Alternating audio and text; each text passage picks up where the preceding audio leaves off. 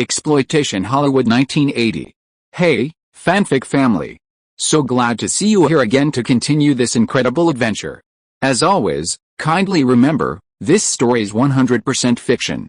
So don't go looking for dimensional portals in your closet.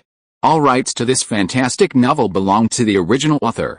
We're just your humble narrators of epic tales. Are you enjoying the fanfic? Show it by subscribing to our YouTube channel and dropping us a like. And if you're impatient for more exclusive content, our Patreon is your happy place. Chapter 551 Glorious Retirement. Diddy has taken over the entire set. John Hughes is focusing on acting direction, and Diddy is handling all the miscellaneous tasks like clapperboarding and storyboarding. I think you can relax now. Ronald returned to Los Angeles and reported the good news to Ned Tannen. It's all thanks to you, Tannen said happily. You should sign me to a 3-film contract, Ronald. With our combined efforts and Universal's distribution network, we're sure to be a huge success. I just want to take a break right now. Filming 2 movies in 6 months has really kept me incredibly busy. When you have a chance, when you have a new idea, you must come find me. Tannen handed Ronald 2 tickets to the closing ceremony of the Olympics. Here are 2 tickets for you. They're front row seats. The organizing committee said there would be a black star performing at the closing ceremony, and everyone guessed it would be MJ returning to make up for his missed opportunity. Thank you. Ronald took the tickets and went back to the airport to pick someone up.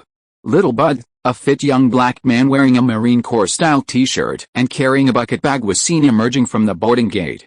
The man who arrived was none other than Bud, the son of his uncle's comrade-in-arms, whom Ronald had previously managed to send to the military to escape a court sentence.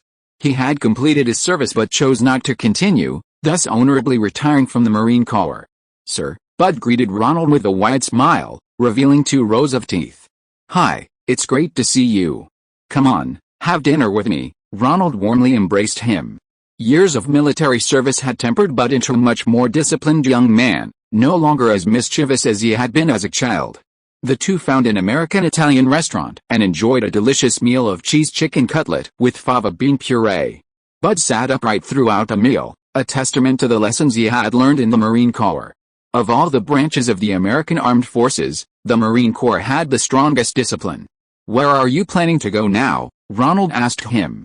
My mother told me to listen to you, sir, Bud replied. I want to work for you if you need manpower here. I learned weapons handling, driving, and reading in the Army. If you don't need me here, I plan to go back to Staten Island and work in a leg warmer factory. Bud had been deployed overseas, spending 2 years each in Hawaii and Japan. These experiences had given him a full understanding of the vast racial and class divides in America, and he had abandoned his unrealistic fantasies, wanting only to stick with Ronald. Don't you want to go back and see your mother first? Ronald asked. I'd like to, but I want to see if there's anything I can do to help, sir. All right, Ronald nodded in satisfaction. You can be my driver for a few days. I'm going back to Staten Island next month, and you'll come with me. Yes, sir, if you're going to work for me, you'll have to put away this Marine attitude. Hollywood doesn't care about that. Just call me Ronald. Yes.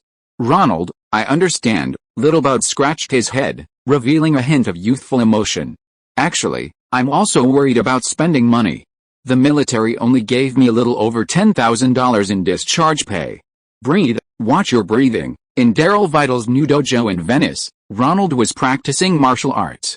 Vital had used the double salary he received from the film crew as an actor and stuntman to take over this dojo and start teaching karate. He now had many children, and he didn't need to advertise at all. Parents lined up to give him money. The reason was just a few posters outside. At the entrance of the dojo, there's a poster featuring him with his teacher, Miyagi, and Daniel LaLuzzo, the 2 actors who played Dragon Boys. Next to it is a poster of him performing a crane kick on a wooden stake on the beach, acting as Miyagi's stunt double. Inside, there's another photo of him with Ronald and several other main actors, captioned The True Crane Kickmaster. Knowing it's a dojo opened by the inventor of the crane kick, kids throughout West Los Angeles are clamoring to learn here. Ronald has recently started training here to regain his fitness. Not only in Los Angeles, but cities across the country are experiencing a resurgence of karate enthusiasm. Karate, which had gradually declined after Bruce Lee's death, is now overflowing with enrollments again. Unlike the last karate boom, it's not martial arts enthusiasts coming, it's parents enrolling their children. The more timid and bullied the children, the more they're sent by their parents to learn this mindset of the strong and the competitive attitude.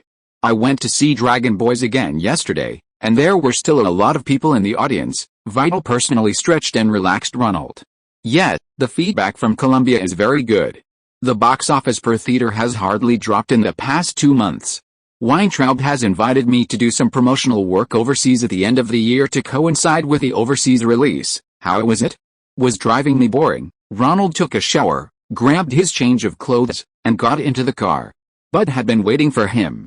No problem, it's even more boring in the Marines. Okay, let's pick someone up and then go to the volleyball court. After giving the order, Ronald dozed off in the back seat.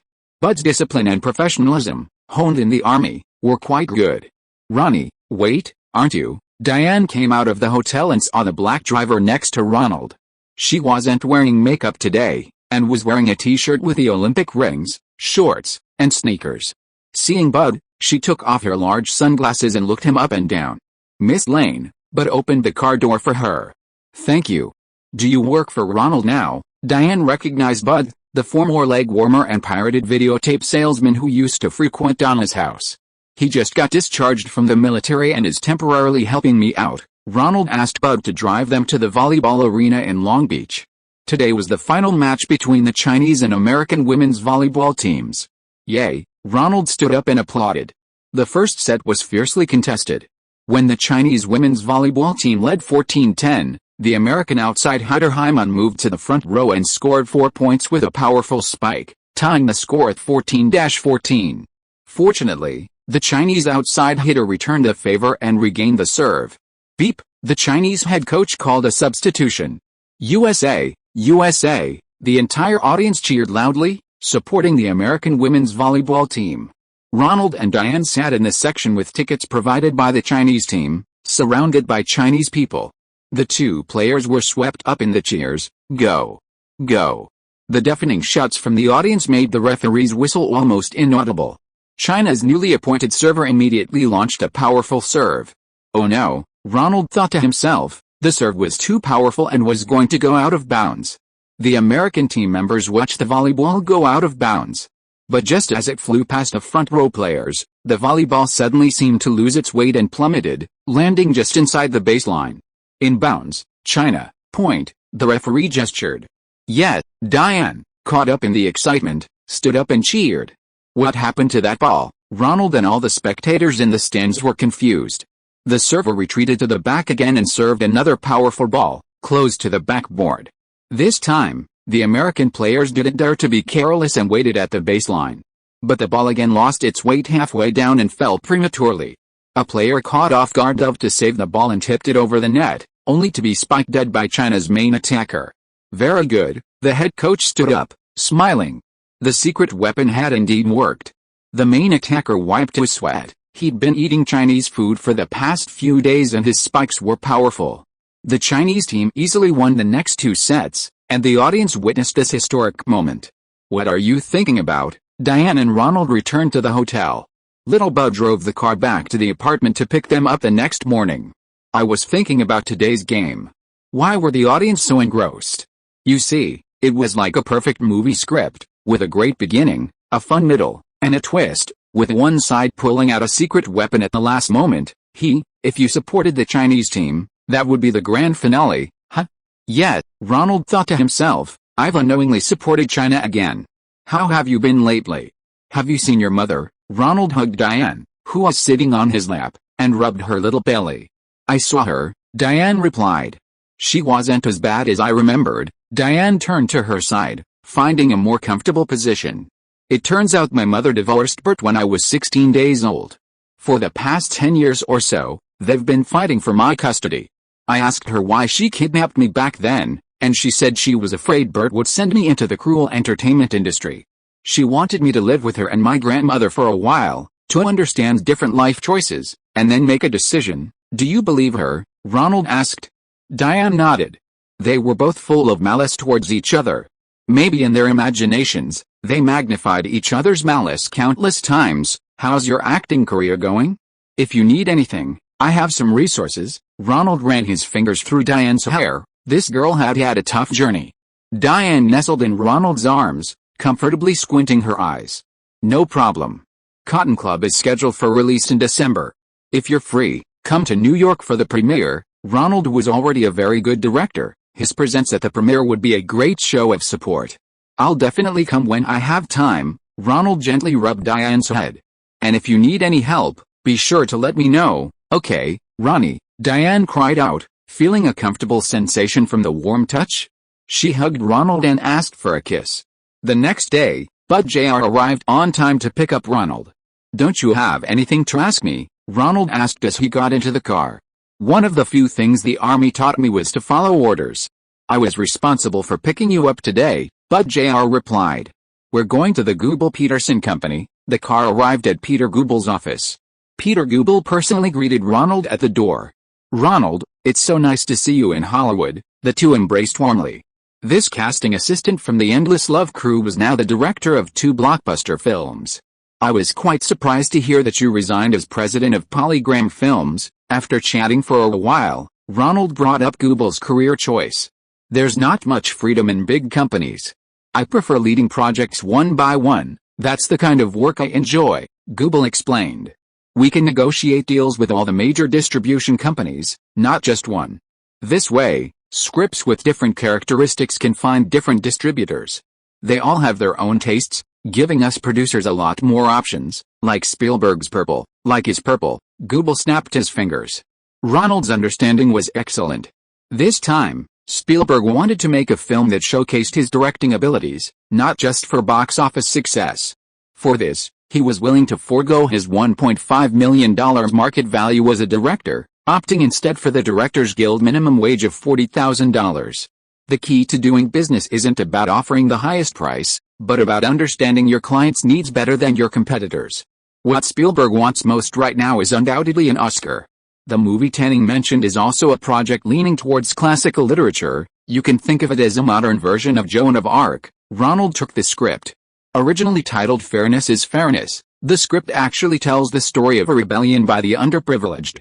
The female protagonist and her brother are falsely accused of stealing motorcycles by the sons of the wealthy. The owner of the mechanic shop even tries to rape the sister. The sheriff, without any investigation, wants to arrest them for theft. In the end, the siblings escape, and inspired by Joan of Arc, the sister begins to fight back, ultimately winning the support of the public, leading to the criminals being exposed, and the siblings being acquitted after a trial.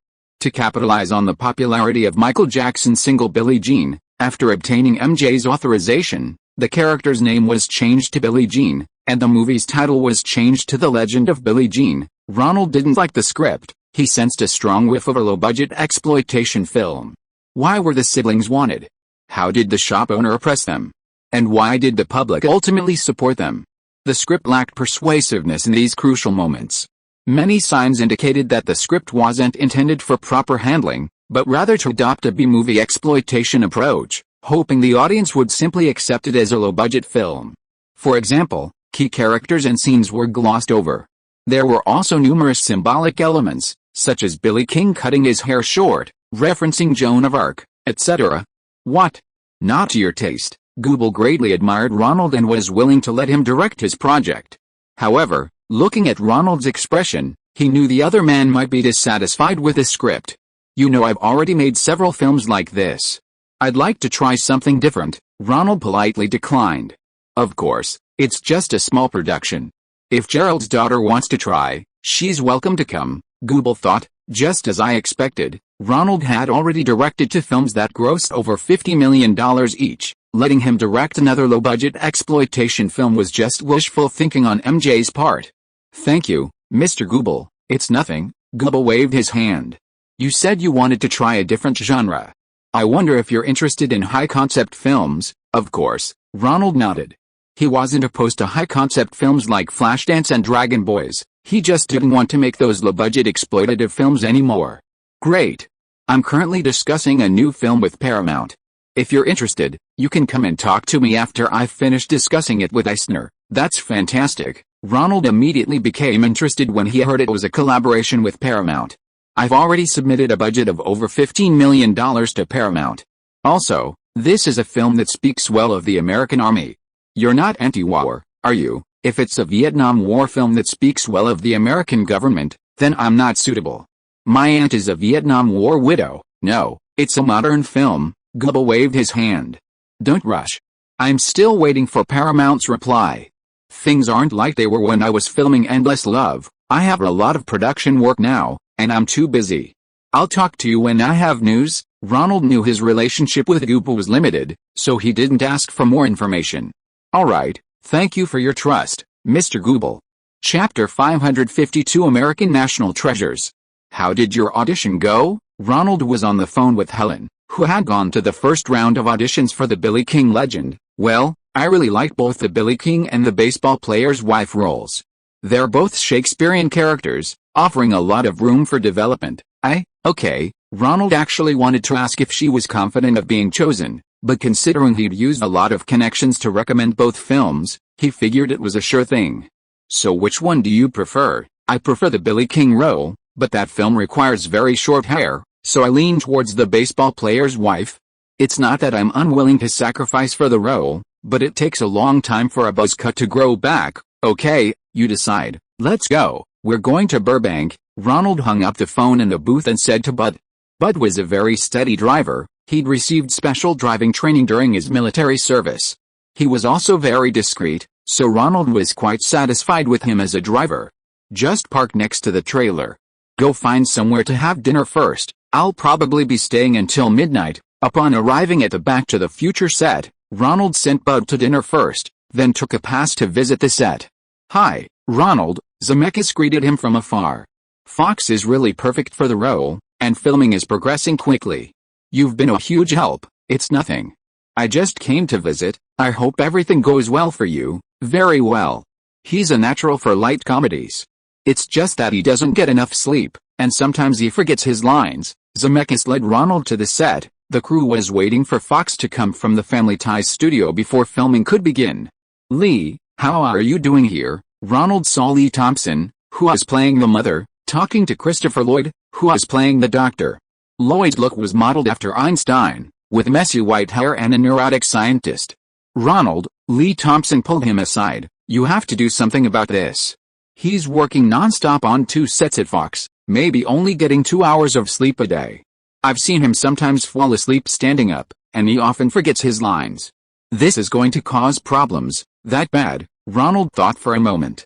He had personally brought Michael J. Fox in for the lead role. If something happened to him, it would be difficult to explain. Doesn't he get any rest? The schedule here is very fast. They need to make up for the time Stoltz wasted. The director said there are still a lot of special effects shots that need processing. So, yes, time is tight. And they're not letting him off the hook. Lee Thompson was actually a very good person.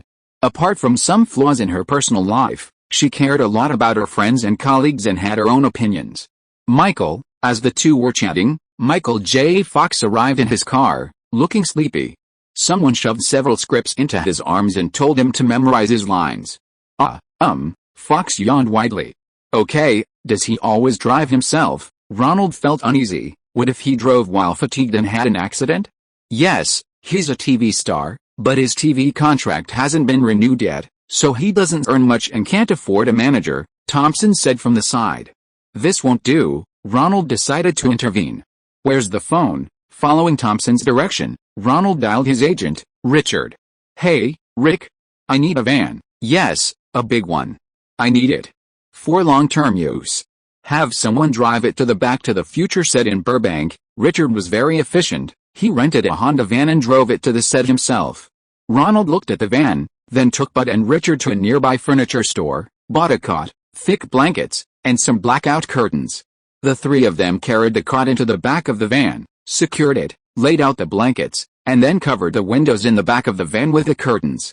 Ronald returned to the set, where they were filming the scene where Marty McFly, with the help of the 1950s doctor, uses a church lightning rod to draw lightning to charge the time machine modified from DeLorean's car, ultimately returning to the future. Ronald watched the filming from behind. The shot itself wasn't entirely illogical, but the script handled it much better than in the Billy King saga. The lightning passed through the lightning rod, then the doctor plugged in the connector at the last second, finally charging the time machine and sending Marty McFly back to his original 1980s.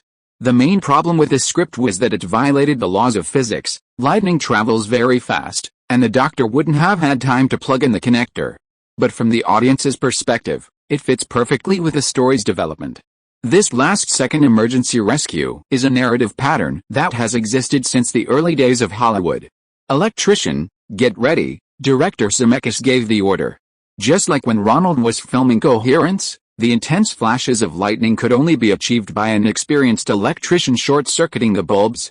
With 2 sharp cracks, the bulbs emitted light several times brighter than they actually were, and the lighting crew used a flashboard to reflect the flash from behind the bulbs towards the camera. Cut. Zemeckis estimated the exposure intensity. We need twice as many bulbs. Although it's a very bright flash, it's still far from the brightness of real lightning. Ronald watched the electrician adjust it again and again, then deliberately short-circuit it with a screwdriver.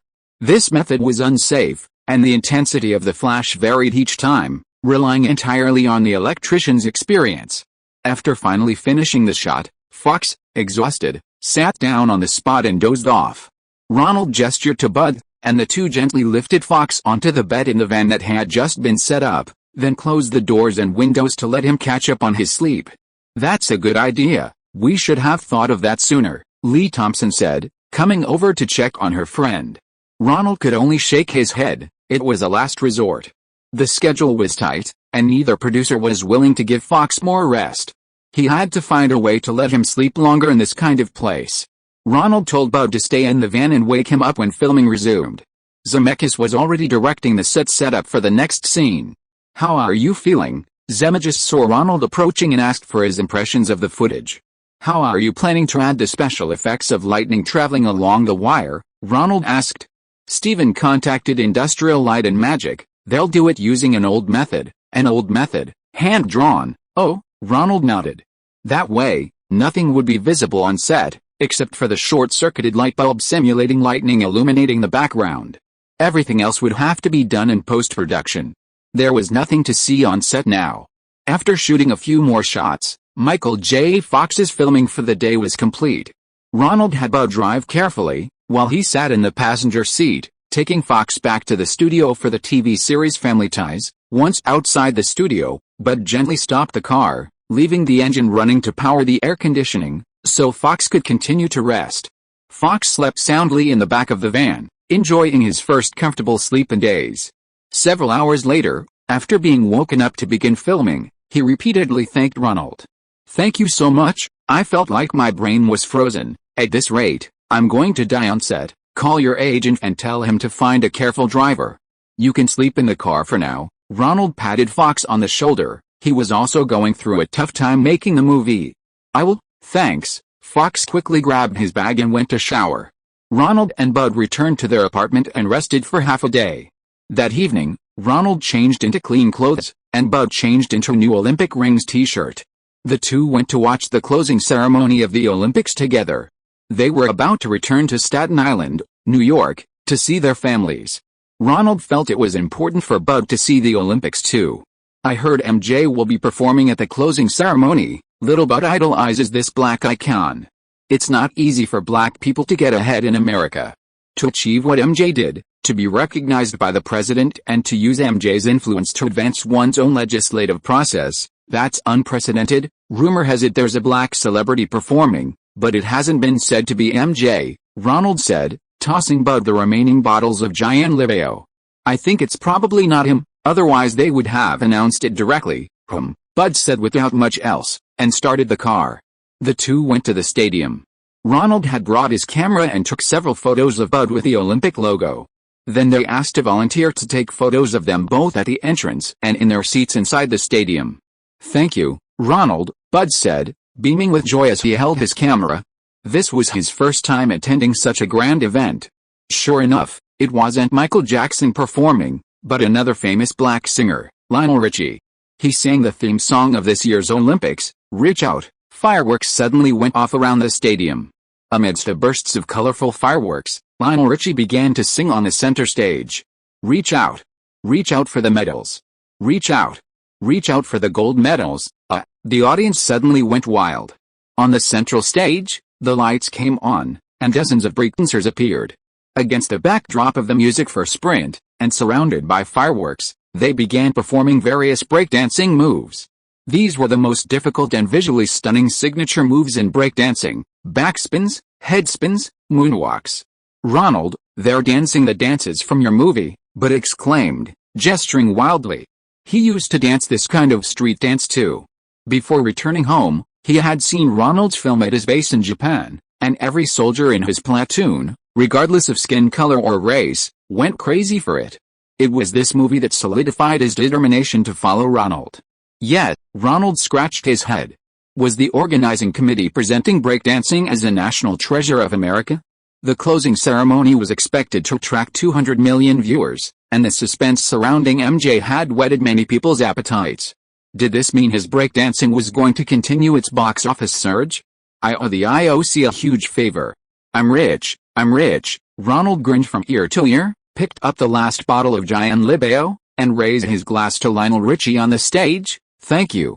If you are listening to this novel on a channel other than Fanfic World, it means it was downloaded and re-uploaded without effort. We warmly invite you to visit our channel, Fanfic World. There you will find the original version of this story and many other novels of various genres. We look forward to seeing you dive into a world of incredible novels." Chapter 553 The New Home is completed. "Ronald, I have a love-hate relationship with you," veteran actress Debbie Reynolds, who owns a dance studio, hugged Ronald, beaming from ear to ear. "What? Your business is doing so well, why do you hate me? Since your breakdancing movie came out, the number of people coming here to practice has increased several times over. Everyone wants to see the dance battle scene from the movie. But the people who come aren't learning the tap dance I'm planning to teach, they're coming for this new style of dance." Reynolds stretched out her arms and twisted a couple of times. Her dance skills were excellent, and her breakdancing had a unique charm. "Ah, ha ha ha ha," Ronald knew she was joking. "Seriously, nobody dances those classic Hollywood dances anymore. When I was young women all danced these kinds of dances to stay fit and maintain their figures so their husbands would come home for dinner on time." Ha ha ha ha. Ronald enjoyed talking to this easygoing veteran star. "Your friend is waiting for you." Ronald walked into a small room inside the dance studio, which Helen Slater rented to practice vocals and piano. She also used it to work out her physique. "Hi, Helen, have you made your decision?" "Ronnie, yes, I still can't bear to part with my long hair." Helen wore a headband and Jane Fonda-style high-waisted leggings, looking very sexy. Helen Slater's piano and singing skills earned her the lead role in The Baseball Player's Wife. The Billy King legend, however, required her to cut her hair and not wear a wig. Her beloved long hair, which she had dyed blonde since Supergirl, was ultimately given the choice of the former. The two chatted for a while. Helen was excited about acting in this theatrical adaptation. Ronald was happy to have fulfilled his promise to Gerald. His business in Los Angeles was temporarily settled, and he and Bud took a late-night flight back to New York. "Bud, your mother will be so happy to see you." Aunt Karen invited Bud to stay for lunch, telling him to tell his mother the good news first, as they planned to return to Staten Island the next day to reunite with her and family.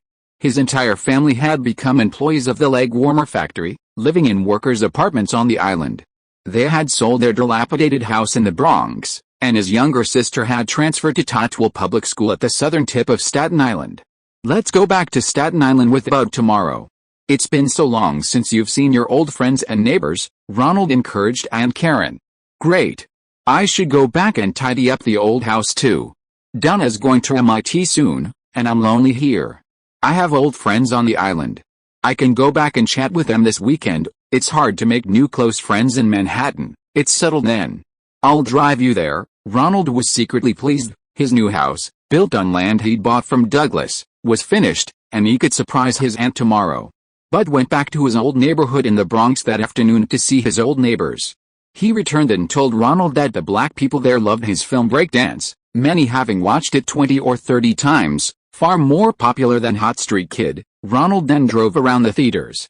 Many mainstream cinemas had already finished showing Breakdance, leaving only some older mill theaters, large screening rooms, and smaller, second-tier theaters showing it 5 or 6 times a day. Apparently, many viewers came to the ticket office after watching it to ask about the sequel's release date. The advertisement ended and the end credits had breakdancing enthusiasts itching to see it. Meanwhile, Dragon Squad maintained its stable box office performance. It had been in theaters for 9 weeks, and the attendance rate was still very high.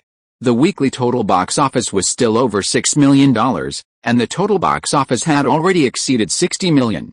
It seemed the film was destined for continued success.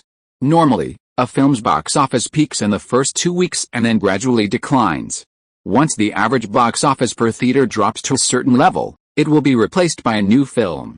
However, Dragon Squad didn't seem to follow this pattern.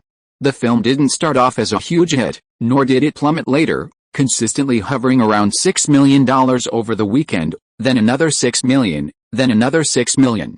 There was even a slight rebound during the 2 weeks Ronald and Stallone were arguing.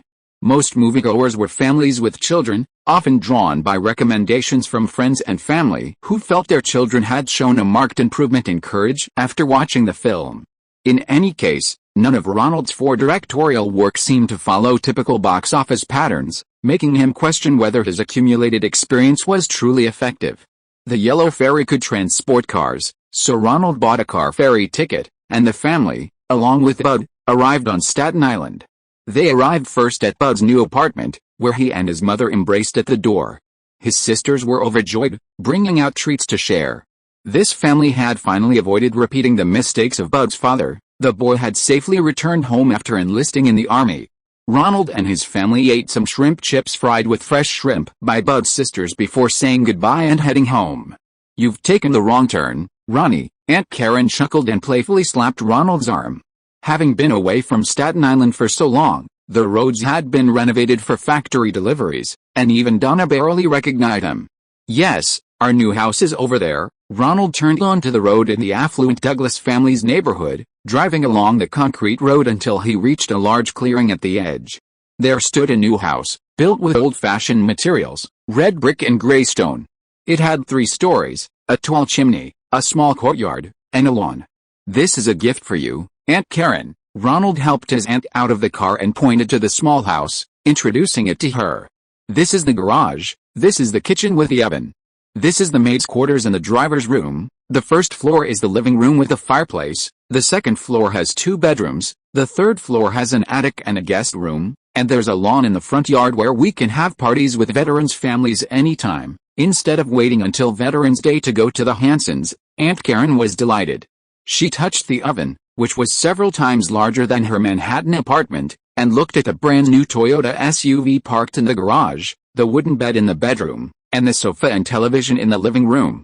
They were all brands she was used to, only better and bigger. "Thank you, Ronnie. I wish I could retire from the leg warmer factory right now and come back to party with my old friends every day." Aunt Karen gently stroked Ronald's hair, as if she were back to the day she first brought him home from the hospital.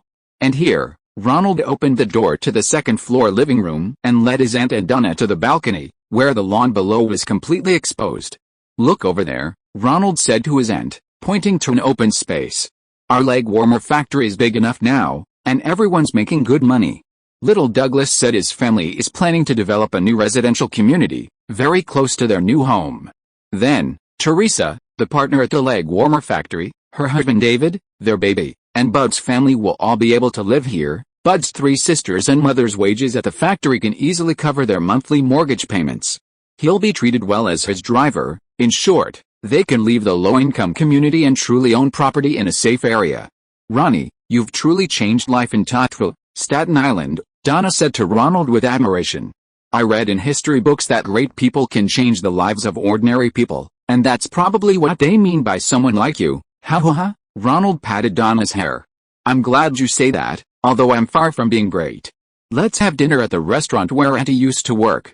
I'll be resting in New York for a while, and then I'll take you to MIT that night." Everyone stayed at the new house, and little Douglas had all the furniture and utensils furnished. Auntie secretly asked Ronald, "Do you have enough money? This house is so nice, it must have cost you a lot of money, right?" "I love it. It reminds me of the old family house my mother showed me when I was a kid in Manhattan. I've saved up some money over the years, but if I'm short on cash, don't worry, Auntie," Ronald replied. "Little Douglas gave me a good deal on the land transfer and even helped me find a builder. It didn't cost much. And for my film Breakdance, I signed a profit-sharing contract.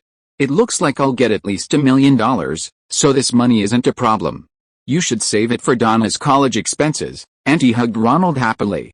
Now, all she wanted was for Ronald to get married and have children. A few days ago, she saw the New York City Ballet's new season poster outside the supermarket, and Antonia's name was already listed among the lead actresses. Sigh, Auntie sighed. Ronald must be very popular in Hollywood now. Whether it's Antonia, Diane, or Helen, he'll have to choose one to bring home. How wonderful it would be to see the third generation playing on the lawn. That evening, young Douglas visited with gifts, including a coffee machine. Aunt Karen immediately baked cookies for him to take home. Is there any progress on our new film? Are we ready to shoot a movie like Dragon Boys? Young Douglas eagerly pulled Ronald aside. Far from it. With my money and yours combined, we can only afford some exploitation films worth a few $100,000 at this stage. Filmmaking is a very expensive art. Didn't you make over $1 million again? Young Douglas scoffed. You contribute $1 million, I'll leverage it, and then we'll find investors. An $8 million production is easily achievable. Where would that be? My current income goes first to the federal government. Then to the state governments. California and New York both want to tax me. Ronald handed young Douglas a glass of whiskey, which Douglas had given him when he renovated his house. Then my income goes to my agent, 10%, my lawyer, 5%, and my accountant, 2%. I don't have a manager right now, and if I hired one to handle my daily affairs, I'd have to pay them 5%. Finally, there's the PR firm. They're very generous with their fees. Ronald felt a pang of pain just thinking about the fees charged by PR firms in Los Angeles. These percentages are all calculated based on pre-tax income. I haven't even smelled the dollars yet, and almost half of it has already been taken. The only cash I can still afford to build a house is the quarterly dividends from my previous work as a lyricist, writer, director, etc. You artists are so pitiful. No wonder I often hear about has-been stars going bankrupt, little Douglas said, feeling sorry for Ronald. You should get your company up and running as soon as possible. Corporate income tax is paid on profits after deducting expenses. It's much more cost-effective than personal income tax. How about we make low-budget films? Little Douglas still really wanted to be a producer and experience the fun of auditioning actresses. I've already had Eddie and his Los Angeles agent collect the scripts, mainly teen romantic comedies, but we also have suitable low-budget sci-fi films and are collecting martial arts movies. You can also collect scripts, Ronald toasted him. In short, it wasn't a bad thing for the company to start with low-budget productions. Especially in America, various business ventures require lawyers to draft contracts, and Ronald didn't have much experience in this area. Douglas Jr. was also unfamiliar with production, so the two decided to consult their respective lawyers to discuss the details. However, before Ronald could even consult a lawyer, his personal lawyer, Ms. Lindsay Dole, called.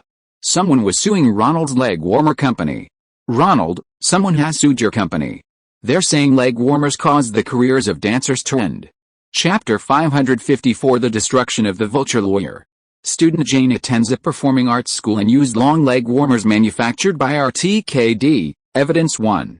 During dance practice, the warmers covered her heels, causing her to slip and fall, resulting in a right Achilles tendon injury.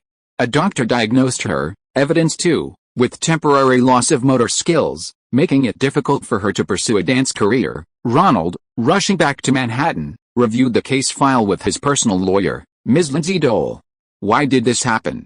Our products prominently display this prohibition in large font and with illustrations on the packaging and instructions.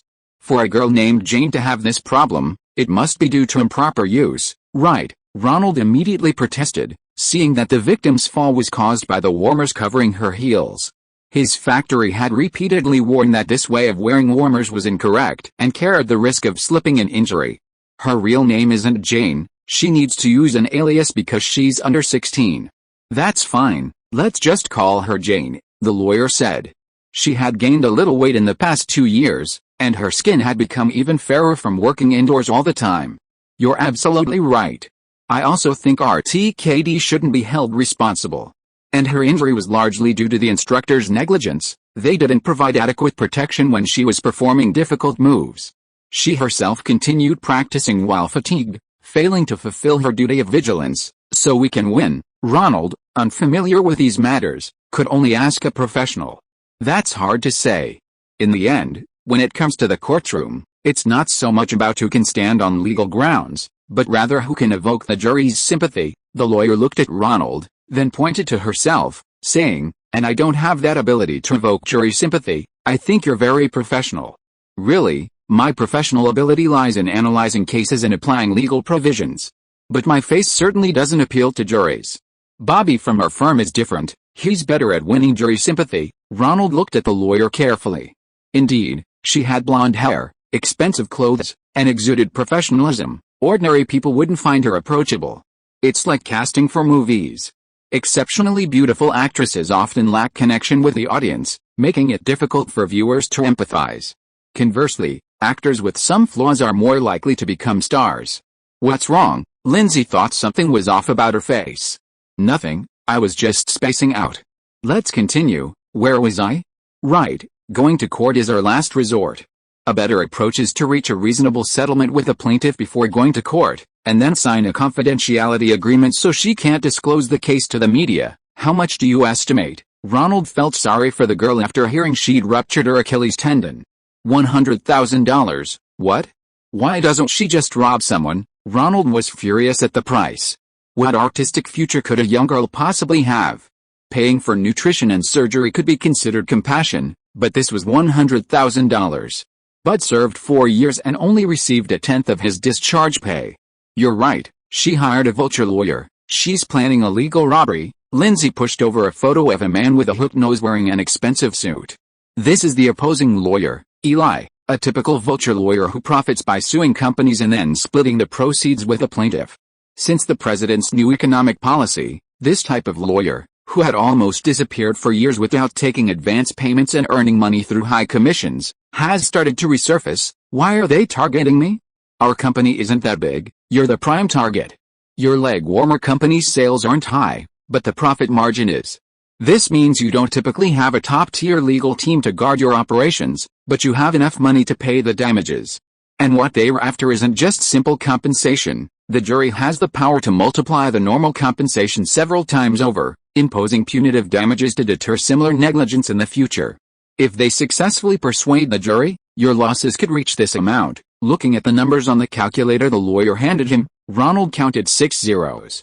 "This is going to bankrupt my company, so let me contact the opposing lawyer first. I'm furious. He dared to question my courtroom skills and even offered a $500,000 settlement." The next day, lawyer Lindsay Dahl arrived at Ronald's apartment, put down the case files, and downed a whole glass of cola. "Prepare for battle. This time, I'm going to make Eli cough up all the money he's made." A lawyer's anger is terrifying. Soon, with a shout, her law firm partners Bobby Donnell, Elena, Eugene, and other lawyers arrived to discuss their strategy. Eli's methods are peculiar. He doesn't target ordinary business owners, but celebrities, TV hosts, or socialites. Because you value your reputation so much, his outrageous demands often succeed. If you refuse, he'll launch a smear campaign in the tabloids. He just needs to extract a part of the truth, embellish it, and add some things to leave room for the reader's imagination, and the celebrity might just give in. Let him spread rumors. "I'll sue him too." "Ronald, don't be impulsive. These people are very destructive. Let's hear what the lawyer has to say." The voice of the agent, Nisita, came from the phone. It was lawyer Bobby who insisted that Ronald's agent listen in on the call. "He'll fabricate sensational news, like you're a foreign spy trying to undermine American values. Or you're abusing drugs, or you're coercing actresses, using roles as leverage to force them to comply. Marlon Brando was harassed by them using similar methods before, but I'm not like Marlon. I haven't actually done any of these bad things." Ronald was furious. The lawyers finally devised a plan to use the outcome of previous cases to achieve a rational result expected by the opposing party, and then negotiate with them again. The main focus was on bargaining. After the meeting, Bobby, the firm's founder, pulled Ronald aside. "I have a lot of faith in Lindsay's abilities, but she might have made a mistake this time. The opposing party isn't playing the game of rational expectations with us, they're testing your resolve to fight back. Trying to reason with them like this will only make them think you're weak and easily bullied." Ronald agreed. Some people just don't understand reasoning. Also, there are indications that the opposing lawyers have been privately contacting your leg warmer factory employees. "What?" Ronald was shocked. "I've been good enough to them, paying them above average wages. And even building worker apartments to rent to them. Is anyone going to betray me? Even if you give them more benefits, can you stop a few people from being blinded by greed? Ronald felt a bit frustrated. Wherever he went, there were always people trying to get more. Leaving aside the evidence the factory workers might provide that could be detrimental to you, the opposing lawyers will definitely continue to exert pressure. I think you need to prepare a backup plan. If they don't agree to Lindsay and her team's second offer, they'll definitely launch a media campaign to show you the effects. What backup plan do I have? Ronald stared at Bobby. Since this was a private conversation, he figured there must be some less than honorable methods involved. Do you remember Rudy, the lawyer who represented the NYPD in the Michelle Pfeiffer case and Diane's kidnapping case? Of course. Didn't he become the Deputy Attorney General at the Department of Justice? Ronald remembered donating money to the NYPD Southern District Police Department at the time. He lost a battle and was demoted to the Southern District of New York as the Chief Attorney. Although it's theoretically a demotion, the position has a lot of power, responsible for prosecuting all major cases in the entire Southern District of New York, including Manhattan. What kind of help can I get? Ronald stared at Bobby and asked. You might remember, he used to be a partner at my teacher's law firm. He's willing to help me like this. What does he need? Ronald listened to Bobby's plan, unsure of what price he would have to pay. He just took office and immediately declared his intention to crack down on organized crime in New York and insider trading on Wall Street. This is clearly preparation for a future political career. He craves exposure and public favor. But the New York television industry doesn't like him. They see him as a rule breaker. Nobody wants to interview him or cooperate with his plans. Bobby didn't say it directly but analyzed Rudy's situation. Let me see what I can do. After everyone left, Ronald spent a long time alone in his apartment, thinking. He reviewed his network of contacts. Although he had more than when he handled Diane's kidnapping case, and was no longer a helpless young man, many relationships were still indirect, based on mutual benefit. To obtain the resources Rudy needed, he would have to pay a considerable price to secure them. Moreover, such underhanded exchanges of benefits were not suitable for his agent to know. Finally, he picked up the phone and dialed Gerald Slater, the vice president of PBS. Mr. Slater, I have a request, and I hope you can help me. Gerald gestured for his secretary to leave the office, listened carefully to Ronald's request, and then lit a cigar. Ronald, I can help you with this. We don't intend to antagonize Rudy too much, and we're about to agree to his request. However, you'll need to look after my daughter in the film industry. I will. Gerald. 3 days later, Gerald, through personal connections, arranged for Pia Lindstrom, a host on CBS New York, to conduct an interview with Rudy, the newly appointed U.S. Attorney for the Southern District of New York, who had been in office for 6 months. My mission is to protect the safety of citizens in the Southern District of New York. My main targets are to combat illegal drug trafficking networks and organized crime. At the same time, I also target financial criminals on Wall Street who undermine social justice and corruption within the government. I won't agree to this price. $500,000, not a penny less. Once it goes to court, we can get $1 million, or even more. Have your client prepare the check. Vulture lawyer Eli smugly rejected Lindsay's new proposal. He didn't even want to meet her, rejecting the offer directly over the phone. This tactic had always worked well against celebrity lawsuits, especially against movie and television stars and socialites who valued their reputations. A threat to expose their negative information would usually get them to comply. Just avoid the rat gang with its underworld connections and actresses with ties to powerful political figures. Eli Domingos, you've been arrested for allegedly extorting several television hosts and stars. You can remain silent, but every word you say, give me a break. Stop with your act. I know exactly who's behind this. That young Hollywood director? Once I'm released on bail, righteous people will expose his misdeeds. Eli wasn't afraid at all. On the contrary, he was smug. It wasn't uncommon for celebrities to use their connections to arrest him before. But because there was no evidence, he was released on bail and more scandals were exposed, which only made his price go up even higher. These so-called stars and celebrities could easily fabricate scandals about drug abuse or coercing actresses, and they would obediently comply, proving they weren't good people to begin with. Most of these fabricated scandals were actually true. This Ronald dared to use such tactics against him. He seemed a bit too inexperienced. Should he ask for $1 million or $1.5 million? Eli's hands were gripped by the NYPD officers behind him and put on shiny handcuffs. Did you complete the task assigned by the boss? The young prosecutor asked the NYPD detective directing the operation. Everything's arranged. The detective silently shook his head. This scoundrel of a lawyer had really run into a brick wall.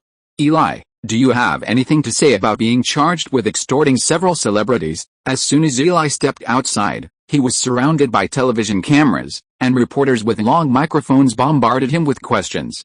What are you doing? This is infringing on my rights. Even as a suspect, I am innocent until proven guilty. The lawyer Eli finally tensed up. He had always used the media to blackmail others, and this time Ronald was using his own tactics against him. On television, reporters were reporting on his history of blackmailing several female TV presenters, and how he had also coerced several TV stars into paying hefty settlement fees for minor disputes with their neighbors. No one is here to convict you. Get out of here. 2 NYPD officers shoved him, and the image of Eli in handcuffs was shown on television. Even if the judge ultimately acquitted him, the people of New York would remember the face of this villain who specialized in blackmailing celebrities. I don't accept this. I was framed. Eli vehemently denied it, trying to avoid the cameras. Come on, Eli, there are police cars over there. Just walk over please, please, at least put a hood on me. Eli was grabbed by the arms and forced to walk along, several dozen meters before being shoved into a police car parked by the roadside. His disgraceful act was captured on television cameras. That was so satisfying, several television anchors laughed as they watched the lawyer's humiliation. Doesn't this kind of public humiliation violate the First Amendment? One anchor, a regular courtroom news reporter, questioned. This is Rudy's new practice. From now on, all Wall Street and government criminals will be treated this way. Pia Lindstrom, who knew more, was about to begin her arduous journey as a high-profile crime-fighting champion. Here's $5,000. RTKD Corporation is giving you this settlement. Sign here, and you cannot disclose this settlement agreement to any news media. The female student who wore leg warmers while dancing, instead of following the instructions for looking good, signed the settlement agreement. She didn't initially expect an excessive settlement amount. It was all at the lawyer's urging. Also, my client contacted LaGuardia High School for Performing Arts. After your surgery and recovery, you can continue your studies at the merged school. You can stay in the dance department, or transfer to acting or singing. It's up to you. The reason the victim was able to stay at the school was because Ronald donated a small sum to LaGuardia Academy of Performing Arts, which was about to merge with the New York Academy of Performing Arts. The Academy of Performing Arts, which had refused to film Famous back then, now considers the movie and the TV series of the same name as stories that took place on their own campus. At the opening ceremony of the new campus next to Lincoln Center, which Ronald attended, a bronze plaque with the word Fame embedded beneath the Browns nameplate, and a line of smaller text below. This is the school where the story of Fame took place. Several of the original lead actors, including Aaron Carla, were busy with television appearances and couldn't attend the opening ceremony. Only a few minor supporting actors from back then came. Ronald recognized Lucy, the black actress who had gone to eat pizza with him, Antonia, and Jean Ray. Hi, Lucy. Hi, Ronald. I didn't expect you to recognize me. Lucy came over and hugged him. How are you doing? Ronald asked her. I'm doing okay. I found a job now, a sales clerk in a department store. My acting dreams are gone. I saw your breakdancing and Dragon Boys. They were really cool. Sorry, Ronald has to go now. We have something to do. Bud stepped forward to stop Lucy, who still wanted to chat with Ronald. It's okay, Bud. This is a good friend of mine from the old film crew. Ronald smiled and told Bud not to stop him. Let's go eat the old Italian pizza. Yay, okay. Lucy was happy that Ronald still recognized her as a friend from back then, and went with them to the pizzeria in Little Italy that Antonia often went to, and ordered a margarita pizza again. Are you from the Bronx too? Lucy chatted with Bud. Yes, I'm actually Jean Ray's neighbor. Ronald wanted him to play in Fame, and I was the one who introduced him. Oh, I didn't know that. Why didn't you come yourself? I wasn't an adult yet, so the crew didn't want me. Both of them grew up in the Bronx and had a great time talking. Everything felt like it used to be, except the background music had changed from Donna Summer's disco to Michael Jackson's Billie King. Let's go back early, Bud. We have to take Donna to college tomorrow. Chapter 555: Donna's Transformation. Hello, Ronald. It's a pleasure to interview you in your hometown. Thank you, it's my honor. The next morning, Ronald, who was supposed to drive Donna to MIT, was stopped by a reporter from The Hollywood Reporter for a brief interview. Your film, Dragon Boys, has made American people love karate again. I'd like to ask, can you learn Miyagi-sensei's techniques in today's training classes? The female reporter was in charge of the gossip section, so the questions revolved around behind-the-scenes information and juicy details related to the film. Haha, as long as they don't go to dojos like the Cobra, they can learn proper karate. Isn't karate more suitable for physically strong children?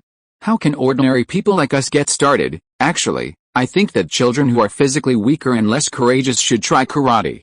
The instructors mainly encourage them, letting them perform moves in front of others, which is excellent training.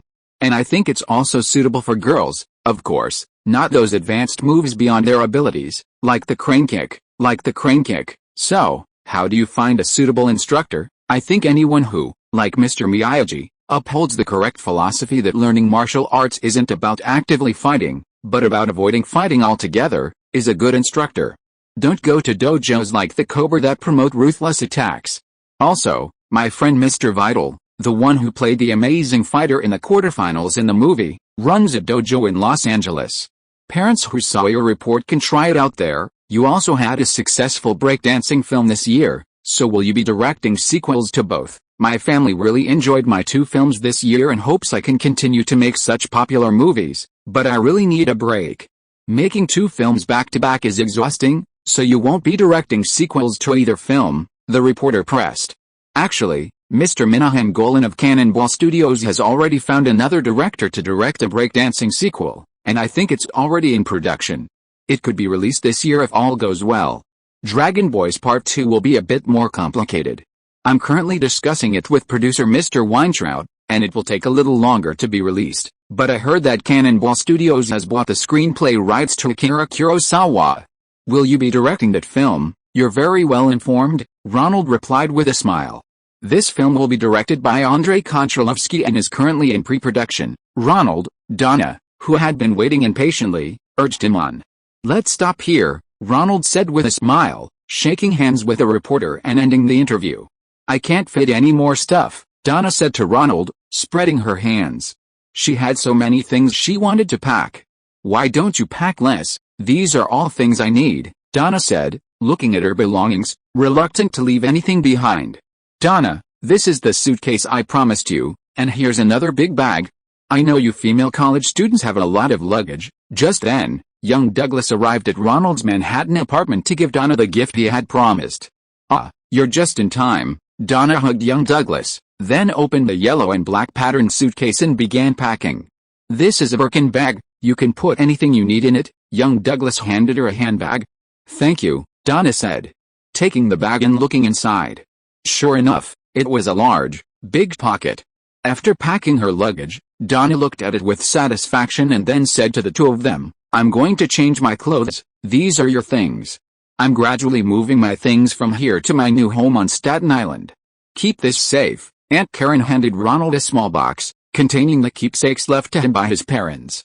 Okay, I'll put it in the car and take it back later. Ronald carefully placed the box in the passenger compartment of the Honda Accord. Let's go. It's all Ronald's fault for giving the interview. We'll be late if we don't leave now. Donna, having changed her clothes, urged everyone to hurry since they were still standing there. What's wrong? Donna noticed Ronald and Douglas looking at her. You've become more beautiful, Donna, Douglas said, somewhat amazed by his friend's sister. Really? Donna happily picked up her bag and stuffed it into the car. Donna had abandoned her high school student look, wearing a red shirt, rolled-up cuffs on her washed jeans, white puffy socks, and boat shoes. Her hair, no longer tied in a ponytail, was loose and gave her a very feminine look. She had also applied light makeup. Her best friend Diane's prior instructions had indeed worked.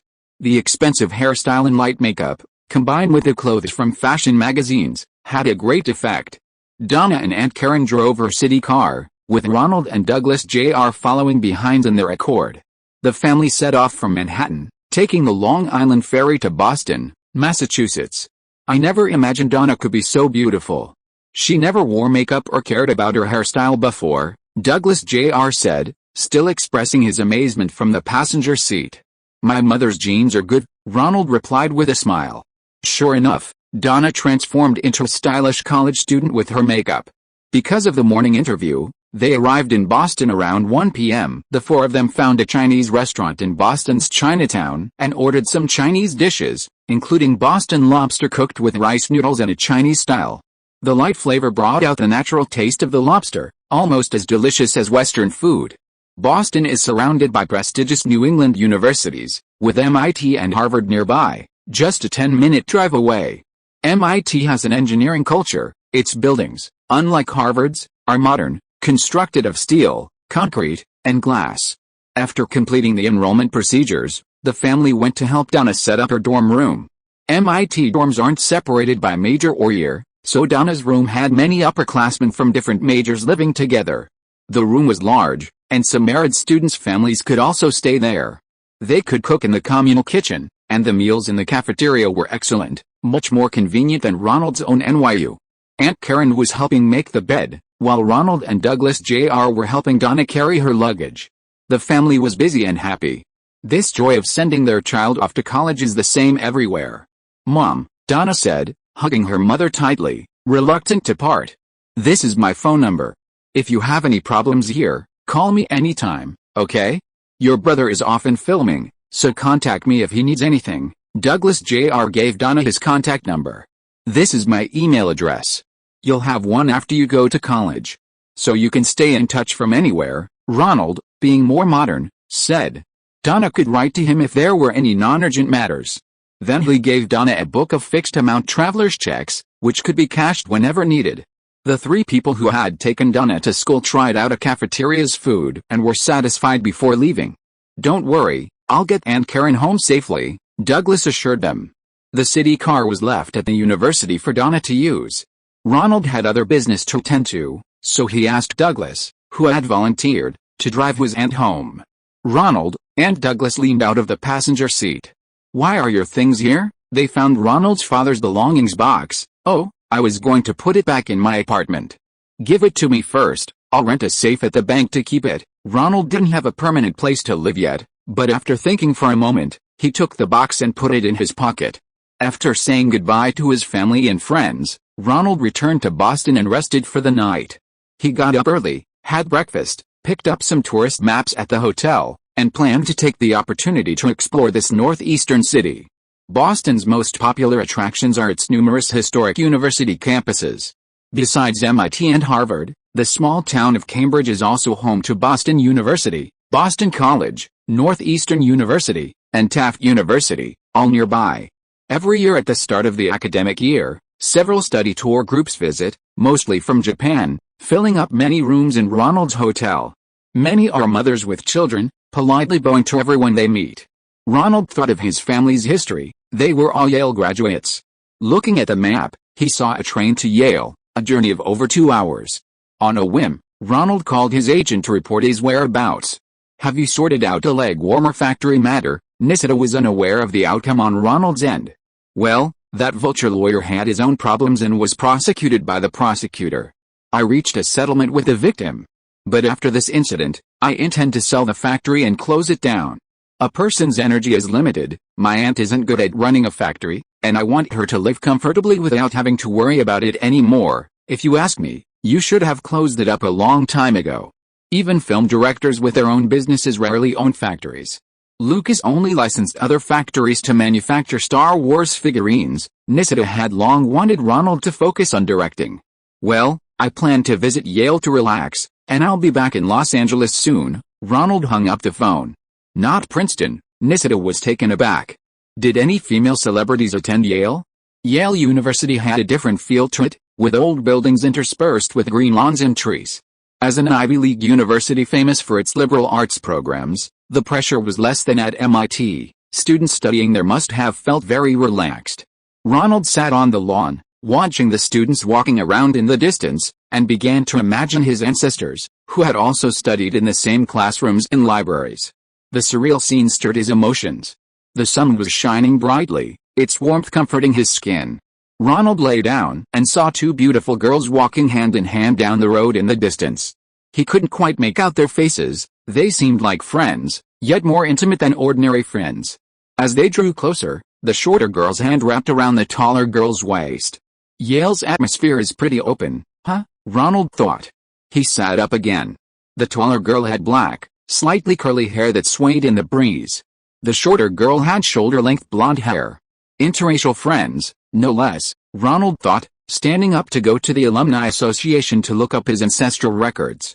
"Hey, Ronald, it's you," the tall, black-haired girl asked, seeing Ronald stand up. "What are you doing at Yale?" Chapter 556 Jodie Foster wants to make a comeback. Jennifer, Ronald approached and recognized the mixed-race beauty as Jennifer Beals, the lead actress in Flashdance. After Flashdance, she turned down all offers to attend Yale. This beauty knew exactly what she wanted. She was decisive and refused all film and advertising offers after the movie's release, focusing solely on her studies. Unlike Elizabeth Sue, who went back to Harvard after filming Dragon Boys, Sue frequently accepted advertising offers, such as the recent Burger King commercial, where she co-starred with another beauty who replaced Lee Thompson. "What a coincidence. I was at Yale on some other business and didn't expect to run into you," and this is, the short, blonde, blue-eyed beauty next to him looked at her friend Beals. "Isn't this the famous director you were talking about this morning?" Jennifer Beals gave her friend a playful pinch on the waist. "This is my friend Ronald. He was a co-producer on Flashdance and helped me a lot on set. Ronald, and this is, hello, Miss Jodie Foster." No introduction needed, Ronald extended his hand. This former child star, who rose to fame with an Oscar nomination for Best Supporting Actress for Scorsese's Taxi Driver, and then became embroiled in the Hinckley assassination attempt on the president, was now a senior at Yale. Jodie Foster, who had debuted at a young age, was 2 or 3 years younger than Ronald. She brushed her windblown hair behind her ear and gave Ronald a warm hug. "I saw 2 of your new films, they were very interesting, thank you. Let's go to Java Cafe." Jodie Foster invited him, and Ronald, who was also looking for details about their alumni association, went to a cafe near the visitor center and sat down for a chat. Since being implicated in the Hinckley case, Jodie Foster had become evasive with reporters, turning away as soon as she spoke to them. Yale students who wanted to chat with her were often met with closed doors. This was the first time she had proactively struck up a conversation. "Although I don't make movies in Hollywood, I go abroad every year during my vacation to shoot a film, to stay connected. I hope to return to the film industry after graduating next year," Jodie Foster said, talking about Hotel New Hampshire, which she filmed in Quebec, Canada last year, and Confusion, which she had just finished filming in New Zealand this summer. Ronald hadn't heard of any of them, only some anecdotes from her filming. Nastasia Kinski and Rob Lowe, who she worked with, were mutual acquaintances, so they could chat for a while. "Do you have any new film projects lately?" Foster steered the conversation towards Ronald. "I haven't decided yet, I'm on vacation right now," Ronald answered honestly. Ronald has a deep understanding of film, you can talk to him directly about your issues." Seeing Ronald's confused expression, Jennifer Beals gently patted her friend's back before offering a reminder. "I saw the Hollywood Reporter today, there was an interview with you. It mentioned a new Canon Films movie, directed by Andrei Konchalovsky, with a screenplay by Akira Kurosawa." Jodie Foster, seeing this, had no choice but to speak her mind directly. For 4 years in college, her film choices were primarily travel-oriented, considering both salary and film quality. Who knew that each film would be worse than the last? With Hotel New Hampshire, released this year, she had hit rock bottom. A $7 million budget. Starring herself and Nastasia Kinski, along with Rob Lowe, a well-known teen film actor, it only grossed for 2 weeks in theaters, ending in a huge loss. Hollywood is cruel. Someone who was once sought after is now unable to get good scripts. And those reporters who used to follow her closely, writing lengthy articles from just a few words, have vanished without a trace. Her agent had warned her that if she didn't make a film that would be commercially or artistically successful soon, she could finally realize her 1980s dream, retire from the film industry and become an ordinary college graduate. Jodie Foster studied literature, a major that would be very helpful in a film career, but as an ordinary graduate, it offered little job prospect. Many of her classmates were from wealthy families, learning a little art to improve their manners. Years ago, she wanted to leave Hollywood and hide at Yale, partly because of the severity of the Hinckley case, and partly because she had seen so many ignorant and foolish actresses in the industry, and she didn't want to repeat that kind of life. But as graduation approached, having gained knowledge and broadened her horizons, she began to miss what she had wanted to get rid of: film contracts, fame, fans, and reporters. Ah, is that so? Ronald frowned. Is it really that difficult for actors to return to the film industry after going to college? Even former Oscar nominees have to actively seek out roles in second-rate companies like Cannonball. He tilted his head, carefully examining Jodie Foster's delicate face. Foster knew this was professional behavior and didn't mind, even turning her head left and right, tossing her hair, letting him see as much as he wanted. I can't guarantee anything. Konchalovsky is a director trained by the Soviet Union. Directors there have a lot of autonomy over casting, so he values the casting for the Runaway Train very much. The actors I recommended before were immediately rejected by him. Oh, the fire in Jodie Foster's eyes dimmed a little. I can only arrange one audition. As for Andrei's thoughts, no one can influence that. The boss of Cannon Films also values his joining and hopes to attract more big-name directors to make films there, so he has a lot of autonomy this time. I'm already overjoyed that this is possible. Jodie Foster still had a bit of baby fat left, not completely gone. She smiled, twisting her body from side to side, her small white t-shirt bulging. Is there something you need here? Jennifer Beals was also happy that Ronald had agreed to help her good friend, and then asked Ronald's purpose. Well, I only recently learned that my great-grandfather was a PhD in engineering from Yale University. I was quite surprised when I first heard this. I was just an ordinary kid in high school on Staten Island, New York, so I wanted to try and find out if I could find any trace of him. Ronald took a sip of his diluted Americano. So I was wondering if either of you had the time to take me to the alumni department to look for his records. Maybe they have my great-grandfather's academic record. If possible, I'd like to make a copy to take with me as a souvenir. You don't need to go to the Alumni Association. Yale's library has detailed student records. When did your great-grandfather? He was a fighter pilot in World War I in 1918. He was shot down and killed by the Germans. He probably graduated from Yale with his bachelor's degree around 1910. I'm not sure about the exact date of his PhD. It should be no earlier than 1914. Ronald only had a name and year on a photograph, along with a few words, so he told the two women everything.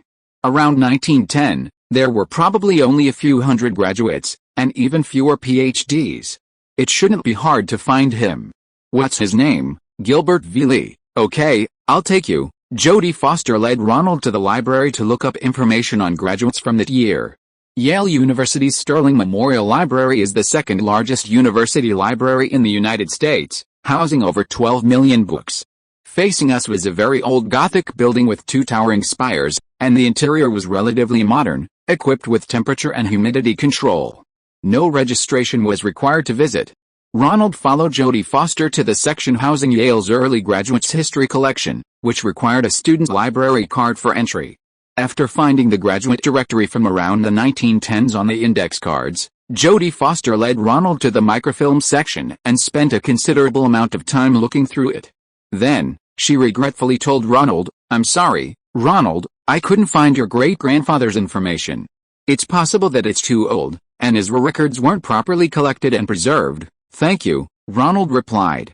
He knew that schools like Yale placed extreme importance on alumni records. Their main source of income was alumni donations and the returns from subsequent investments. The excuse of too old was just that, an excuse. Perhaps Ronald's great-grandfather was exaggerating his resume. "My grandfather, James, was also a Yale undergraduate. He was studying there in the 1930s, before World War II, Ronald said, looking at Jodie Foster hopefully. "All right, I'll look for it for you," Jodie Foster said, turning back to retrieve the 1930s graduate directory. James V. Lee graduated in 1935 with a Bachelor of Engineering degree in Mechanical Engineering. Jodie Foster finally found her graduation documents. She asked the administrator to make a copy and handed it to Ronald. Thank you. Overjoyed, Ronald picked Foster up and spun her around twice. Haha, put me down. Why are you so happy? Doesn't your family have any records of your grandfather? I'm an orphan. I never knew my father's family history before. This is the first document I've received about my ancestors. Ronald put her down and explained his situation. Oh, poor Ronnie. Jodie Foster touched Ronald's face. I'm so happy. Let me treat you to dinner. Tell me more about life at Yale, and let me know your thoughts on the movie role. I'll see Konchalovsky as soon as I get back to Los Angeles. Oh, and give me a copy of your audition photo too. Then we'll have to go to New Haven. There's a really nice French restaurant there, quiet and perfect for chatting. Jodie Foster felt a surge of nostalgia. The good old days of Hollywood men lining up to take her to dinner were back. Wait a minute, I'm going to put my things down. We can bike there. Bikes are the most convenient mode of transportation around Yale. With that, Jodie Foster took out an old-fashioned brass key and headed towards the students' area of the library. Wait a minute, Ronald thought the key looked familiar. Where is this key? Jodie Foster picked up the large brass key. It was the key to a locker in the library. Not every student had one. Because of my acting background, I often read literature here, and the school gave me special treatment to prevent harassment from reporters. May I see it? Ronald took the brass key and found that it was indeed very similar to the one in the box of his father's belongings. It had a cursive letter Y on it and a series of small letter numbers. Chapter 557 The Mystery of My Origins. Ronald and Jodie Foster went to New Haven for French food. It was good, but the portions were small. When I read a good novel or watch a good play, Jennifer and I come here to share the joy, Jodie Foster said, clearly enjoying the restaurant. Ronald listened absent-mindedly, dipping his bread in olive oil and putting it in his mouth. Seeing Ronald only eating his baguette and not paying much attention to her, Foster felt a little discouraged. Then, she grabbed Ronald's other hand and asked, "How about we go to my dorm? We can discuss your thoughts on the film. I really like the narrative pacing in Dragon Boys, and the character of Mr. Miyagi was very well portrayed." Ronald was still thinking about the similar brass key. "Don't worry, your great-grandfather might have changed his name, or transferred to another university." Judy squeezed Ronald's hand, assuming he was upset because of his great-grandfather. "I'll give you my audition photo first. We can exchange phone numbers and keep in touch." Ronald wasn't interested in chatting. He went to her dorm to get his audition photo and resume, exchanged numbers, and then declined Jodie Foster's offer to stay. He hurried back to his hotel in New Haven and retrieved the key from the box of his father's belongings. This shouldn't be a Yale key. Although the shape is similar, the patterns and letters don't match Yale's tradition. I think it was used by a similar old school nearby. The Yale librarian patiently examined Ronald's key. The abstract botanical pattern was clearly different from Yale's ivy, and the cursive MH letters didn't belong to any Yale college.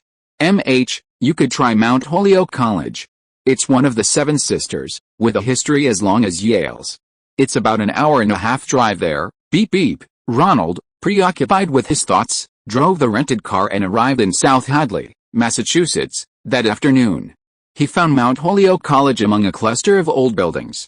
The Seven Sisters are 7 women's liberal arts colleges, founded around the same time as the Ivy League universities. Each has a subtle connection to one or more Ivy League universities. Mount Holyoke's relationship with Yale and Dartmouth is similar to that of Harvard and Wellesley College. Students at these liberal arts colleges can audit classes at each other's universities, and credits are mutually recognized. Those who meet the requirements can also transfer between the schools. Many students from both sides even marry. It's considered a shortcut for high-achieving individuals to resolve their marriage issues. Therefore, it only admits a few hundred students each year, the vast majority of whom are women. The curriculum primarily focuses on history, arithmetic, literature, and humanities. The main gate of Mount Holyoke College is a large iron gate installed between 2 ancient towers. Inside, there are no new buildings. Everything is old, constructed before the last century. The teaching buildings are neoclassical, with red brick exteriors, colonnades at the entrance, and carriage passageways. A towering clock tower stands in the center. On a nearby hill, there is an old observatory. It was afternoon, and the school was deserted. Wild grass grew haphazardly, accompanying the ripples on the lake, making the campus even more tranquil. Ronald felt inexplicably nervous, his heart pounding. He had a feeling that his family's ancient history was unfolding before him. In the quiet campus, Ronald found the library. Williston Library was also an old building. The steps at the entrance were worn and recessed in the middle. Sunlight slanted in, reflecting off the large glass windows and into Ronald's eyes, a little dazzling. "Where are you from? You don't have a griffin or a winged horse on your clothes. It seems you're from another school," the librarian asked, stopping Ronald. I've seen plenty of college students like you, all trying to sneak into Mount Holyoke to find girlfriends. We have passwords here. Odd-numbered year students use a griffin and yellow-green, even-numbered year students use a Pegasus and red-blue. You don't have anything on your clothes. Are you from Yale or Dartmouth? Neither. I'm from New York. That won't do. The library can't lend books to students from other schools or those with credit transfer agreements with our school. NYU, the elderly female librarian, with gray hair, spoke wittily, implying that NYU wasn't part of the Ivy League and shouldn't try to climb the social ladder by trying to get into the library. I came to ask if this key is for Mount Holyoke. Ronald took out his own key and handed it over. The librarian put on her reading glasses and examined it carefully. I never imagined I'd see its rightful owner come to retrieve something I'd left there before I retire. She took off her glasses and looked at Ronald. Excuse my intrusion, but if you don't have any particular privacy concerns, could I ask about your relationship with the Jerome family? Their ancestors can be traced back to the Mayflower. They were among the first English to immigrate to the New World. They were also among the first industrialists to settle in New Haven, and their Jerome brand clocks are very famous. It's my father's heirloom. I never knew where it belonged until I recently went to Yale and learned that this kind of key is for the University of New England storage facilities. All right, the caretaker temporarily suppressed her curiosity. Wait here for me a moment. 5 minutes later, the elderly caretaker came out with a large metal box on a trolley. The Jerome family's depository was last opened in 1939. The deposit was prepaid for 50 years. According to the law, if it wasn't renewed by 1989, Mount Holyoke College had the right to open the box and retrieve it as a historical artifact. Ronald's heart skipped a beat. 1939 was exactly a few years before his grandfather James died on the battlefield in World War II. The tin box was about 2 feet square. Ronald opened it with a key. Inside were 3 separate folders and a smaller wooden box. Most of these are relics from your grandparents' generation, letters. If you're lucky, you might even find a will and inherit a trust, the administrator joked with him before continuing to sort through the books. Carrying the contents of the tin box, Ronald returned to his car. He couldn't wait to open this time capsule, sealed for over 40 years. The first folder was the thickest. Ronald opened it and saw portraits of women from the last century. One was of Elizabeth A. Gilbert and her daughter, Elizabeth Moore Jerome. The portraits were exceptionally well painted, capturing the serene elegance of women from the last century and the unique charm of each individual. It seemed his ancestors had been in the portrait painting business.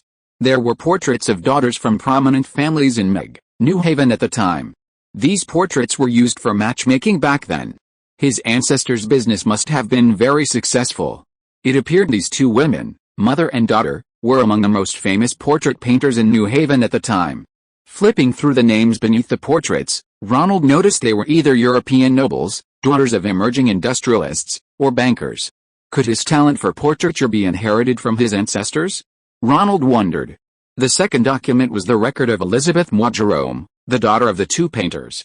A scrapbook contained portraits of Elizabeth Moore Jerome during her youth, portraits of her friends, family, and sketches from her time at Mount Holyoke and Harvard, accompanied by many of her poems from that period. Next was the graduation book, dated 1877 to 1881, filled with signatures, best wishes, and advice from friends, classmates, teachers, and principals from high school and college.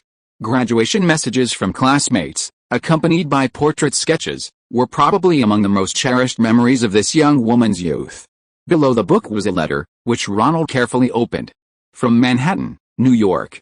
My dearest Elizabeth, I have looked up the whereabouts of Gilbert's father based on the name you provided.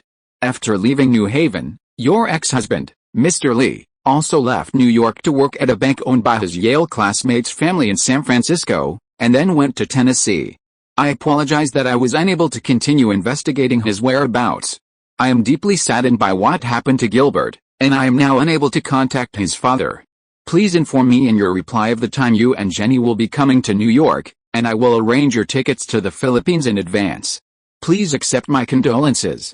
Yours faithfully, Frederick Dwight. Finally, in the folder, was an incomplete obituary for Gilbert Nelson Jerome, clipped from the New Haven Messenger. Gilbert Nelson Jerome, also known as Gilbert Lee, was born in 1889. He graduated from Yale University with a Bachelor of Science degree in engineering and later earned a Ph.D., receiving an award for outstanding French language skills. He participated in World War I in 1917. He received pilot training and flew SPAD-90s for the French 8th Army, repeatedly shooting down enemy aircraft and earning the title of Ace. Near Bremont, France, He was shot down by the Germans while rescuing his wingman. He was buried with honors in the German cemetery near Bremont.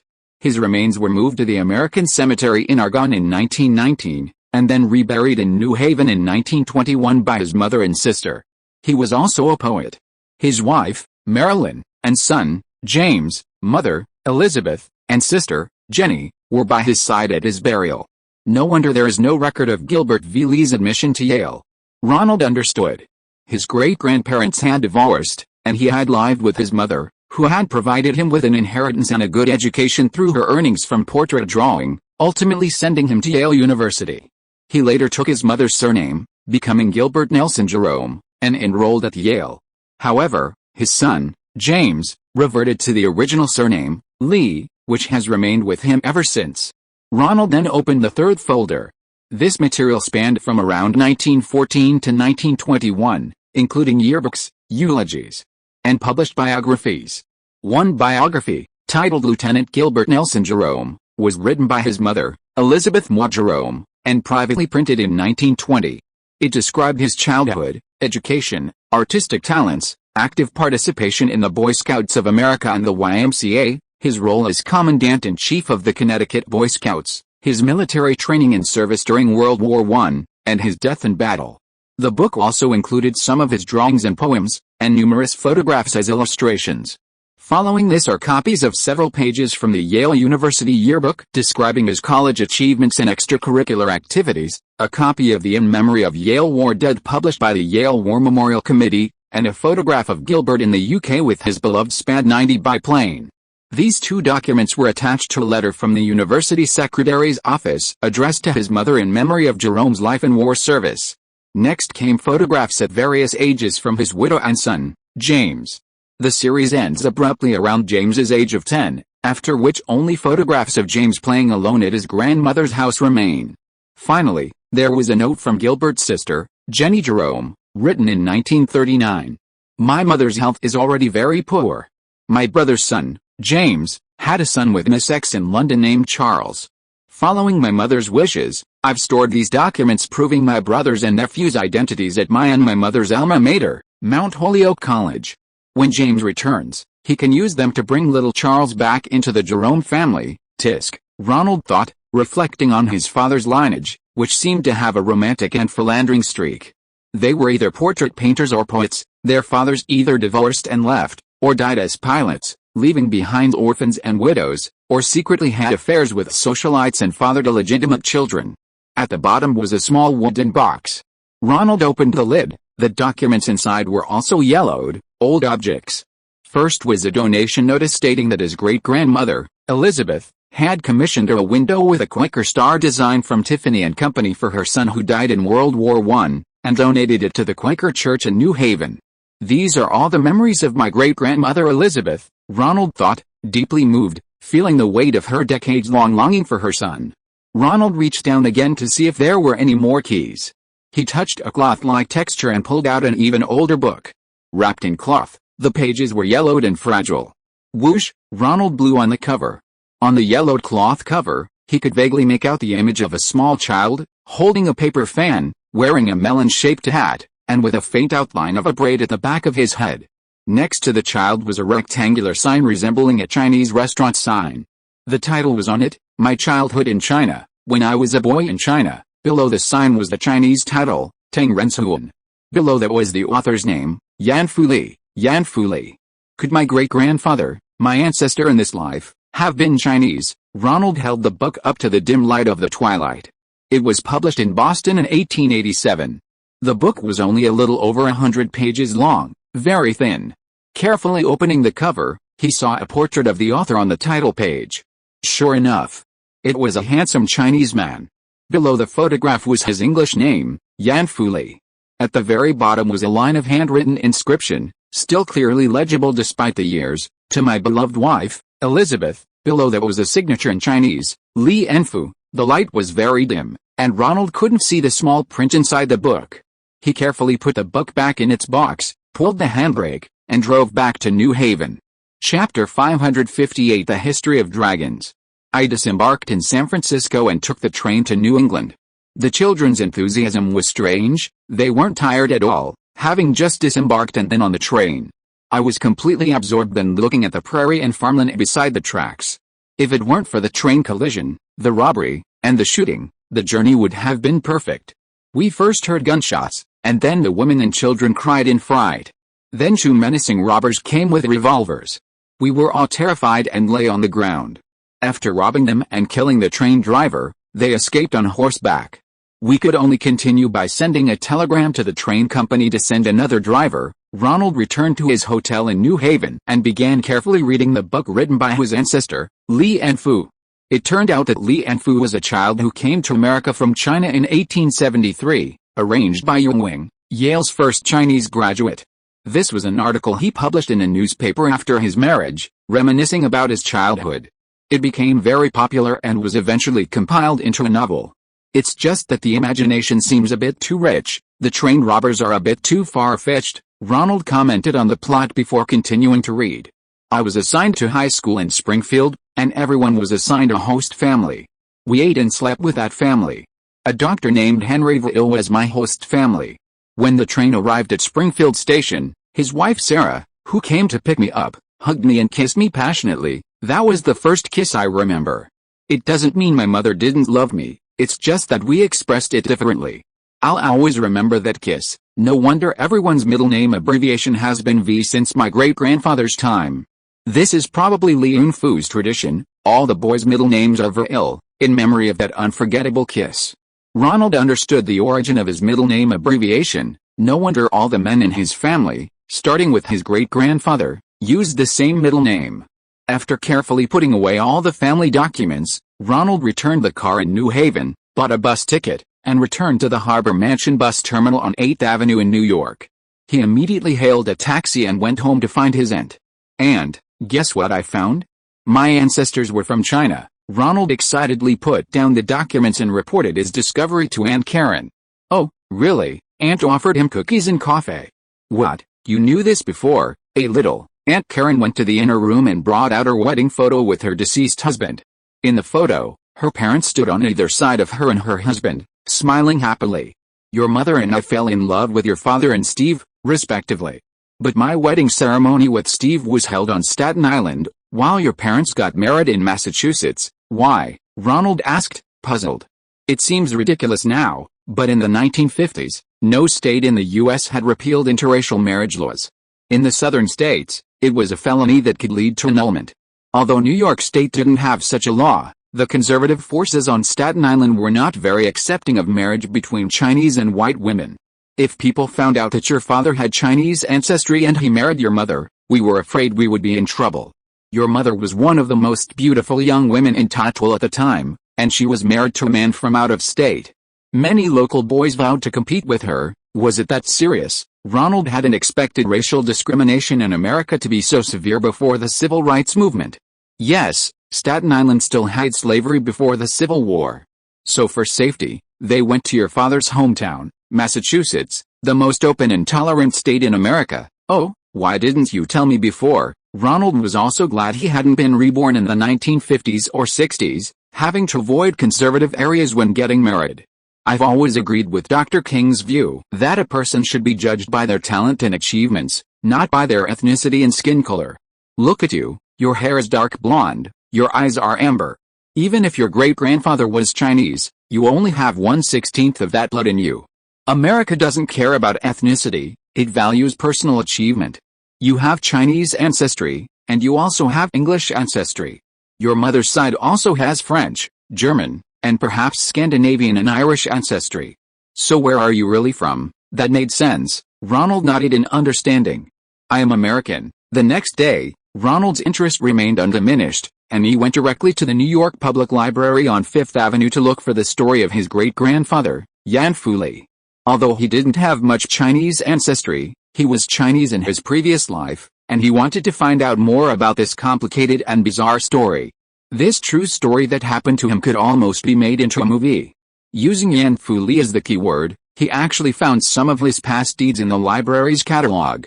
In 1887, the year of his marriage, in addition to publishing his first novel, he also published a very powerful article in a Boston newspaper. This was a speech given by Li Yanfu at Yale University, directly addressing the anti-Chinese movement that was raging on the West Coast at the time.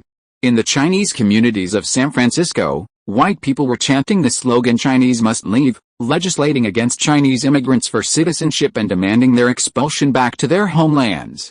Li Yanfu countered with a speech entitled "Chinese Must Stay," pointing out the immense contributions of Chinese Americans to the construction of the Transcontinental Railroad, and emphasizing that they were a civilized race with a long and great history, and had philosophers like Confucius to teach them. The entire speech was published in the newspapers of the time.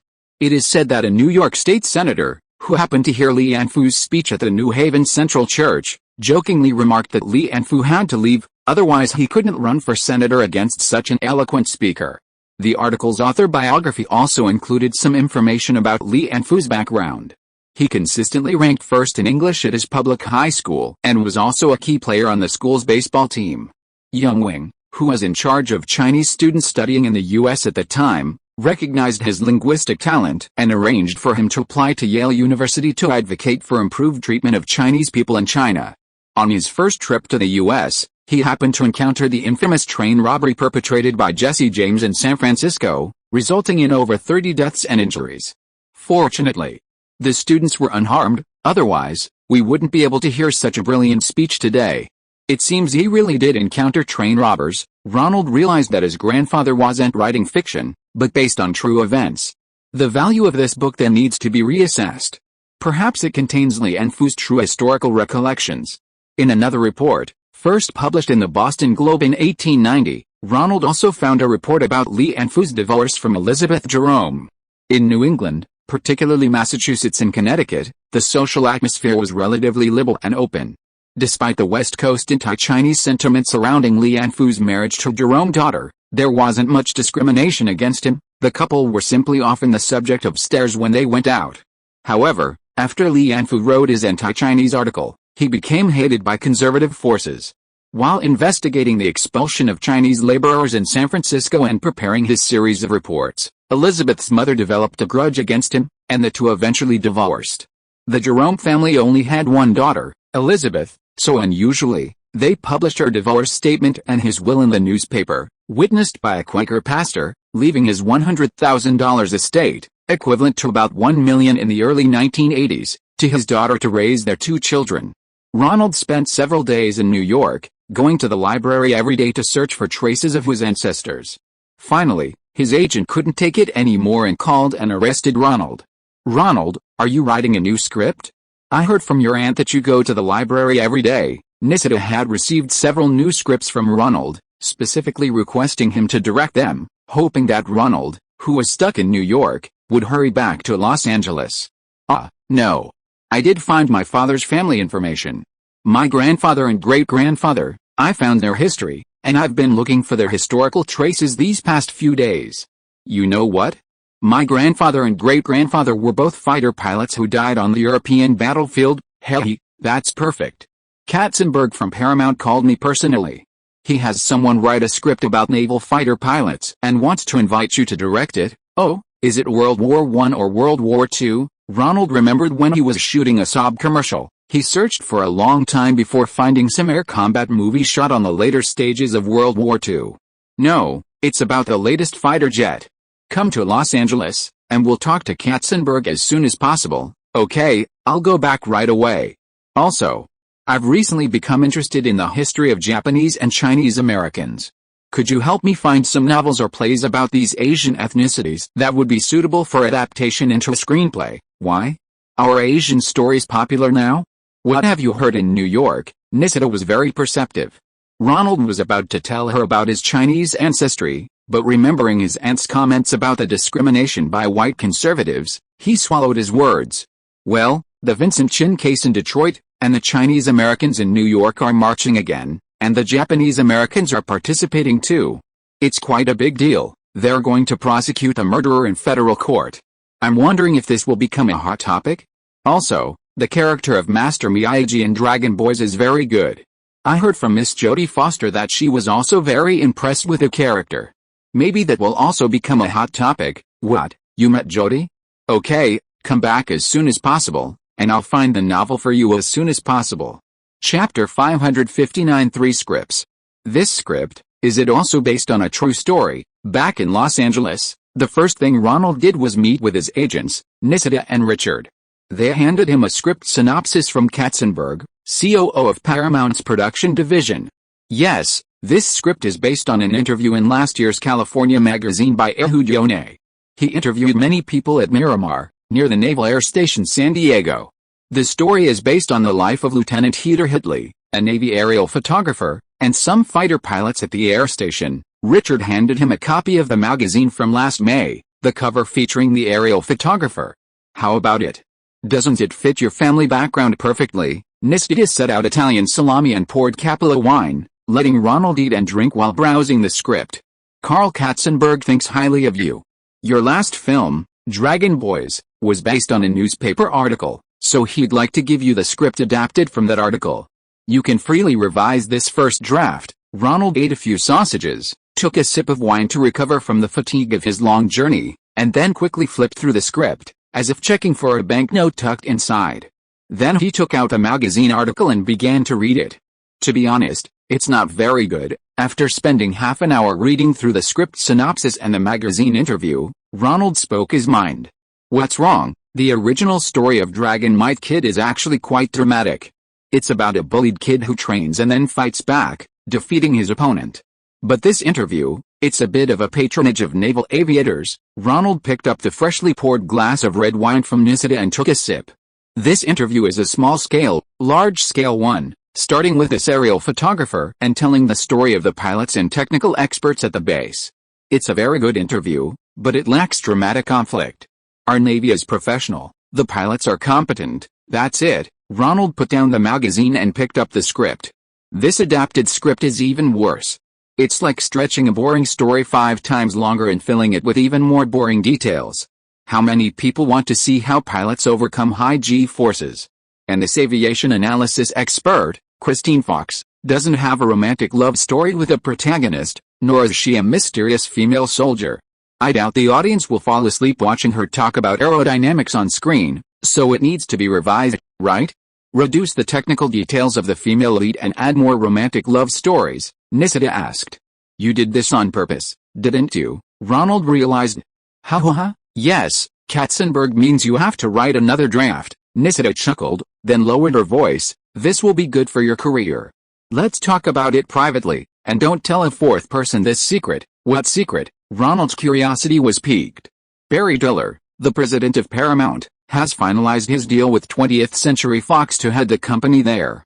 The most stable management and production team at Paramount for years has been the duo of Michael Eisner and Katzenberg. So they are very likely to take over Paramount. That means 1985 will be their first year running this giant, and they will invest all their resources to prove the board's choice right. So you are their best asset. A young director being chosen, entrusted with a major responsibility, and able to achieve great success in his first film with a budget of tens of millions. It's a win-win situation for both them and you. That's why I say it's a great opportunity. The opportunity might be good, but this script doesn't need revisions, it needs a complete overhaul. Ronald was reluctant. Without a good core story, I have to start from scratch with the characters and the story, which is a huge hassle. Besides, he hadn't dreamt about it, and didn't know if the film was ever made or what kind of story it was. Take a break and enjoy life first, Nisida said with a smile. The young director, having suddenly achieved success, would certainly want to enjoy himself for a while and wouldn't want to be stuck with the daily grind of screenwriting. Besides, this client was young and handsome, and had just started dating Yale's Jodie Foster. By the way, is there any progress on the Chinese novel I asked you to find? Ronald asked. There is one, a novel by Robert Daly. It's called Year of the Dragon. Richard handed over another novel. The cover featured an oriental golden dragon with sharp claws, its massive head breathing out the words Year of the Dragon. It's a detective story. Ronald quickly flipped through it. The author was a best-selling author who, in the early 1970s, had served as the deputy commissioner of the New York City NYPD, a mayoral appointment, not a business position. He was quite familiar with some of the NYPD's operating methods, and the book contained many real details. The Year of the Dragon tells the story of an NYPD detective who investigates a case in New York's Chinatown, engaging in a battle of wits with a local triad boss. The boss is incredibly clever, leaving no evidence of his crimes. Ultimately, the detective uses bigamy as a charge to send him to prison. Ronald felt this ingenious tactic was reminiscent of the arrest of Chicago mob boss Al Capone, where no evidence was available, and the IRS ultimately convicted him. The novel features a Chinese background, a detective story, and glimpses into Chinatown daily life, customs, a three-way power struggle between the two mob bosses and the detective, and a romantic story involving a beautiful woman. He actually thought the novel would make a great screenplay. Who has the adaptation rights now? Ronald glanced at the publication date, 1981, knowing that film adaptation rights for best-selling authors are usually sold after publication. The adaptation rights are currently held by the famous Italian producer Dino De Laurentiis. If you're interested, we can contact him. Oh, it's him. Ronald knew of his reputation. He was a rare success story among foreign producers in Hollywood. David Lynch gave up on the fast-paced Richmond High School to direct Dina's sci-fi blockbuster Dune. Also, Arnold Schwarzenegger, the star of Cameron's new Terminator, is famous for his Detective Conan series. John Carpenter's famous Halloween horror film series was also produced by him. Ronald seems to like both of his films, and he already has a preference for one of the two scripts. By the way, is Dune finally finished? Hey, don't even mention it. Lynch cut a 4-hour version, and Universal ordered him to cut it down to 2 hours and 15 minutes. He's making a fuss, but it probably won't work. He'll probably end up credited under the pseudonym Alan Smithy. Alan Smithy is a well-known pseudonym. The Directors Guild allows directors to use this public pseudonym when they believe their creative intent has been distorted by the studio and don't want to be credited on their work, to avoid embarrassment. A thought rose in Ronald's mind: if Lynch hadn't rejected the fast-paced director back then, would he still be writing screenplays like Cameron Crowe? But I'm warning you, Dino De Laurentiis isn't someone to be trifled with. He's very good at squeezing creators out of various conditions to get them to agree to other terms. If he finds out you really want to make this Year of the Dragon, you might get a hefty cut, then I'll rely on you guys at CAA, right? If you can't do it, I'll just bring up Michael Ovitz's name. Having temporarily dealt with a few potential projects for the next film, Ronald went to Weintraub's house. He had repeatedly invited Ronald over, partly to look at the box office reports, and partly to discuss the sequel. The box office had already surpassed 70 million, it was time to prepare for the sequel. This is our box office performance. After the Labor Day weekend, the box office dropped a bit, but it's still around 4 million per week. We expect it to run for at least 8 more weeks. Ronald finished reviewing the box office report.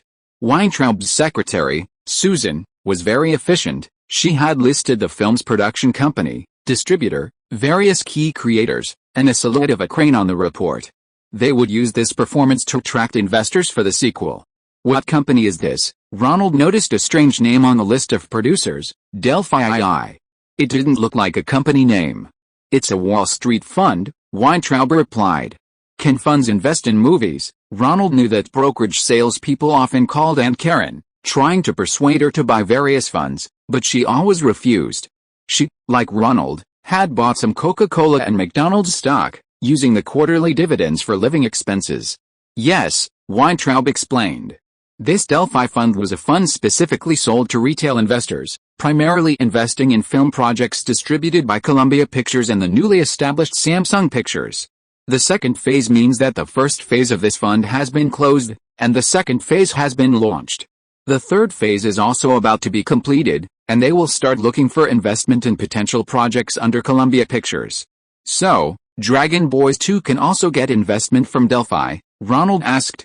Yes, they have an agreement to invest a certain percentage in projects they deem suitable, never taking on too much of the share, to diversify risk. Are you interested in writing the second part? Weintraub came over, took the report from Ronald's hand, and asked him. If you have a suitable candidate, I will authorize it. As the author of the first part, Ronald has the copyright to the film's characters. If Weintraub wants to find a new screenwriter, he must sign off on it. However, screenwriters usually agree. Okay then, you should take more time off. We'll discuss it after the first draft is out. Now is indeed the time for you to enjoy your success. I've thought of your 2 sequel ideas. Let's find someone to write Miyagi-sensei's story first. If you are listening to this novel on a channel other than Fanfic World, it means it was downloaded and re-uploaded without effort.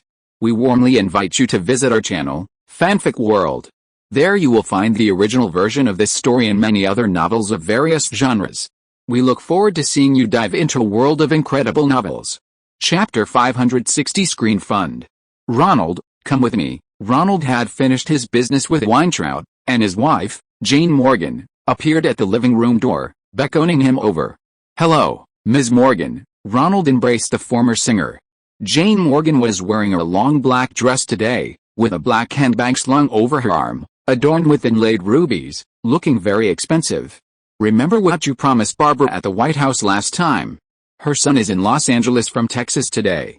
Since you're here, I'll take you to talk to him. Oh, her son wants to go into the film industry, right? Ronald remembered the vice president's wife's request. The film industry, the oil industry, it's all the same to them. Jane Morgan smiled mysteriously. Go get my car, he's at the Sheraton Hotel. Ronald got into the driver's seat of Jane Morgan's Aston Martin.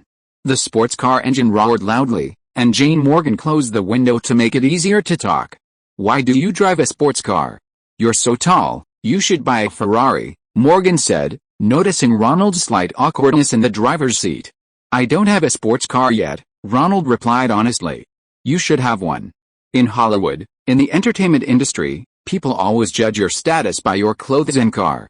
Back when Ovitz of CAA first made money, he couldn't wait to buy a Porsche 911. Oh, Ronald realized he'd ridden in that 911 before. It seemed he should buy one. It was indeed time to improve his social standing. Barbara's son, George Jr., is a very good kid. He's Barbara's eldest son. It's just, his mother's expectations of him are too high. Just be honest with him, in the vice president's family, he's one of the more easygoing ones. Upon arriving at the Sheraton, the two asked for George Jr.'s address at the front desk. The lobby manager recognized Jane Morgan and led them to the lounge, where a man in a yellow-green pinstripe suit, collar unbuttoned, was drinking a large glass of beer. Jane, it's a pleasure to meet you. This must be Ronald, the one my mother praised. The man in his 30s was very warm, lacking the typical aloofness of a high-ranking official's son. Ronald felt a better connection to him than he did with John F. Kennedy Jr. 2 more beers, I'm going to have one with my new friend. You know, I drank like this at the oil company in Texas. Every day starts and ends like this. Speaking of beer, California isn't as good as Texas. Oh, you two chat. I'm going to call Barbara. Jane Morgan picked up her bag to leave. Okay, I surrender. I'll drink less. Just don't tell my mother. Jane, 2 large fries, please. California is good in every way, but the portions are too small, he said, then drank his beer and chatted with Ronald. Ronald found the vice president's son quite interesting. He didn't seem like the son of a high-ranking official, but rather like a friendly neighborhood uncle, someone he could chat and boast with. The only downside was that he drank too much. I graduated from Yale, and I'm in a fraternity there. What university and fraternity are you in, buddy? My grandfather also graduated from Yale, but I only studied at NYU for a little over a year before dropping out. While in college, I founded my own fraternity and made it the best fraternity in the New York area. Ronald recounted how he'd gotten the adult magazine cover model from Eddie years ago. You're something else, the other man laughed heartily. Your surname isn't common in New England. Are you from the family of General Robert E. Lee from the Civil War era? Actually, my great-grandfather's mother's side was the Jerome family. They ran a watch business in New Haven. Jerome? What a coincidence. I know them. You know what? It's said that both our families originally came to America on the Mayflower. Is that so? The two chatted and drank, and time flew by. The other man stopped ordering beer and walked out of the bar with Ronald to his suite. So, can you tell me, what kind of movies actually make money? After a night of drinking, Barbara's eldest son and Ronald finally got down to business. You've asked $1 million question. I doubt even the most experienced producer in the industry could give you a simple answer, Ronald said, surprised that the other man had asked such a fundamental question about the film industry. Hey, listen, Ronald. We Texas cowboys like to get straight to the point. Someone wants me to be on the management board of Silver Screen Partners, which my Yale fraternity brother, Roland Bates, set up. He's a Wall Street investment banker, and he told me the first fund is doing very well. He's decided to go big with the second, raising $200 million, open only to 20,000 high net worth individuals. I'm on the board, so I'm responsible for how the money is used. Do you have any good ideas on how to predict a film's box office prospects? He then took a beer from the refrigerator and started drinking. Ronald fell into deep thought. Clearly, the other man wasn't genuinely interested in the formula for making money in movies, but rather in finding a way to ensure that the films invested in by the screen fund wouldn't suffer a massive loss like Heaven's Gate. Hey, buddy, I don't make movies, so don't worry about me revealing your secrets. The man winked at Ronald while drinking his beer. I'm thinking of a simple and easy way to ensure your investments won't lose money. Ronald also grabbed a beer and clinked glasses with him. If you're just investing, I think instead of vetting the script, director, and actors, you should vet the producer. Ronald had an answer the other man could understand. The job responsibilities you mentioned are actually handled by the producer in Hollywood. So, if you find a reliable producer, you can be sure that the projects they greenlight are all good ones. That's a great idea. My father always said that politics is about people. The man downed his beer in one gulp, then opened a small bottle of whiskey and poured it into his glass. So, how do I choose qualified producers to invest in? It's simply a matter of looking at their past performance. Hey, you're a genius. No executive in any Texas oil company can explain business as clearly as you. You're always spouting about oil futures, pipelines, and tanker swap contracts. I only half understand. Come on, cheers. The other man raised his Tennessee whiskey and clinked glasses with Ronald's beer. However, vetting each producer is too much trouble. Maybe I should find a big, successful producer to invest in and let him manage all the smaller producers. That's what I told my brother Roland Bates. Barbara's eldest son gestured with his left thumb to indicate a big shot and with a few fingers on his right to indicate a bunch of smaller ones. You're a straightforward guy, and a smart one, Ronald. When you come to Texas, I'll treat you to the best beer and barbecue, all large sizes. Ha ha ha. The other man was very satisfied with his clear investment plan demonstrated with gestures. Ronald, infected by this Texas cowboy-style silliness, laughed heartily as well. Very good, your idea is very creative and very much in line with the characteristics of the film industry. George, everyone says that becoming a board member is just using your influence, but only I know that you are a very intelligent person at Yale. Roland Bates, the founder of the Screen Fund, was very surprised to hear George's investment strategy over the phone. This idea coincided with his own, investing in producers, not scripts and creative teams. Investors shouldn't presume to know more about business than industry professionals, as long as they identify the key positions responsible for project profitability and find the right people, they can gain a competitive edge and reap excellent returns. I have similar ideas, but your idea of finding a big producer to invest in goes a step further. Over the past decade, the most successful executive in Hollywood has been Michael Eisner of Paramount. If we're tied to him, we'll definitely see considerable returns. Haha, I'm happy to be able to offer my opinions as a board member. George on the other end of the phone was also very happy. Being a board member and receiving recognition was much better than being treated as a mascot at an oil company. I have a good friend, a rising star in the industry whom my mother introduced to me. These opinions are based on his ideas. Don't forget him after your second Screen Fund sells out. The films he directed were all box office hits, with returns on investment of over 10 times. Roland Bates wasn't concerned with specific projects, but little George had specifically instructed him to remember. Ronald Lee, his ancestors, like mine, can be traced back to the Mayflower, Barbara's eldest son boasted proudly. Is that so? Roland Bates was startled. Could he be one of those blue-blooded aristocrats?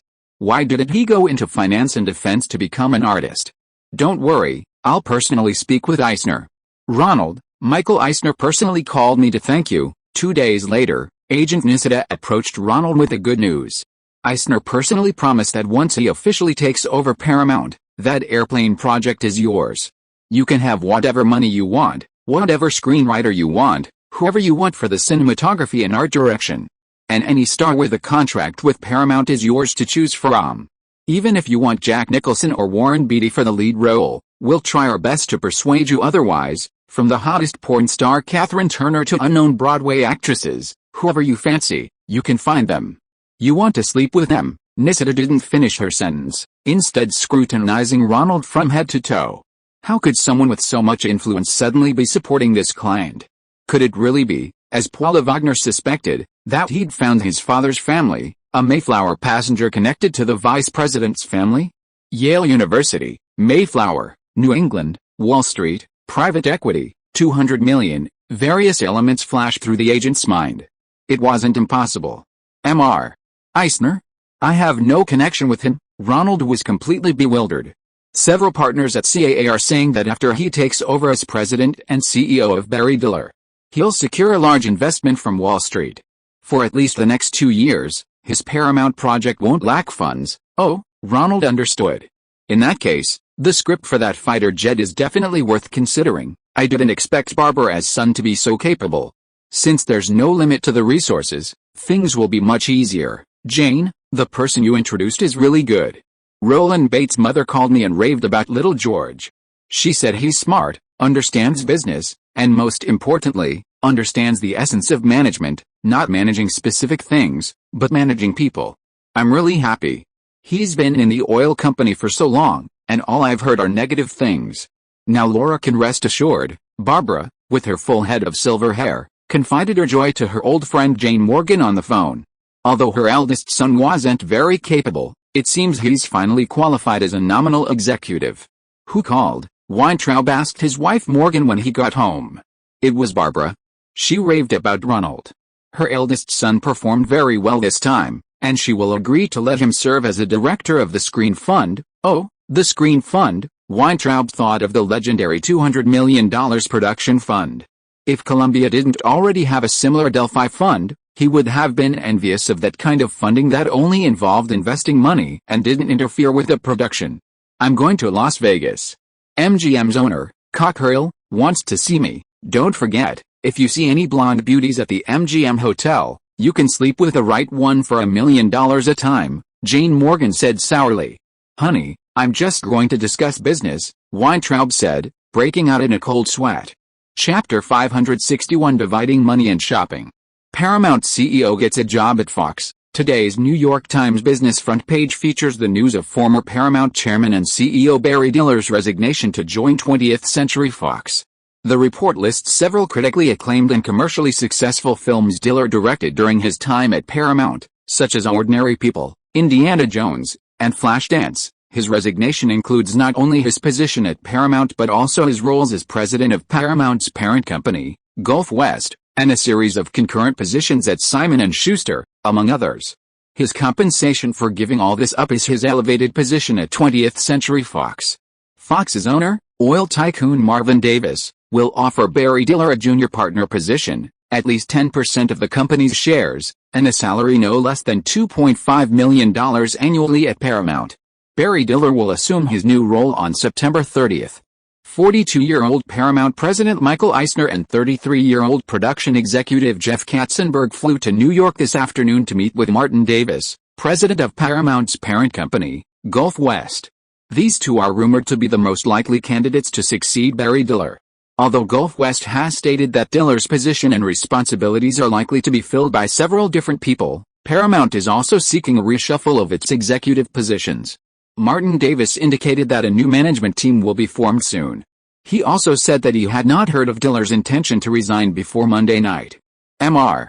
Eisner is currently busy vying for more power in the executive reshuffle, and he will discuss your new film with you as soon as he successfully takes over as CEO, his agent, Nisida, relayed Eisner's thoughts. Diller's resignation was sudden, catching him and Katzenberg somewhat off guard. Now, the most important thing is to gain the approval of Gulf West President Martin Davis. There are also rumors that Katzenberg wants to become president of the newly formed TriStar, and Eisner is trying to persuade him to stay with him at Paramount. I didn't expect their executives to be paid so much, Ronald said, intrigued by the newspaper report about the annual salary of former Paramount president Diller. His salary and bonuses totaled $2.5 million a year, and after joining Fox, he'd get a 10% share of the company. These executives did nothing but sit and collect money. They were the easiest people to make money in the industry.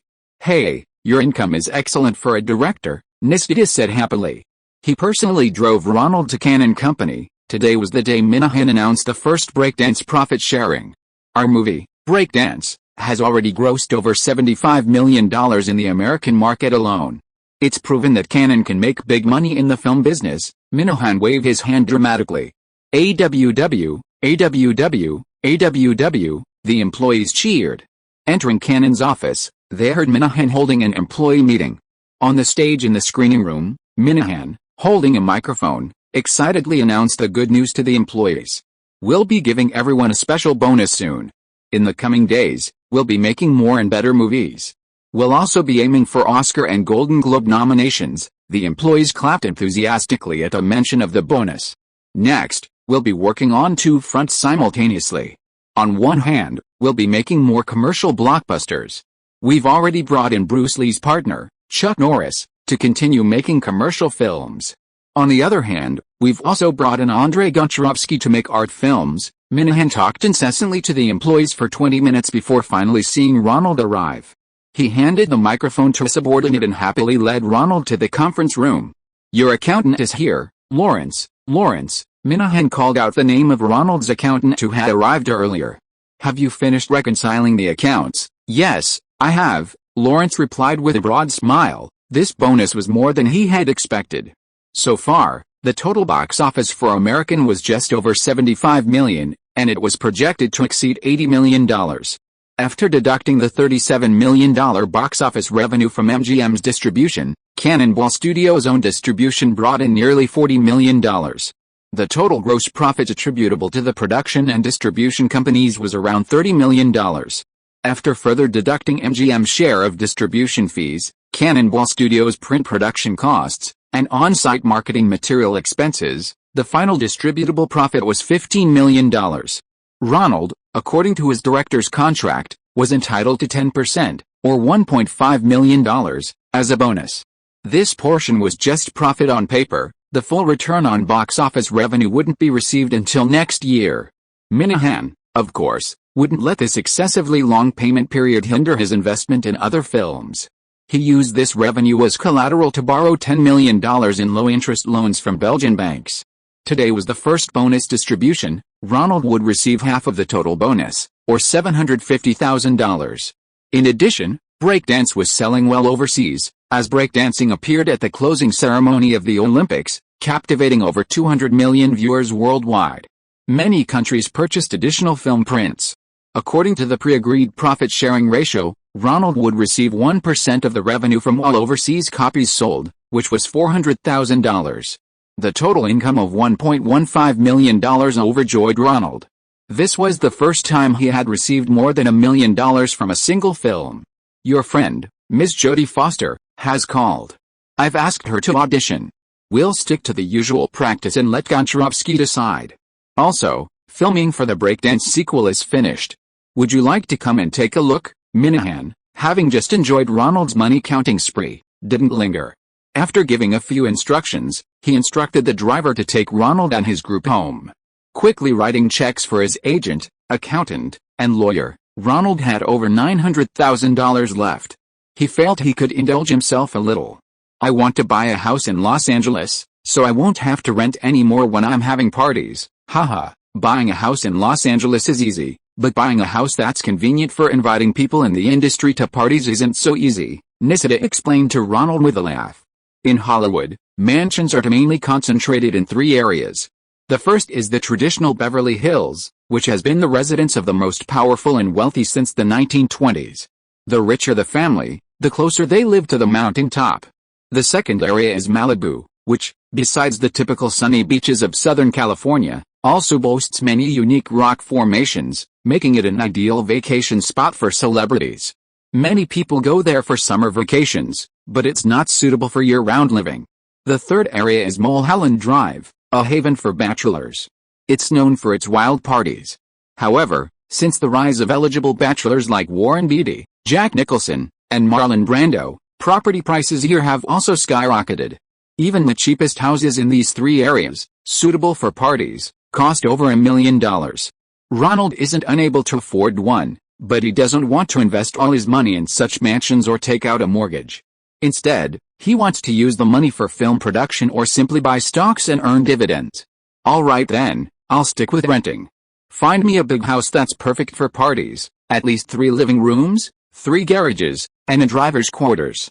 A lawn, a swimming pool, and a tennis court are all necessary." Nisida gave an okay sign to indicate she understood. 3 garages? Are you planning to buy a new car? "Yes, my driver in New York, but we'll be here soon. I need a decent car, with a car phone in the back, and a place to read and write. Driving myself is too time-consuming, then a Mercedes-Benz would be perfect for you. It has all the features you mentioned, and the price isn't too high. German quality is guaranteed, Nistida said. 3 garages, and you still want to buy a sports car? Hollywood stars and directors often buy sports cars first. Yet, I want to look at Ferraris. Ronald remembered Jane Morgan's advice. He couldn't let others look down on him. He needed a sports car befitting his status. Welcome to Ferrari. A silver-haired salesman stopped Ronald and Nistida. He noticed their bespoke suits and Armani bold shoes, and roughly guessed what model this customer could afford. Let me recommend this 308, he said, leading Ronald to a convertible Ferrari. This 308 was the main character's car in the TV series Magnum Pi, so Ferrari enthusiasts call it the Hawaii Detective. Tom Selleck, the lead actor, also drives this 308. Ronald opened the door and got in. The driver's seat was a little small. The silver-haired salesman adjusted it for him. This is a compact Ferrari, the most suitable entry-level model. It has a 2.9-liter V8 engine. The salesman turned on the headlights. The 308 has concealed headlights, which popped up from the front with a snap. He got into the passenger seat and said to Ronald, "Want to try it out?" Ronald readily agreed and drove off. The engine roared sharply. Ronald drove around the road for a bit, then turned off the engine and got out. "Do you have any bigger ones?" Ronald felt the driver's seat wasn't very comfortable. This car, priced at a little over $35,000, was indeed a very entry-level model, and also well-known. It was good value for money. Unfortunately, the driver's seat was too cramped, making it uncomfortable for him to drive. "Of course, take a look at this one," the silver-haired salesman, assuming Ronald was complaining about the small engine displacement, immediately introduced him to the latest Ferrari Testarossa. This car had side air intakes, with shark fin-shaped air vents behind the doors. A 4.9-liter V12 engine, accelerating from 0 to 100 km per hour in just 6 seconds. It's also the car driven by Don Simpson, the protagonist of another TV series, Miami Vice. Ronald looked around the Testarossa. This car was a size larger than the previous 308, with a classic mid-mounted engine. The whole car was boxy and powerful. Once seated, the driver's seat was very spacious. Ronald turned the key to start the engine and took it for a test drive. This car's power was much better than the previous one, with a very wild sound. Ronald was initially a little unsure of himself, but quickly adapted and drove very well. "This one's a bit too big, too muscular," Ronald remarked, pulling the car back to its original position. The engine was incredibly noisy. With the windows down, even the passenger seat couldn't hear it. Add to that its boxy lines, completely at odds with the traditional streamlined design of Ferraris, reminiscent of a woman's body, and Ronald hesitated. "Do you have a model somewhere in between?" The silver-haired salesman slowly shook his head. While undeniably charming, he was clearly a novice when it came to sports cars. For him, a Peugeot 308 might be the most cost-effective and prestigious choice. This Testarossa, priced at $67,000, was a waste in the hands of someone who didn't appreciate cars. A good engine, a good design, in the hands of a celebrity who didn't understand cars, it was all a squandering of talent. "Vince, let this gentleman take a look at that parallel import car." The dealership owner emerged from the back. He recognized Nistida. A client accompanied by this top CAA agent must be someone important. Since he didn't like these two cars, he might as well show him the one that had been imported, but whose client went bankrupt and was now sitting here. "All right, please follow me," the silver-haired salesman said, a pained expression on his face. That was a Ferrari specially designed and manufactured for GT racing. At the back corner, a red Ferrari sat quietly. "Isn't this the same as the 308? Ronald looked at the front, also with concealed headlights. Behind the doors were 2 air intakes, where the body narrowed, like a woman's waist. "No, it's unique." The silver-haired salesman opened the door and inserted the key. Then he invited Ronald to get in for a test drive. With a gentle turn of the key, Ronald heard a soft engine sound, like a gentle young woman speaking. Indeed extraordinary. Ronald started the car and turned on the headlights. He slowly drove out. The front of the car's air intakes was somewhat similar to the 308, but the side air intakes were much larger. The engine sound was also very quiet, unlike the sharp 308 or the ferocious Testarossa. As soon as he pressed the accelerator, Ronald felt the difference. The car's throttle response was quick, and the engine sound was very quiet, as if it disdained to show its power at this speed. Ronald continued to press the accelerator. Whoosh, the deep engine sounded like a graceful lady, softly and effortlessly singing. I'm very satisfied. How much is this one? Ronald drove the car back and asked the silver-haired salesman. This is a Ferrari GTO 288, only about 200 were ever made, the silver-haired saleswoman gently stroked her. It was designed for GT rally racing, equipped with a 2.9-liter twin-turbocharged V8 racing engine. It also has an air-to-air intercooler, uses fuel injection, and is a longitudinally mounted racing configuration, allowing space for the transmission to be installed rearward, so it can have wider tires and higher speeds. Let me tell you, this is the fastest legal car on the streets of America right now. Because only 200 were built, it doesn't meet America's import standards, so it must be imported by a company under a dedicated name. Specifically as a parallel property to Europe. The owner who reserved it just happened to have a bankrupt company, so it's only been here for a few days. It's expected to be snapped up soon. Okay, how much? Ronald inexplicably felt a fondness for the GTO 288, perhaps it was the gentle yet powerful feeling that resonated with him. The original price was $85,000, but after all the import paperwork is completed, it's $95,000. If you have a company, we can process the transfer immediately, the shop owner said. Isn't it too expensive? Nisida knew Ronald didn't spend money recklessly on toys, and tried to haggle. She's the one, Ronald said, increasingly fond of her, and handed over his checkbook after signing it. Please wait a moment, let me confirm. The shop owner took the check and went to the back office to call the bank to confirm. She's a beauty, she needs a strong man to appreciate her, and a man with control to manage her well. The silver-haired salesperson came over and shook hands with Ronald, congratulating him on his good taste. I will treat her well, Ronald nodded in agreement. Something came up today. Chapter 562 The first MTV Music Awards. To the Peninsula Hotel, Ronald arrived in New York, and after getting off the plane, Bud Jr. picked him up in his car. Having spent a few days at home with his mother and sisters, Bud Jr. was going to accompany Ronald to Los Angeles as his driver and informal bodyguard. Accompanying him was Ronald's entire management team, Nisida, Paula, and Richard. They were ostensibly there for the inaugural MTV Video Music Awards. Ronald's music video, Girls Just Want to Have Some Fun, featuring Cyndi Lauper, had received 6 nominations, including Best Female Video. This was the most nominated artist and song of the year, even surpassing Michael Jackson. Ronald, as the director, was also invited to attend the awards ceremony. Of course, since this was the first year of the awards, even if it held some significance for those in the music industry, Ronald could have easily skipped it, at least not with his entire management team. Their real reason for being there was to meet with Michael Eisner. Eisner and Katzenberg formed a duo, and during negotiations with Martin Davis, president of Gulf West, they secretly invited Ronald to New York for a meeting. It was rumored that Martin Davis wanted to split Barry Diller's position in two. One position, vice president of Gulf West and CEO of Paramount, would be given to Eisner.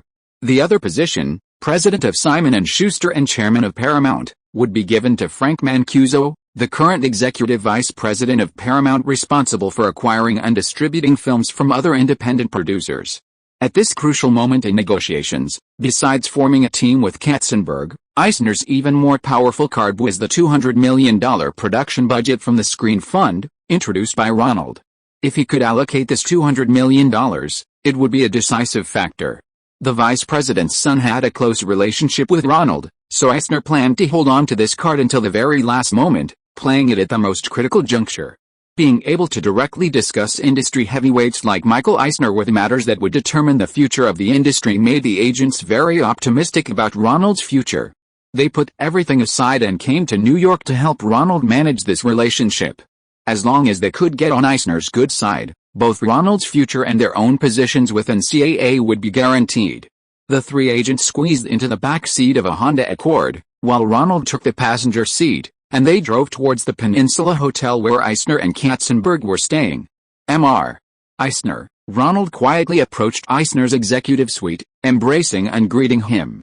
The three agents lined up behind Ronald, forming a supportive lineup. So, what are your thoughts on the script for your pilot movie? Eisner knew the temperament of these artists and immediately started talking about their favorite films. I think the flight technology expert should be rewritten as a female naval officer, and the protagonist changed from a photographer to an ace pilot. All those excellent technical details can be used as material to fill in this romantic story. Actually, fighter jet aerial combat scenes aren't very visually appealing. I watched all the aerial combat footage from Hollywood for an advertisement, and audiences these days are unlikely to applaud such outdated aerial combat. Why don't we add some romantic elements? I support your opinion. But only yours, Eisner said, acting like Ronald's close friend. Only you can make those dry technical details look beautiful and romantic. Whether it's a breakdancing battle or a karate fight, you can romanticize the exciting competition within the industry on one side, and the romantic love story on the other. It doesn't overshadow the main plot, but blends them organically. I don't think anyone in Hollywood can do it as well as you. Thank you for the compliment, Ronald thought to himself. Is Eisner trying to get something from me? Why is he praising me like it's free, leaving aside masters like Lucas who made Star Wars? Adrian Lane, the director of Flashdance, is a master of romanticizing storylines, and Eisner himself had learned a lot from him. For someone like Eisner, flattering a young director is incredibly easy. The same words, spoken by the president of one of the 7 major studios, have an effect that others don't.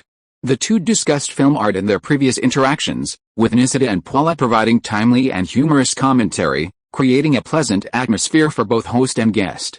Ladies and gentlemen, could Ronald and I have some private time? Eisner, knowing when to stop, requested a private conversation with Ronald. Several agents remained outside, and Eisner and Ronald went into the inner room. Barry's sudden departure was unexpected. Although there were many signs beforehand, I didn't anticipate his move in the middle of the year. Perhaps Fox's losses in the first 9 months had reached a point that the oil tycoon couldn't tolerate. Ronald nodded in understanding. Generally, high-level managers leaving such job changes usually allow for some leeway, at least 6 months' notice before the new employer. It's rare for someone to run away in less than a month. At Paramount, Jeff, Carl Katzenberg, and I were in charge of direct investment production, while Frank Mancuso just bought films from independent producers to fill Paramount's distribution gaps. So I was determined to win this competition. Ronald was aware of the current competitive landscape. Perhaps Martin Davis, president of Gulf West, wanted to manipulate Eisner. So, Eisner moved his legs forward, leaning closer to Ronald's knees, who was sitting on the sofa next to him. You'll definitely support me, won't you, Ronald? I rarely make promises, but I always keep them. If you support me, I can make you the next Spielberg, the most successful young director in America in the 1980s. Ronald smiled. He took such words with a grain of salt, unsure how Eisner intended to gain his support or exchange something for something. So he replied softly, how would you like me to help you, Mr. Eisner? Call your friend. I need the rights to use that money from the Screen Fund. Which movie to invest in, how much to invest, it has to be up to me. Eisner's eyes gleamed. Any position was just a title, as long as he firmly controlled the use of this $200 million, sooner or later he would climb to the level of power Barry Diller had once held. In Hollywood, is there anyone more suitable to allocate this money than me? Seeing Ronald remain silent, Eisner added, if I can secure the CEO position at Paramount and the vice president position at the Gulf West, I can sign you to 3 film contracts, and all scripts will be open to you, including the kind of scripts Spielberg wants. Like Sidney Pollack, Ronald's intentions were now clear. You can compete, I'll give him a call. Having secured the satisfactory terms, Ronald, in Eisner's room, dialed the number of Barbara's eldest son, a beer and barbecue enthusiast. Hi, George. It's me, Ronald. When are you coming to New York or Los Angeles? Let's go get some good beer. Oh, Ronald. It's so good to hear your voice. I've been in touch with my classmates at Yale, and the Jerome family has members in our fraternity. Our ancestors did indeed arrive in New England on the Mayflower. When would you like to visit your great-grandfather's history? Of course, I'm at your beck and call, George. I need to speak with you about something, about that Screen Fund. Eisner, who had overheard the conversation about family history on the phone, was still taken aback, even though he was somewhat prepared. America didn't have kings or nobles. These earliest settler families in New England were the American nobility. Yes, my friend Mr. Eisner, I'd like to know how you allocate the budget for each film. I don't care about the details, Ronald. Like I said, I just find the best producers. If Eisner wants, he can decide all the investments, we just need to get the priority fixed returns. Roland Bates told me that Wall Street investors think Hollywood has good returns, and they just want returns above the industry average. Alright, once Eisner becomes CEO, Roland Bates will talk to him privately. The first round of the screen funds went to HBO for production, but the returns weren't satisfactory. Hopefully, Eisner will give us a good result. I'll hang up now. Ronald looked at Eisner listening in the back. You heard everything, Mr. Eisner?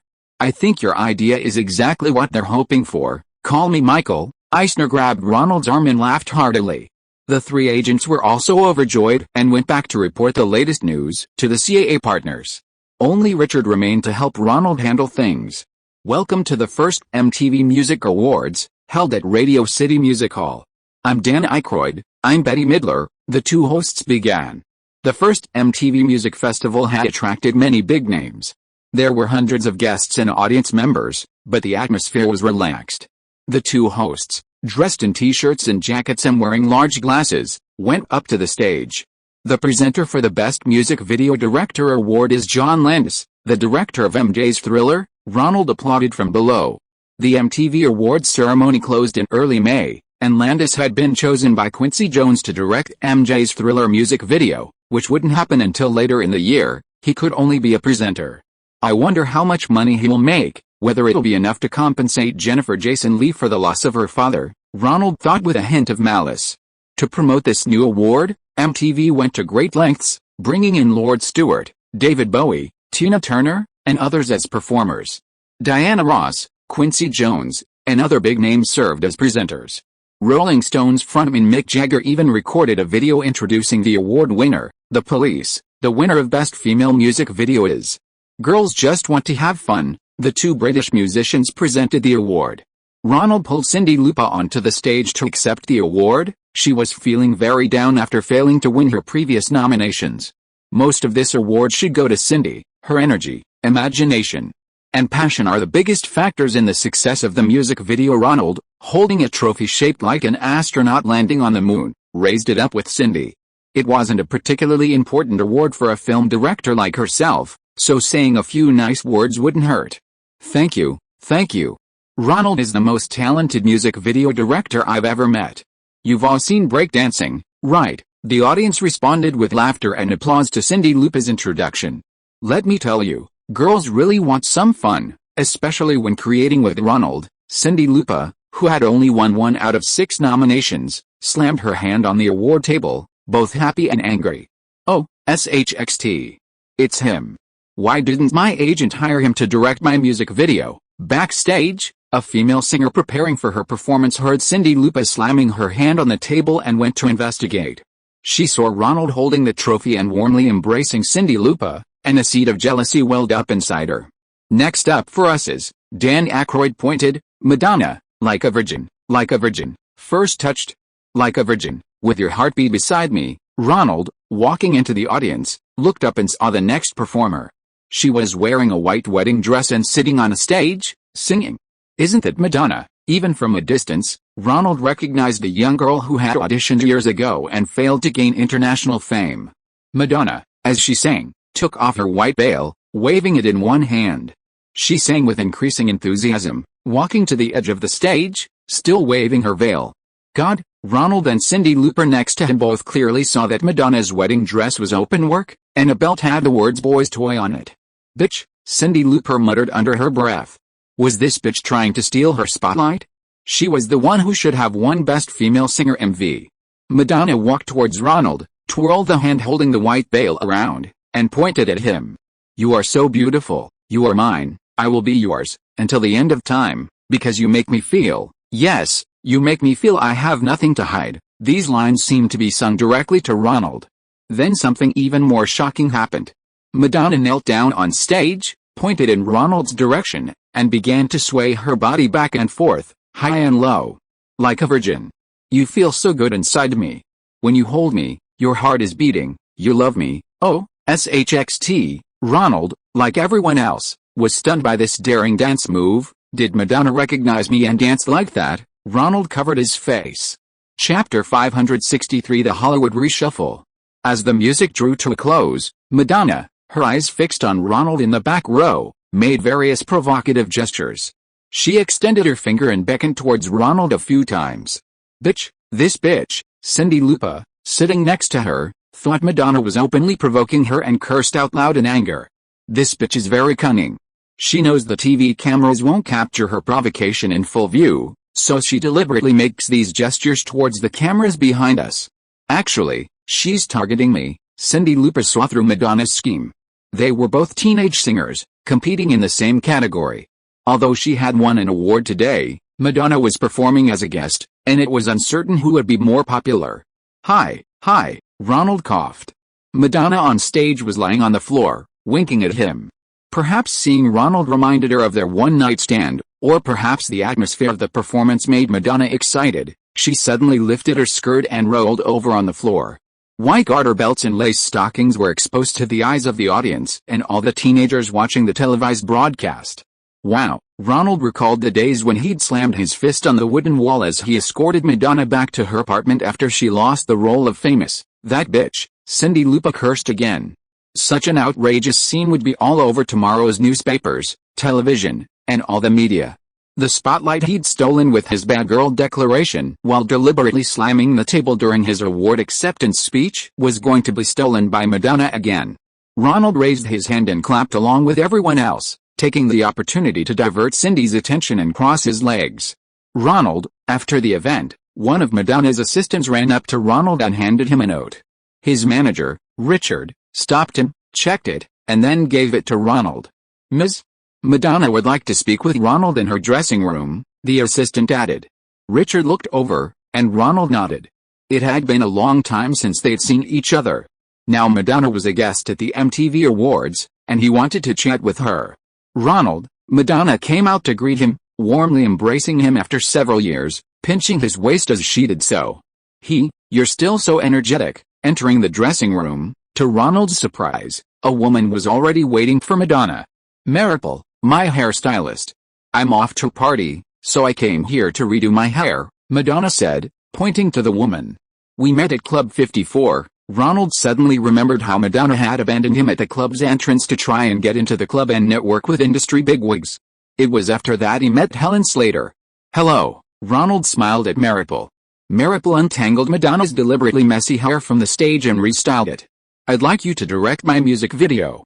My new album, Like a Virgin, will be released at the end of the year, and there's a single called Material Girl, which needs a music video. I need you. You should talk to my manager about this," Ronald said to Madonna's assistant and his own manager, Richard, who had followed him up. "You wouldn't disagree, would you? Cyndi Lauper won an award this year because of your music video. Her acceptance speech was so long, without you, she wouldn't have had the chance to say it. I'll say it again, talk to my manager.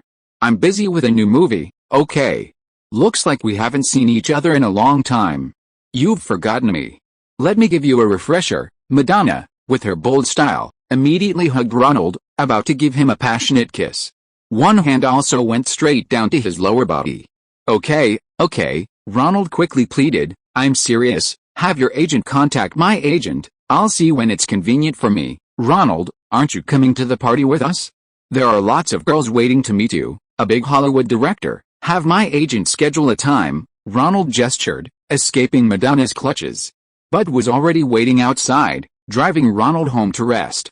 "You're still so robust. I still remember the time you came to my house the most. You once rammed through my walls. What, don't you like my outfit?" Bang bang bang bang. The walls of Ronald's house began to shake. Ring ring ring ring. It was just a dream. Ronald was woken by the phone ringing.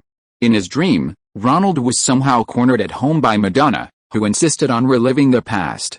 Luckily, he received a call from Nisita. They had just returned to Los Angeles, calling from their office. "Hello, this is Ronald." Oh, Ronald yawned widely. "Are you awake? You went to bed very late last night," Nisita asked Ronald. "Yes, what's up?" Ronald glanced at the clock. It was almost 10 a.m. New York time. "I've already sent Richard to your place. You'll see the New York Times soon enough. 2 of the big 7 Hollywood studios have had major personnel shakeups." Ding dong. Richard came in with the New York Times. Ronald took it and saw the front page headline of the business section. Frank Mancuso appointed chairman of Paramount. Michael Eisner resigns. Ronald immediately snapped out of his daze and continued reading. Frank Mancuso has been appointed chairman and CEO of Paramount, succeeding Barry Diller, who resigned last week. He will report directly to Gulf West. Paramount shocked Hollywood in a game of musical chairs. Michael Eisner, the most popular candidate to succeed him, was ousted. He submitted his resignation to the board today. For the past decade, Eisner had been responsible for producing and distributing more than half of Hollywood's highest-grossing films. After his unexpected defeat in the race for the top job at Paramount, Gulf West initially offered Eisner a lucrative deal to establish his own independent production company and continue working with Paramount.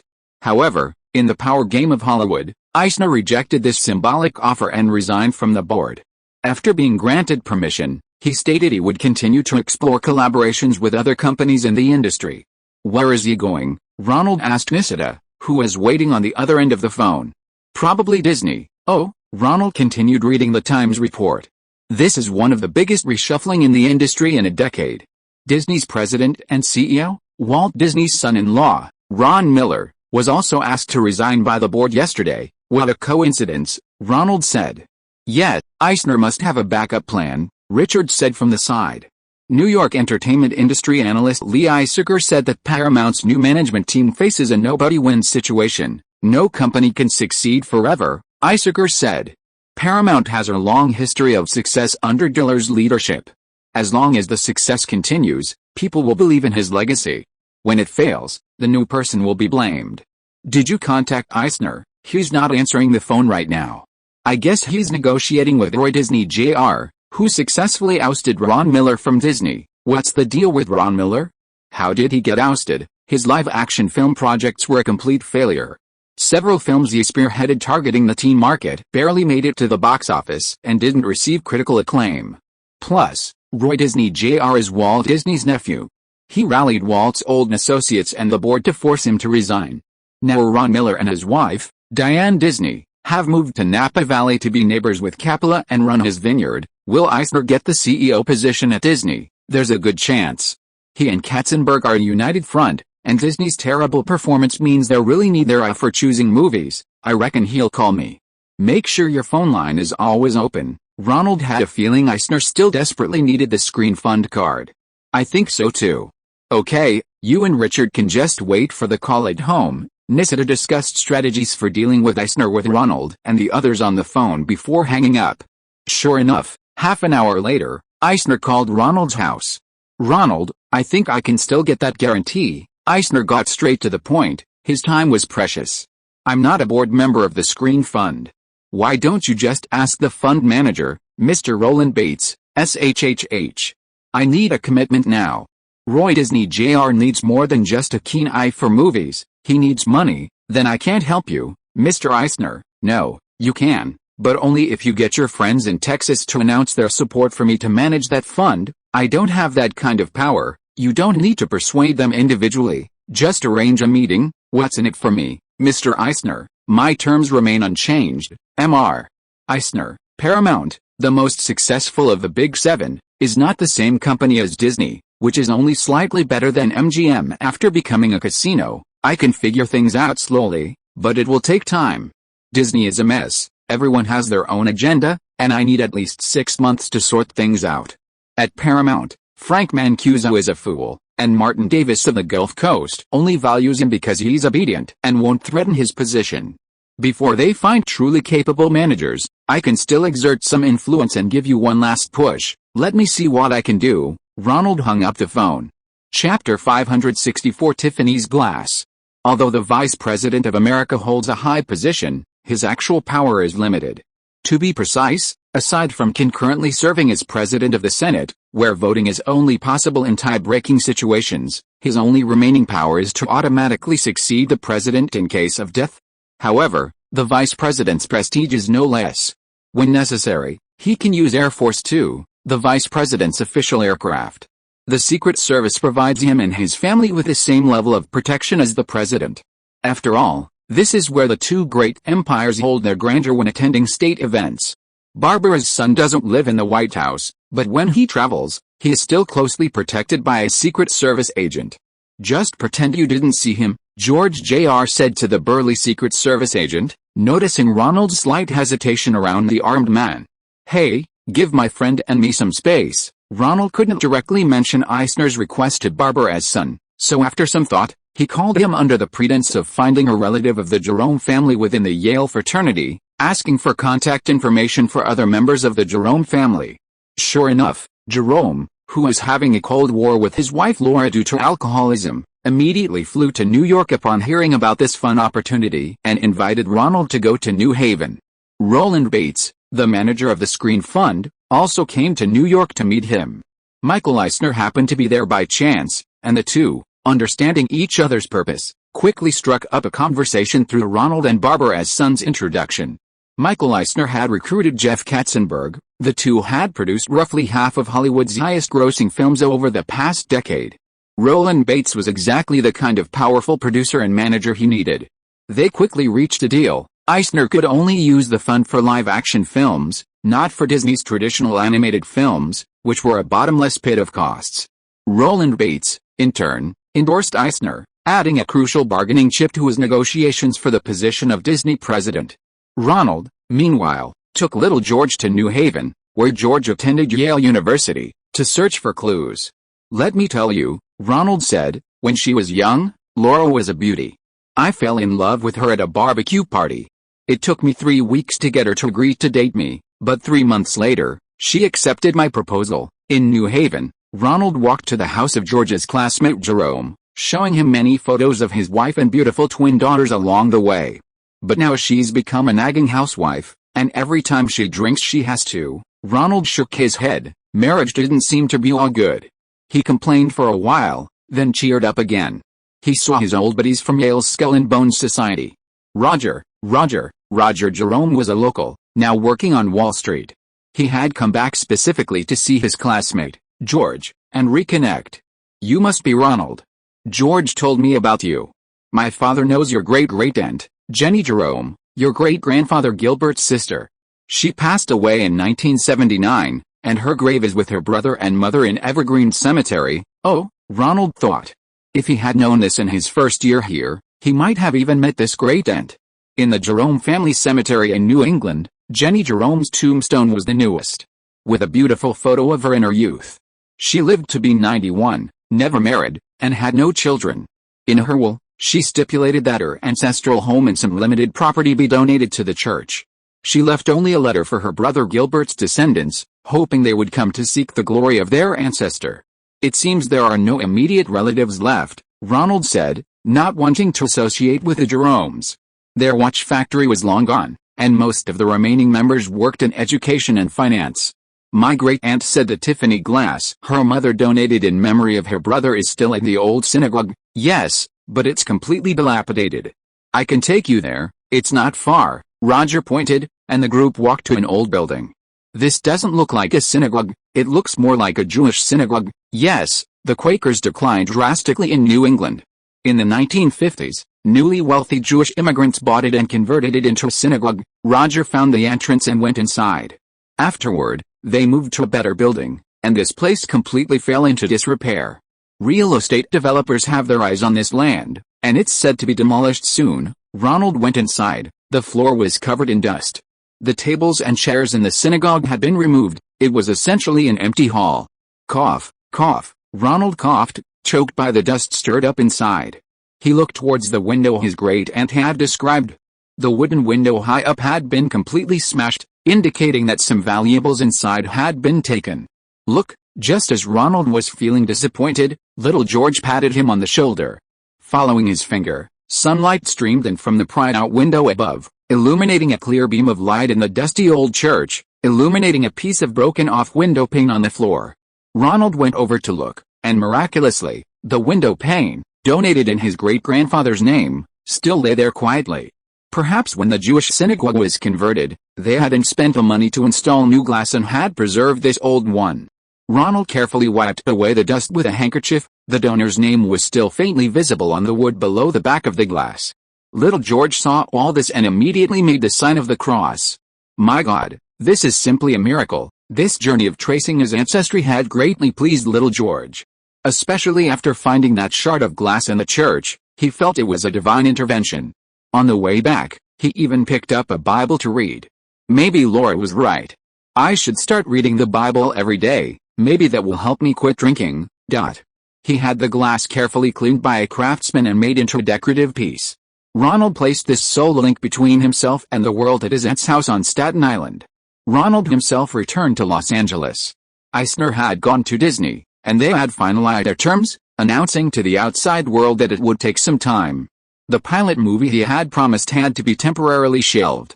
Nissida contacted Dino De Laurentiis, the owner of the adaptation rights to the novel Year of the Dragon. You want to direct this movie? Laurentiis has a very Neapolitan look. After listening to Ronald's ideas for Chinese films, he set conditions. Sure, but you have to sign a 2-film contract with me. Why? Ronald asked, puzzled. That's how I make movies. If I meet a director I like, I want to work with him on several films. For example, for the screenplay of this Year of the Dragon, I brought in Oliver Stone. I really like his writing. He also wrote Conan the Barbarian for me. If he's willing, I'll produce the Vietnam War movie he's always wanted. Oh, he's already finished the script. Ronald hadn't expected the film to progress so quickly. Yes, you need to hurry. If you don't come, I'll hand it over to Michael Cimino. Dino Laurentiis mentioned a familiar name. If you're willing to take it, I'll let you do it.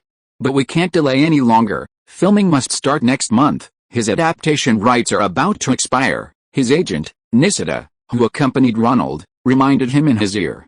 If possible, I'd like to see the script. Here you go. Give me an answer as soon as possible. Ronald went home and read through Oliver Stone's rewritten script for Year of the Dragon, and the more he read, the more something seemed off. How did a perfectly good Chinese story end up being dragged into the Vietnam War? Mr.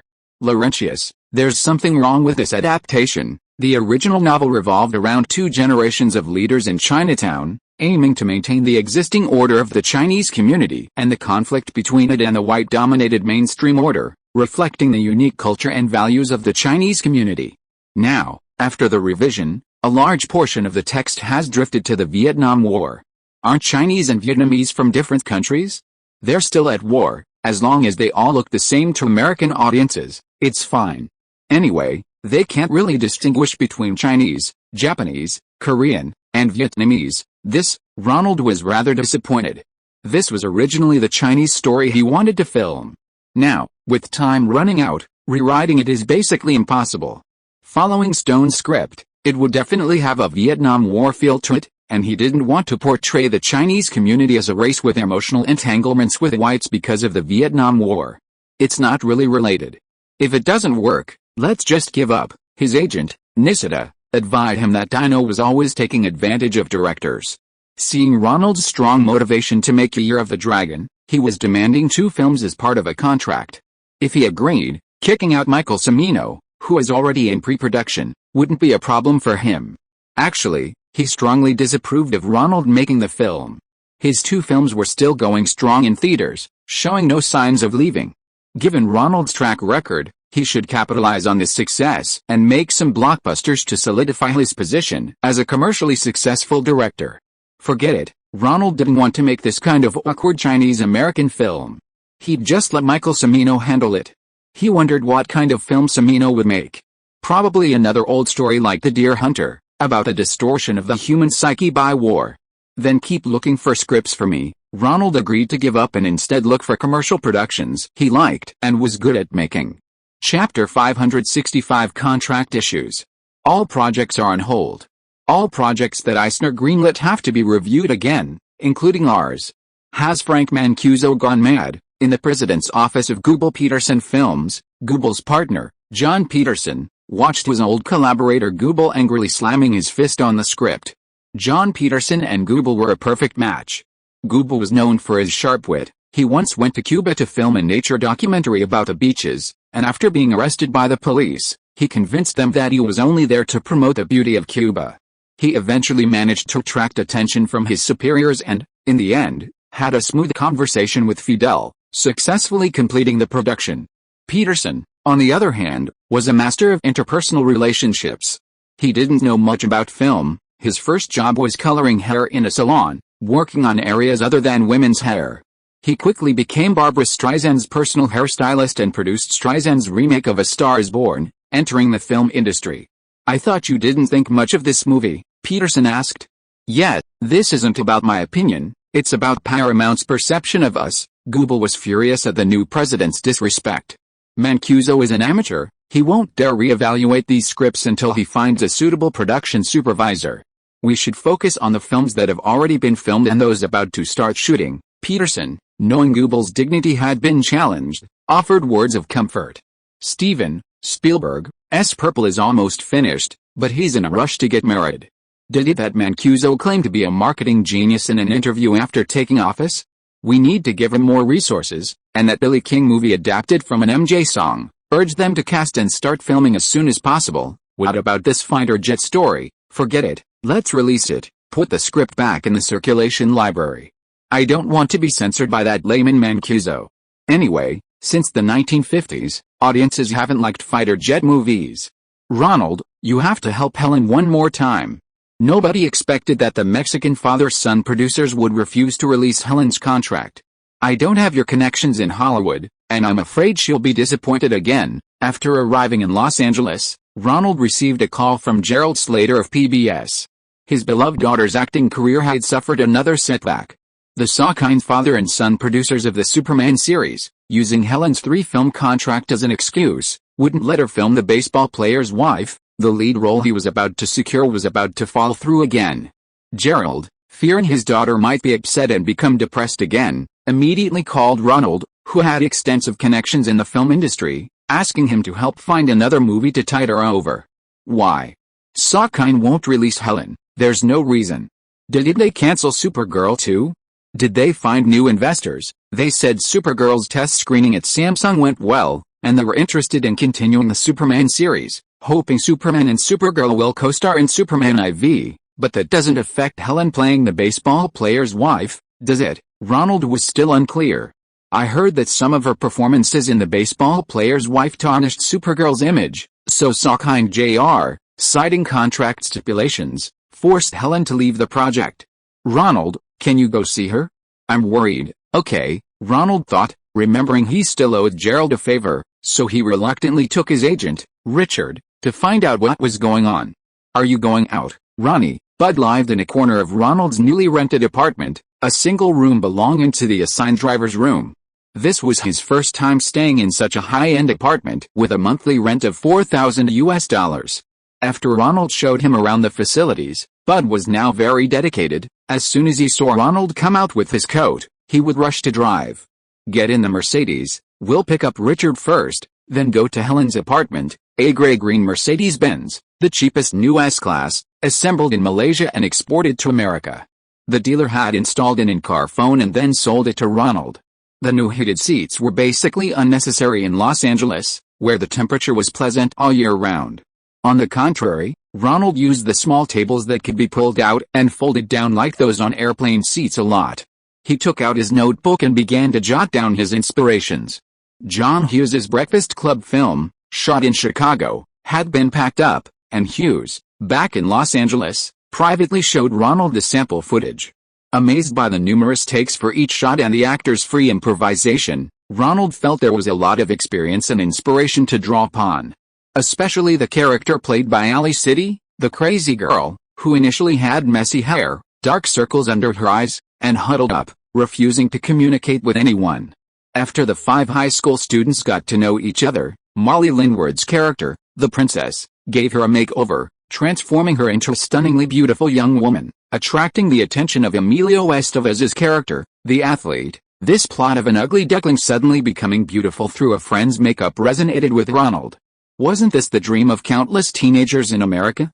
Ugly ducklings and ugly ducklings, through a miracle, suddenly becoming more handsome than a quarterback and more beautiful than a cheerleader. Wasn't this a great movie story? Such a good idea, I need to think about it carefully. Although I haven't dreamt of a movie yet, I'm sure I can make a blockbuster film with my own original ideas. Ronald, at CAA, Bud went to the front desk to call for someone, and Richard got out and knocked on Ronald's car window. Ronald snapped out of his thoughts, quickly opened the car door, and let Richard in. "Sorry, I was thinking about something." "What's the deal with Helen's script?" Richard carefully got into the car. Ever since he learned that Ronald had influenced the fate of someone as important as Eisner, Richard had found Ronald increasingly mysterious. He was becoming more cautious around him. I read the script, and there are indeed some inappropriate parts. And this character named Debbie is a blonde rock singer who has a very explicit sex scene with a male lead. Richard handed over the script. Explicit sex scene. Ronald suddenly felt a surge of unease. Although he didn't know what kind of scene it was, the thought of Helen having to act in such a scene made him feel uneasy. He turned to page 73, but there wasn't a sex scene there. Ronald turned to Richard. Richard smiled and pointed to a page in the first half of the script, which he had marked with tape. Ronald felt even more uncomfortable. Although this scene, written by the famous screenwriter Neil Simon, didn't have overly explicit content, the scene itself was even more outrageous than explicit. Rock star Debbie and baseball batter Darryl fall in love at first sight. In bed, Darryl tries to explain the baseball scoring rules to Debbie, which she doesn't understand. Darryl uses the analogy of first base, second base, and third base to help Debbie understand. When he gets to third base, he crawls under the covers, saying, "This is third base, that won't do. This scene is too damaging to Supergirl's image," Ronald says seriously, closing the script. Producer Sawkind is right. If Supergirl appears on screen and the audience immediately thinks of third base, wouldn't that ruin the atmosphere? Why do you have such a strange idea? This is a very well-handled scene. Debbie is a rock star, and Darryl is a Major League Baseball star.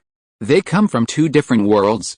It's through this scene that they get to know each other better. Helen, preparing for her second audition for the Billy King Legend in her apartment, finds Ronald's fallacy very offensive and decides to give him a lesson in dramatic analysis.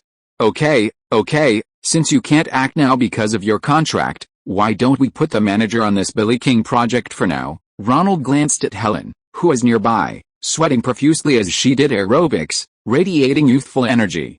Actually, being able to act in a Neil Simon play is a really good opportunity. His previous works, Goodbye Girl and California Suite, both earned the actors nominations and awards. Helen had a headband tied around her head, wore a high-cut workout outfit, and had leg warmers on her ankles, practicing with Jane Fonda's videotape. The Legend of Billy King required a blonde for the lead actress, and in the opening scene, she hadn't cut her hair short yet. So Helen's long hair was braided and coiled on her head. Sweat soaked her neck, seeping through and wetting her workout outfit. The front of her chest and the back of her waist were both wet patches, the colors noticeably different. Ronald looked away and quickly flipped through the script for The Legend of Billy King, focusing on page 73. Thankfully, there were no explicit scenes or shots. But this script is also excellent. I've always wanted to play Joan of Arc like Ingrid Bergman, and this movie is a modern American version of Joan of Arc's story. Helen finally stopped exercising, panting, and came over to look at Ronald, who was flipping through the script. Sunlight streamed through the window, illuminating his golden hair, making him look beautiful. Since Supergirl, Helen had always been seen with blonde hair. What? This script? Helen noticed Ronald staring at her without moving, smoothed her hair, and looked at him silently with her large blue eyes. It's all right. I called the executive producer, Mr. Goobel, and he really likes your acting. I think if your second-round audition goes well, then the role is most likely yours, and your wish to play Joan of Arc can be fulfilled. Thank you. Helen kissed Ronald on the cheek, then blushed and reached out to wipe the sweat that had accidentally gotten on his face. Ronald also raised his hand to wipe, their hands meeting in the middle. You do it yourself. Helen's face flushed red. I'm going to take a shower. Sawkind is Mexican. If he were American, Gerald would have been put in a position, and you wouldn't have missed out on Neil Simon's script. Goobel, the executive producer of the Billy King Legend, had received a call from Ronald and came to the audition in person. After watching the audition, he chatted with Helen for a bit. He gave director Matthew Robbins a gesture.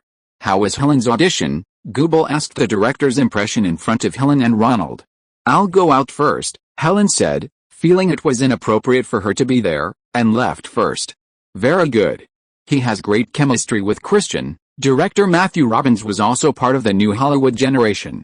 He was classmates with Walter Murch at USC and had also written screenplays for Spielberg's Jaws and Close Encounters of the Third Kind. After many years, he finally got the opportunity to direct his own film. This Christian, he also has the surname Slater. Is he related to Gerald and the others? Ronald noticed that the male lead playing the younger brother in Helen's movie also had the surname Slater. Actually, it's not related, just a coincidence. Seeing that Google had personally intervened, Ronald figured the female lead was no problem. Mr.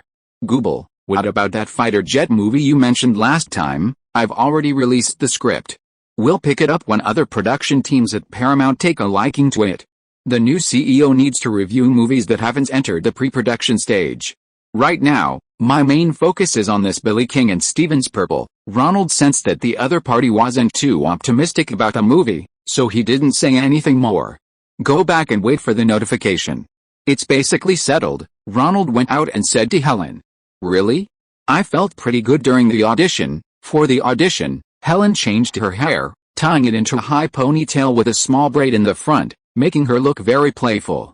That's great. I'll take you back to your apartment first. I have something to do later. Bud drove up, got out, and opened the car door. Thank you, Ronald. Helen tucked her braid behind her ear and gave Ronald a tight hug. If it weren't for you, I probably would have said goodbye to movies. I never thought I'd get to play a leading role. You deserve it. Ronald took the car door and invited Helen in. Chapter 566 Jealousy. Ronald, I heard about you from Cruz. You two are quite close, aren't you? Yes, we get along well. What, you want him in a movie? Marty? What role?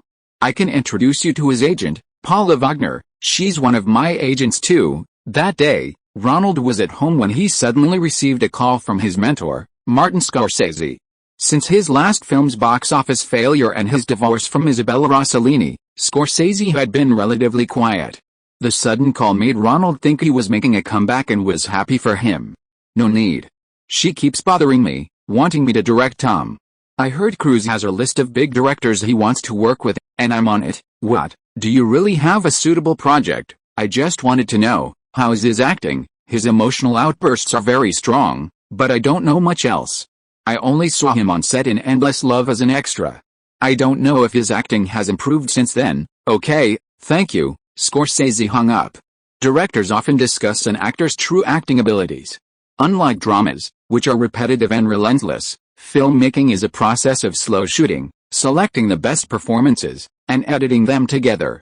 Many actors who are excellent on screen may perform poorly on set, only getting a good take because they are the lead and get to film it repeatedly. Conversely, a supporting actor might perform exceptionally well, but only the worst take is used to complement the lead's best performance. Therefore, many directors have an underground network where they can mutually assess an actor's true acting abilities. Strong emotional outbursts? Really? Is that all you said about me to Mr. Scorsese? Tom Cruise, having heard about Ronald being questioned about his acting, brought his girlfriend Rebecca to inquire. Directors must be honest with each other. I also have my reputation to maintain, Ronald replied. If he made an exception and spoke well of an actor, his reputation in the industry would suffer, and other directors wouldn't trust his evaluations anymore. Okay, you're not wrong. But you should say more nice things about me next time. Tom Cruise picked up a drink and took a sip. A female fan who had been waiting for a long time seized the opportunity to get Cruise's autograph, then left satisfied. I haven't directed you. I'm just saying that based on your performance in your debut film, Endless Love. Ronald finished speaking, forking a piece of veal with his knife and fork and putting it in his mouth. The food here was quite good. Hearing this reply, Tom Cruise smiled mischievously. Are you jealous, Ronald? I've put Scorsese on my list of directors I want to work with. Are you worried your name won't be on it? His girlfriend, Rebecca Damoni, touched Tom's arm, signaling him not to talk like that. Don't worry, Ronald. I've already told Paula that I want to work with you. It's just that she said you're good at high-concept commercial films, and we need to wait for a suitable script. Sometimes you can be really annoying. Ronald looked at Tom Cruise's mischievous and confident smile and shook his head. Perhaps great actors all need a certain degree of narcissism. Tom excelled in this area. What's wrong? I genuinely think so. When I first signed with Paula, I told her about a list. I really want to work with all the great directors in America so I can improve my acting. Ronald's right. You're really annoying, Rebecca. Also a little fed up with Tom's extreme narcissism and confidence, and his habit of demanding everyone around him listen attentively, playfully punched him. Ugh, sigh. Tom Cruise, hearing his girlfriend's comment, tickled her, and then the two shared a passionate kiss. By the way, Ronald. Rebecca got the lead role in The Baseball Player's Wife, the film Helen was competing for. After a firm kiss with Damoni, Tom turned to Ronald to explain something. They were about to sign Helen, then suddenly called me. Rebecca Damoni smoothed her hair and told Ronald. She was also surprised and didn't know what had happened. Fair competition, right? Besides, Helen might have some contractual issues. Ronald finished his last bite.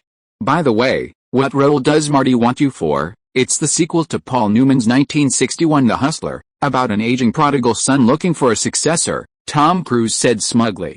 But the film is currently on hold because Fox has a new owner, and all production has stopped. Ronald felt a pang of sympathy.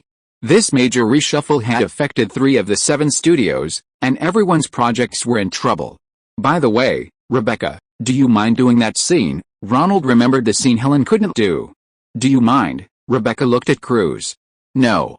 Wasn't that nude scene in the kitchen in Good Boys 2 the reason we fell in love? But this time it's not with you. Rebecca kissed Tom, then wiped his lips, removing the lipstick that had accidentally gotten on them. Actually, I'm quite jealous, Rebecca said after dinner, as she went to acting school to practice her skills for her new film. Tom Cruise got into Ronald's Ferrari, and the two went to visit the set of Street Elmo Fire, written by Cameron Crowe and directed by Joel Schumacher. I play a couple with Rebecca in Crazy Boys, Tom Cruise said, his long hair blowing in the wind outside the car window, but I couldn't stop her because I also had a nude sex scene with Lee Thompson in Step by Step. Ronald sighed as well. In a way, they were in the same boat. Having an actress as a girlfriend comes with a special kind of trouble. On the big screen, countless men watch your woman being intimate with other men, and you have to smile and say their acting is good. How did you come to know Emilio Estevez and Rob Lowe? Ronald had originally planned to visit the set, but Cruise said he was an old acquaintance of the 2 male leads and would go with them. We were high school classmates, Cruise frowned, or rather, we were classmates for a few days.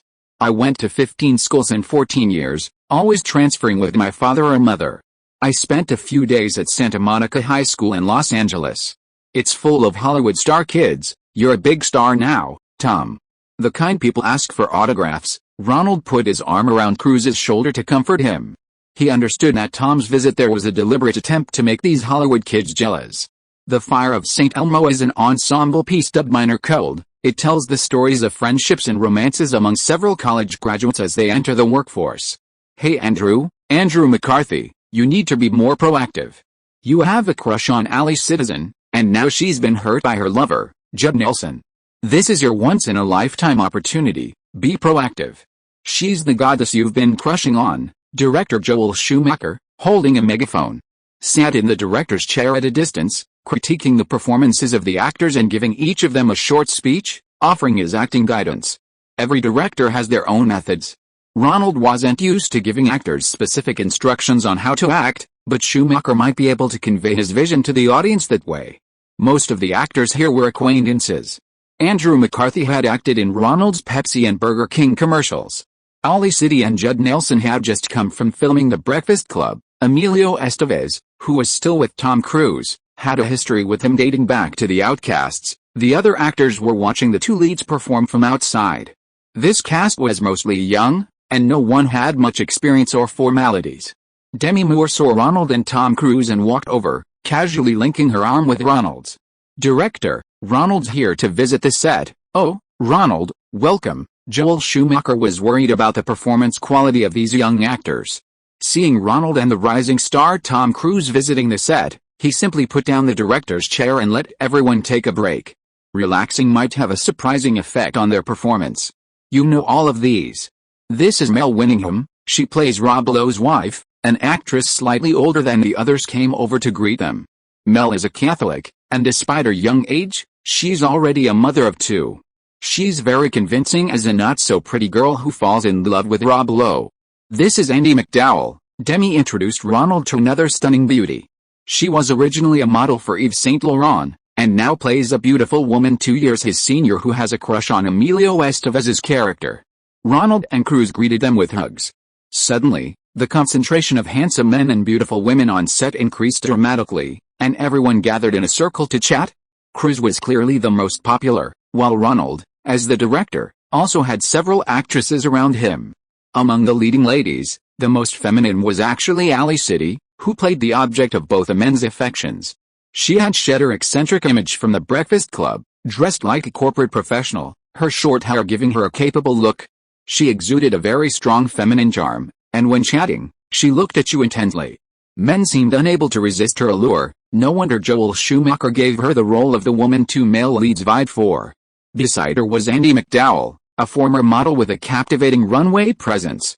Perhaps due to her Anglo-French heritage, she possessed both the mystique of the French and the serene beauty of the British. Next to her was Demi Moore, a stunningly beautiful woman with an exotic flair. Her heritage gave her unusually dark hair, and her pure face paired with a sexy, husky voice created a striking contrast. Ronald looked away from her, realizing he might have been too focused on her, recalling Demi's thank you for getting him the audition. Andie MacDowell seemed to notice. Ronald felt things were about to get out of hand, so he told Tom Cruise he had to leave. Demi Moore wouldn't let him go, grabbing his arm and trying to escort him out. The two walked out first, neither noticing the jealous look in Emilio Estevez's eyes as he glanced over. "Ronald, I'm so grateful to you. This might be the perfect role for me. She's practically me. I didn't even have to act. I could just be myself in front of the camera." Demi looked up at Ronald. Landing a major role in one of the Big Seven's mainstream productions officially launched her acting career. "That's good. I've always thought you had a lot of potential, so, you can't help me anymore, right?" Demi understood the implication and pressed her chest tightly against Ronald's arm. "I didn't say that. Maybe we'll work together again in the future. Besides, you don't need me now. I'm sure you'll have many offers after your movie is released." Demi Moore looked at Ronald, feeling both gratitude and regret. If she had seen this man's potential back then and seized the opportunity, she would be his leading lady by now, wouldn't she? "You know, in Hollywood, it's not easy for a single actress to make it big. We always need to find a man." "I understand, so if you have someone in mind, I certainly won't stop you." Ronald didn't have that strong possessiveness towards Demi, and therefore no jealousy. "Okay, thank you." Demi hugged Ronald tightly, lingering in his arms for a long time, but sadly, those warm, strong arms weren't hers. Of course, there were many others pursuing her on set, but none were as appealing as Ronald. Ronald patted Demi's arm, signaling her to try her best, then got into his Ferrari 288 GTO, turned the key, pressed the start button, and drove off the set. Demi Moore saw Emilio Estevez waiting for her when she returned. "Are you close to him?" Emilio pursed his lips, indicating he was referring to Ronald. "Honey, he's the one who introduced me to this audition. I have to see him off. I recently heard he's really into an actress named Helen Slater, and he's introduced her to 2 lead roles. Directors always have some privileges. Luckily, I'm also a screenwriter now, and my father said that if he's satisfied with my script, he'll give me a chance to try directing my next film." "Really? What's the script called?" "Will I be your lead actress?" "The script is called Wisdom, and the lead role requires a rigorous audition." "Really? When will you arrange my audition?" "Soon. How about we discuss it further after I get my pre-ordered Ferrari 308. After filming 2 leading roles, Emilio Estevez certainly wouldn't pass up this entry-level Ferrari. If you are listening to this novel on a channel other than Fanfic World, it means it was downloaded and re-uploaded without effort. We warmly invite you to visit our channel, Fanfic World. There you will find the original version of this story and many other novels of various genres. We look forward to seeing you dive into a world of incredible novels. Chapter 567 The Dust Settles. A few days later, Tom Cruise flew to London with his agent, Paula, to reshoot some scenes for Ridley Scott's Legend. The film, which should have been completed much earlier, had its set destroyed in a fire during filming. After restoration, the lead actors were brought back to reshoot. Ronald, meanwhile, was called by James Cameron to watch a review screening of Terminator. Orion had already decided to premiere it at the end of October. "What do you think, Cameron?" After socializing with a group of film critics who had free tickets with their Critics Association passes, approached Ronald with a worried expression and asked for his opinion. "You'll be famous, Jim." Ronald readily agreed. If the film wasn't good, he wouldn't dream of a sequel. The special effects throughout the film were impressive, the massive explosions on the streets and the final battle were adrenaline-pumping. The pervasive dry humor and the subtly melancholic ending provided the audience with emotional highs and lows. Cameron, Directing his first feature film, excelled at the structural control and meticulous details required of commercial film directors. October is a slow season, you might even top the box office, Ronald encouraged his friend. If only the critics said what you do, Cameron sighed. What's wrong? Did they give you bad feedback? I'm not very confident. Schwarzenegger insisted on holding today's screening to see the reviews before deciding whether to attend the premiere and subsequent promotion. The end of October is sandwiched between the summer and Christmas seasons, Gail said, expressing her concerns. It's better to be a big fish in a small pond than a small fish in a big pond, Ronald comforted them. If needed, I'll attend the premiere and say a good word for you, thank you, Cameron said, shaking his friend's hand tightly. Is your new film confirmed? Gail asked, pleased that Ronald had agreed to attend the premiere. Although Ronald wasn't a big star, as the director of 2 blockbuster films, his presence at the event would certainly earn him some free newspaper coverage of Terminator. Not yet, I'm still waiting for the results of the major reshuffle, Ronald shook his head. The high-level changes involving 3 companies weren't completely over. Eisner's negotiations with Disney were still pending, and all of Paramount's projects were frozen. Perhaps I'll consider Dragon Boys 2 first. Weintraub is planning to ask me to go to Japan with him to see if any companies are willing to invest in making a sequel. A few days later, news about the new head of Disney finally appeared in major media outlets such as the New York Times. Disney hopes Eisner can awaken Sleeping Beauty. In Disney's animated film, the Princess Sleeping Beauty slept for 100 years. Disney, however, only began to doze off in the past decade. Yet, in this short decade, Disney has fallen far behind other companies in the film industry. The person who used the image of Sleeping Beauty to describe Disney was none other than Michael Eisner, Disney's new 42-year-old, curly-haired chairman and CEO. The people here crave strong leadership, Mr. Eisner said, sitting in a hamburger shop, sipping a chocolate milkshake, reflecting a boyish excitement, as if Disney were a new toy to him. Although he himself did not further use fairy tale metaphors, there is no doubt that Disney sees Eisner as the prince who will awaken the magical princess. Despite Mr. Eisner's self-proclaimed cheerleader persona, most Hollywood observers believe he will make Disney a formidable competitor once again.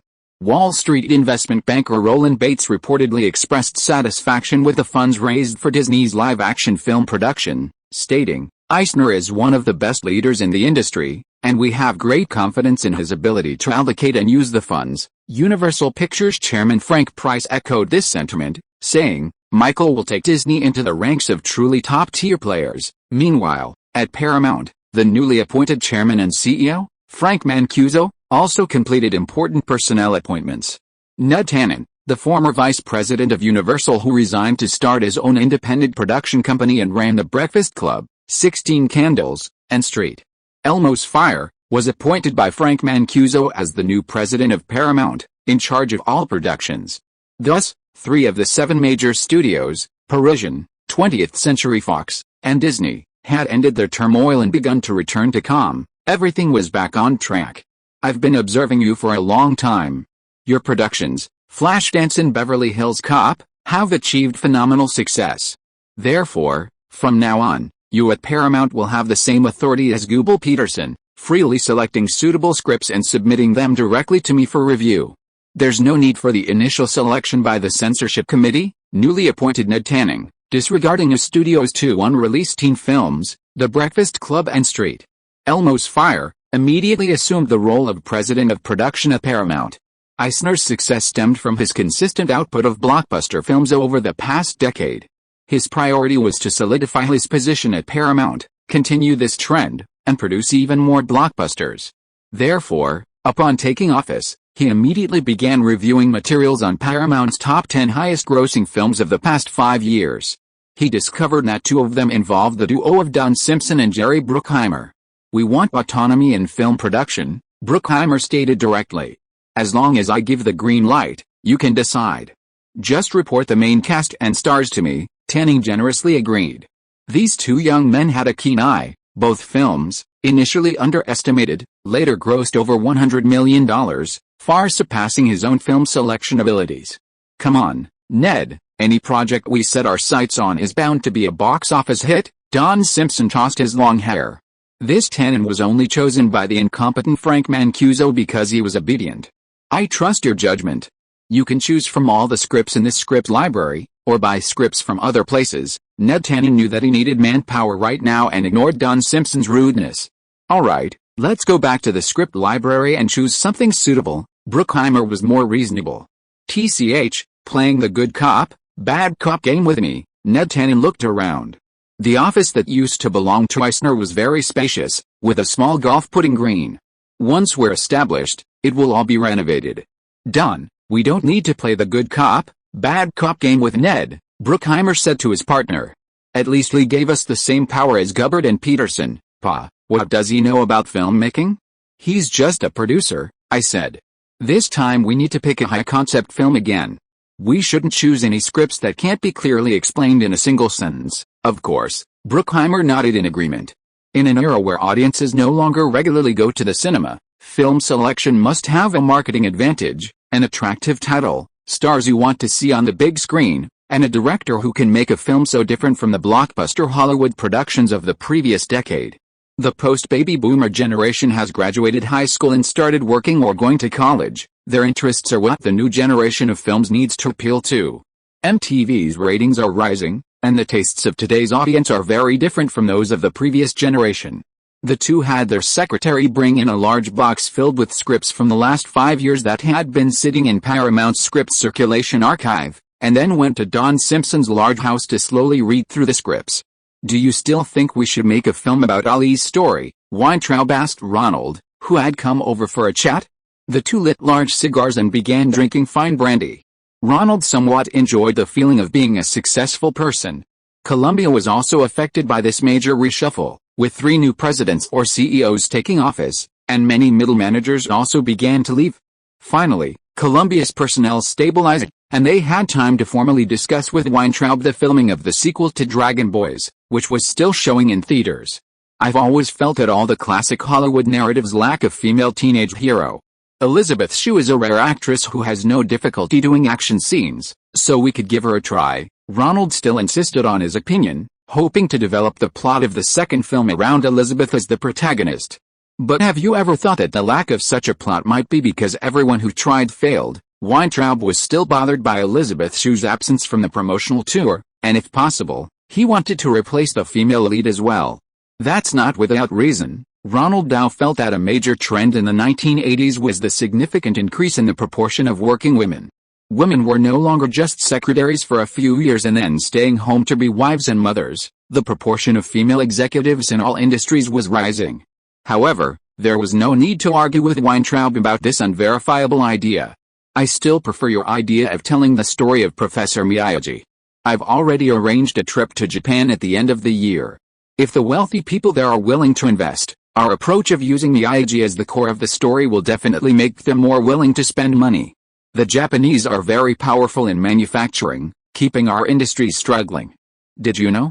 The mascot for this Olympics, that eagle, was made by a Japanese factory.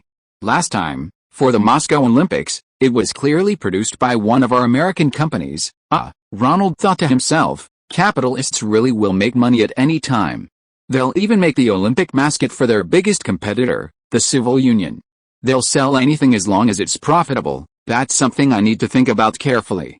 This trip will be perfect. Let's see how the Japanese view our interpretation of their karate. Okay, let's all think about it, especially you. For the second movie, we need a new signature move. Weintraub's proudest move was the crane kick.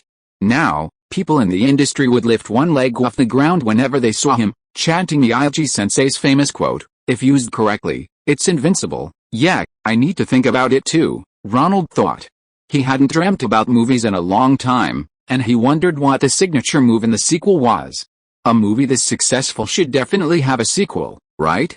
Okay, you think about it carefully. The movie is still making over $3 million a week, so it can run until the end of October. It has a good chance of breaking $100 million at the domestic box office. If we take a $100 million domestic box office to Japan, the distribution company there will definitely take it very seriously. Chapter 568 Key Points of Casting. But I really want to play this role, and I think it's perfect for me. So, Ronald, please, let me talk to director Andrei Konchalovsky. I just need a chance to talk to him in person. Jodie Foster came to Ronald's apartment and pleaded repeatedly. She had worked hard in Los Angeles for a long time. Her agent had arranged auditions for her, but Konchalovsky had rejected her self-recommendation. Having been away from Hollywood for 4 years, she was no longer the rising star pursued by producers and directors. She had no choice but to beg Ronald to intervene. I only know Minahan Golan, the owner of Cannonball Studios. Konchalovsky is the first famous director he's hired.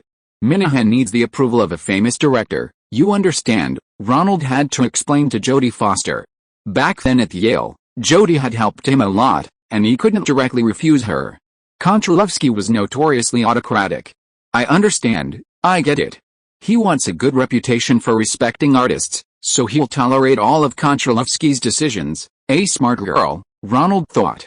He admired this high-achieving student who had gotten into Yale on her own merit, and he refilled Jodie's teacup with the tea he had just brewed. I don't necessarily need the role, but I need a fair audition. Konchalovsky rejected me before even meeting me. That's not fair opportunity in American culture, is it? Ronald thought that made sense. In America, the deeply ingrained value is equal opportunity. You may have privileges brought by wealth or power, but when it comes to opportunity, you still have to compete with those who have worked their way up from the bottom. Or rather, on the surface, everyone must maintain an agreement on this concept, even though it may not be so in reality. Well then, I'm going to Cannonball Studios to see Minahan anyway. I'll try to meet with Mr. Konchalovsky if I get a chance, and try to get you an audition. I can't guarantee you'll get it. Thank you, Jodie Foster interrupted Ronald before he could finish, throwing herself at him and kissing him several times on the cheek. Ronald quickly calmed her down. Jodie wasn't tall, but she had a very voluptuous figure. Diane and Brooke weren't around lately, and Demi Moore was pursuing her boyfriend. However, this kind of advantage wasn't easy to take. Jodie Foster was an Oscar nominee for Best Supporting Actress, and just because she wasn't currently filming didn't mean he could take advantage of her. If he did take advantage but couldn't win her over, things could get even worse. Jodie knew many directors and stars in the industry. If she took advantage of the situation and became his official girlfriend, things could get complicated. Ronald refused Bud's offer to drive him and instead drove his Ferrari to Cannonball Studios with Jodie. These past few days, he'd been incredibly interested in driving the 288 GTO. Its excellent handling and meticulously tuned four-wheel balance captivated him, making him fascinated by the driving pleasure. Every move he made elicited a positive response from the Ferrari. His every intention was perfectly understood and executed. It was like a director guiding a great actor. All his intentions were captured by the camera. This character is a very independent woman, very powerful to portray. Seemingly fragile on the surface, strong on the inside, and with a kind heart. Technically speaking, this kind of role requires a strong imagination. Before the explosion, there aren't many scenes to gradually immerse you in the emotions. Jodie Foster was delighted, constantly explaining her understanding of the character from the passenger seat. Ronald was getting a little annoyed. He hadn't received systematic acting training, and he didn't quite understand the more technical acting terms. Great, just tell Konchalovsky that later. He's professionally trained in directing at the Moscow State Film Institute. We need to speed things up. Before Jodie could respond, Ronald stepped on the gas. The dual turbochargers kicked in, and the engine obediently roared to life, instantly boosting the speed. The engine noise drowned out Jodie's voice. Jodie Foster, who had opened her mouth twice to try and continue her comment, reluctantly shut her mouth and closed the car window. Is Andre here? I'd like to speak with him. This is Miss Jodie Foster, Ronald said to Minahan, who had come to greet him. Miss Foster, it's a pleasure to have you here. Please have a seat here. Ronald and I will go find Andre. Hey, Minahan was overjoyed to see Ronald arrive at his company with the American star from 4 years ago, and immediately arranged for his secretary to entertain them. You're something else, Ronald, getting Jodie Foster here. Is she planning a comeback? She can choose any script I have here, but you'd better put in a good word for me. Minahan assumed Ronald wanted to introduce him to a star. I have an Indiana Jones-style adventure movie here, King Solomon's Treasure. Can you cast her as the female lead? She's here for Andre's movie, written by Akira Kurosawa. Minahan, Ronald couldn't help but calm him down. Jodie Foster is also a well-trained actress with a theatrical education. She doesn't like these purely commercial films. What she needs is a movie that showcases her acting skills. Announcing to Hollywood that she has transformed from a girl into a woman, Jodie Foster knew all too well the weight of the name Akira Kurosawa. Spielberg and Lucas were both very much looking forward to the Japanese version of King Lear that the Emperor of Film was currently filming in Japan. Being able to establish a connection with him was a very good opportunity for exposure in the industry. Hey, I knew it. They all like famous directors. Luckily, you found Andre for me. Minahan led Ronald ahead. Konchalovsky is watching all the blockbuster movies from Hollywood over the past 5 years. He wants to follow Hollywood's rules, box office success first, then art. Andre, Ronald stepped forward and gave Konchalovsky a warm hug. Ronald, you've come at the right time. Help me see if this woman is the perfect choice for Sarah, the technician on the runaway train. Ronald sat down in the screening room and heard Konchalovsky select the female lead. On the screen was Risky Business, the movie that made Tom Cruise famous. It was showing Rebecca De Moni, the female lead, straddling Cruise. The camera was blocked by the back of the chair Cruise was sitting in the study, only showing her face and a pair of long legs stretched out beside the chair. I'm here today because of the lead actress. Jodie Foster came to me saying you rejected her because you didn't give her an audition. Can I ask why? Is she your girlfriend? No, then I'll be honest, Jodie Foster is too beautiful. The same excuse again, Ronald thought. I don't understand. Isn't Rebecca De Moni beautiful? She captivated the most handsome male star of this era. Of course she's beautiful, but it's her unique quality. Look, Konchalovsky pointed to the next scene on the screen. De Moni had changed into a white sweater, and suddenly all her sexy and mysterious qualities vanished, turning her into the girl next door. Sarah is a mechanic, wearing a mechanic's uniform, so she needs to have that quality of concealing her sharpness. She has to be beautiful, but also able to play an ordinary person. Okay, Ronald thought Konchalovsky wasn't exaggerating, this quality wasn't something every pretty girl possessed. But I still hope you can give Judy an audition, Andre. In America, this is a universally accepted principle, you can't just reject someone without giving them a chance. Okay, I still have a lot to learn about Hollywood and America. Konchalovsky took out a handkerchief and wiped his small round glasses. I'll arrange it. Also, please contact Rebecca De Moni's agent as soon as possible. She's currently filming Neil Simon's movie, and I need her to audition quickly. Mr. Konchalovsky has agreed to give you an audition, but it seems he already has someone in mind, Ronald replied to Jodie Foster. Any hints? Jodie looked at Ronald with her blue eyes. I think he needs an actress who can tone down her sharpness. Ronald didn't want to say too much. Jodie Foster stood nearby, deep in thought. Ronnie, help me think of someone. Which Hollywood actress could play Solomon's treasure? Sexy, mysterious, and capable of wilderness adventures. Minahan Golan, having failed to entice Jodie Foster to play a role in a knockoff Indiana Jones film, turned to Ronald for suitable candidates. You're looking for Catherine Turner. Her role in Romancing the Stone is similar to what you're describing, Ronald casually replied. You're right. She's an acting star who can switch effortlessly between a glamorous femme fatale and a bland, reclusive novelist. Minahan thought of The Beautiful Woman. Let's cast her. The sequel to Breakdance is already edited. Want some feedback? Minahan invited Ronald to see the edited version of Breakdance 2, Electric Boogaloo. The Israeli film director had also filmed quickly. Hearing that Minahan had doubled his investment, it was likely better than his own. Okay, but I won't watch it today. I'll come back after your internal screening. Ronald was about to head to the nearby CAA.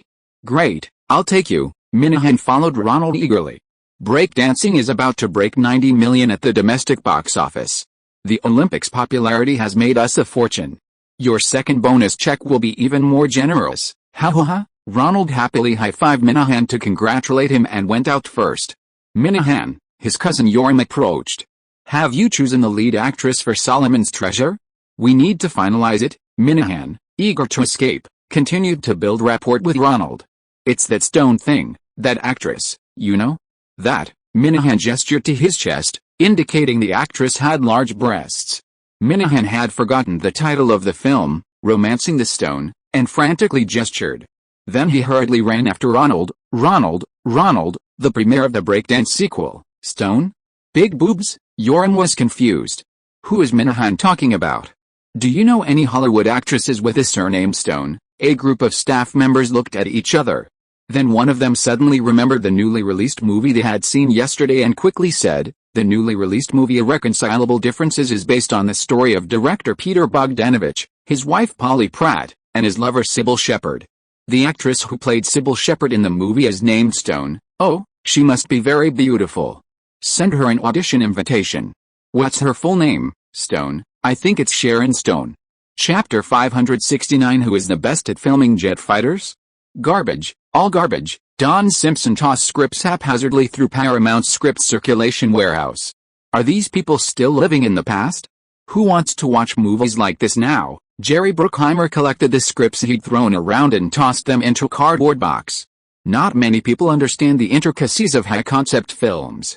If they did, we wouldn't be able to enjoy the value of this insight alone. I heard Eisner and Katzenberg are very cautious. They try every means to hide any scripts with blockbuster potential, preventing them from reaching Paramount's circulation warehouse. Don Simpson's rage subsided. We need to find a script that will deliver a powerful punch to the audience. No explanation needed, just the title will excite them, the trailer will give them a climax, a movie they'll definitely want to bring their friends to the theater for a thrilling experience. With that, Don Simpson walked to the magic boxing ball hanging from the roof and began pounding it, releasing his abnormally heightened energy from an overdose of drugs. Excited just by the title? Here's an unfinished script synopsis that seems to fit your needs, Bruckheimer said, having found a piece of paper tucked between the scripts while organizing them. It contained only a few lines of plot summary.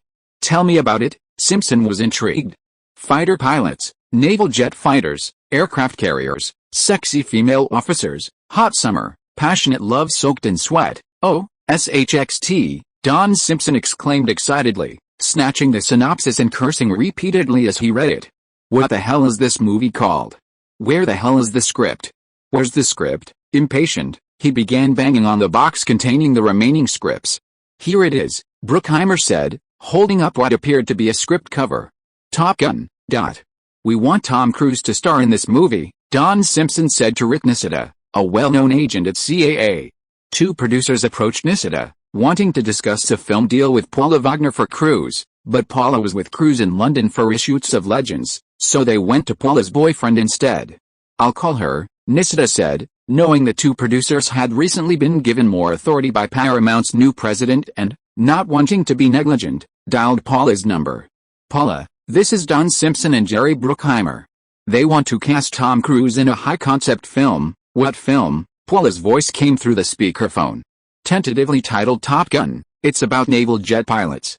The script is still being finalized, but we're very optimistic about the concept. Tom's latest idea is still about Scorsese's sequel to Paul Newman's The Rogue. I don't think he'll be interested in a purely commercial film, especially a fighter jet one. You all know one of Hollywood's taboos, nobody watches airplane battles, that's a thing of the past. Modern fighter jets are all jet-powered. Imagine, in the summer heat, sweat dripping down your neck, the steam catapults on the aircraft carrier distorting the air on the ground. Bang! A pilot and his officer girlfriend are kissing passionately, then they take off to fight the Soviet MiGs. What a cool scene.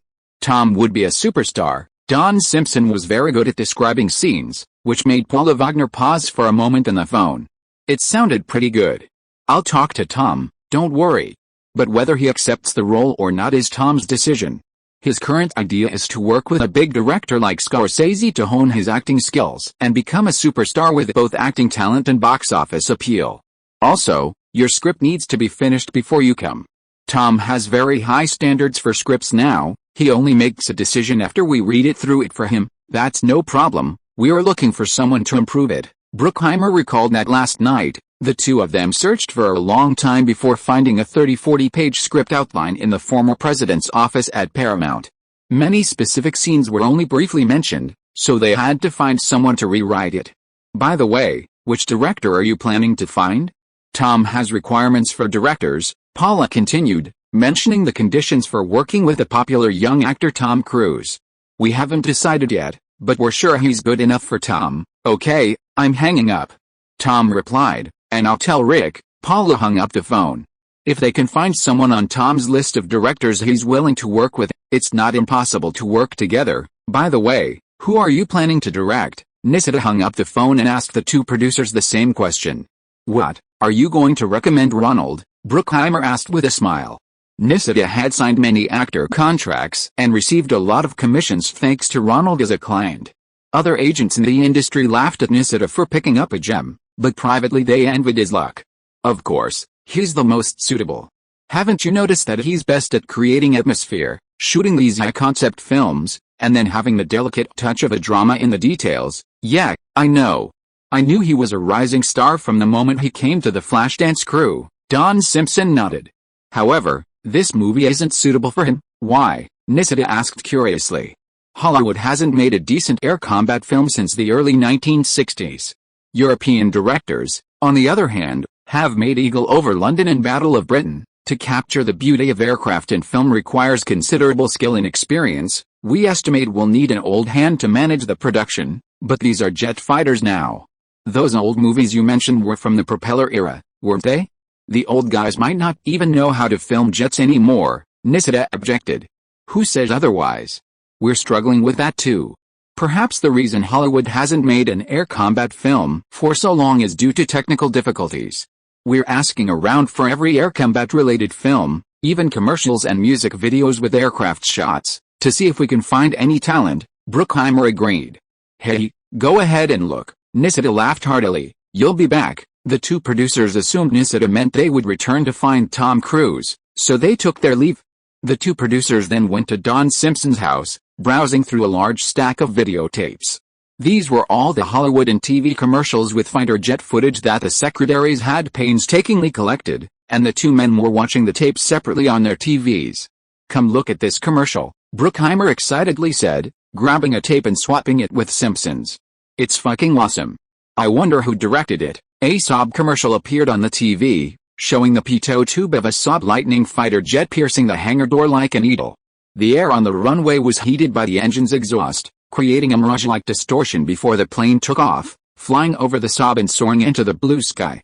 Damn it, who the hell filmed this? Nobody on Earth can film a jet fighter this beautifully. Nobody can come close. Don Simpson jumped up, paraphrasing the advertising slogan, nothing else on Earth can come close. Let me see, Bruckheimer said, picking up the spreadsheet his secretary had prepared. He found a line corresponding to the Saab commercial, and there, prominently, was the name of a familiar face. Director, Ronald V. Lee. Damn it, this was directed by Ronald. This Saab ad was directed by Ronald. That bastard Nisida, that scoundrel, that thief, he deliberately wanted to see us humiliated. Don Simpson jumped up and cursed the unscrupulous agent Nisida. Mr. Nisida, I apologize for what I said yesterday. You should have told us sooner. I'm embarrassed by what I said yesterday. We're also Ronald's friends. If we had seen his jet fighter film earlier, so full of agility and power, he would have been the perfect director for this movie. Don Simpson was back at CAA.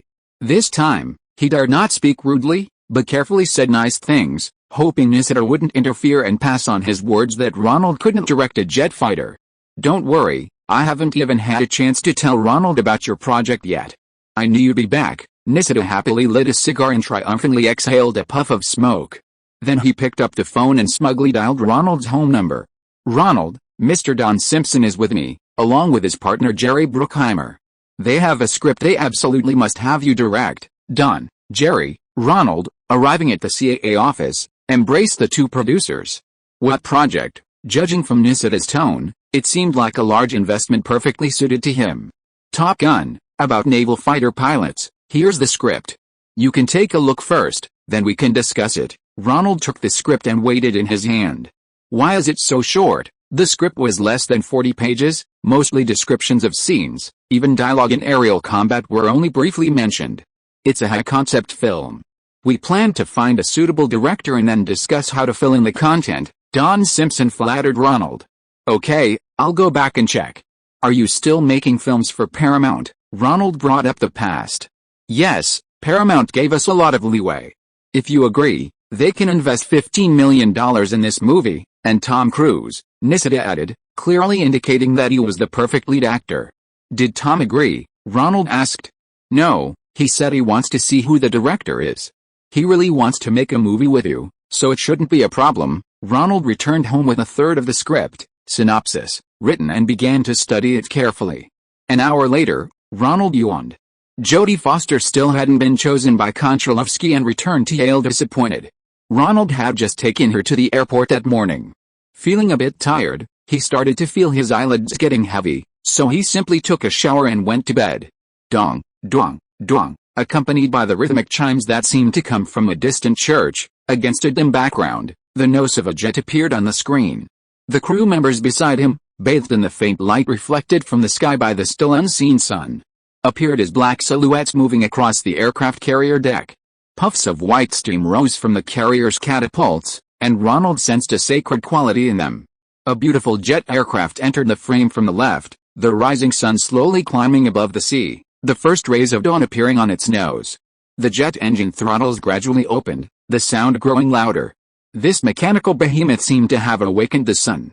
The crew members' helmets began to gleam with golden light.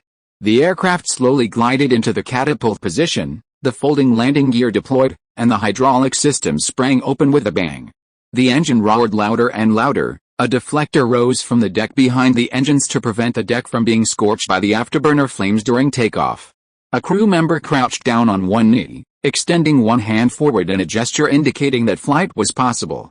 Suddenly, the sun leaped from the sea, its golden rays illuminating the entire carrier deck. A deafening bang followed. The obstacle gripping the nose wheel was released, the plane's landing gear shook violently a few times, and two orange-red flames shot out from behind the jet engines. The music suddenly sped up, the plane swept across the screen from left to right, pulled up sharply, and took off. This looks like an advertisement I filmed, Ronald thought, quite pleased with the visual composition in his dream. The atmosphere was vibrant, the movement simple, perfectly synchronized with the music, and the protagonist became the fighter jet on this aircraft carrier.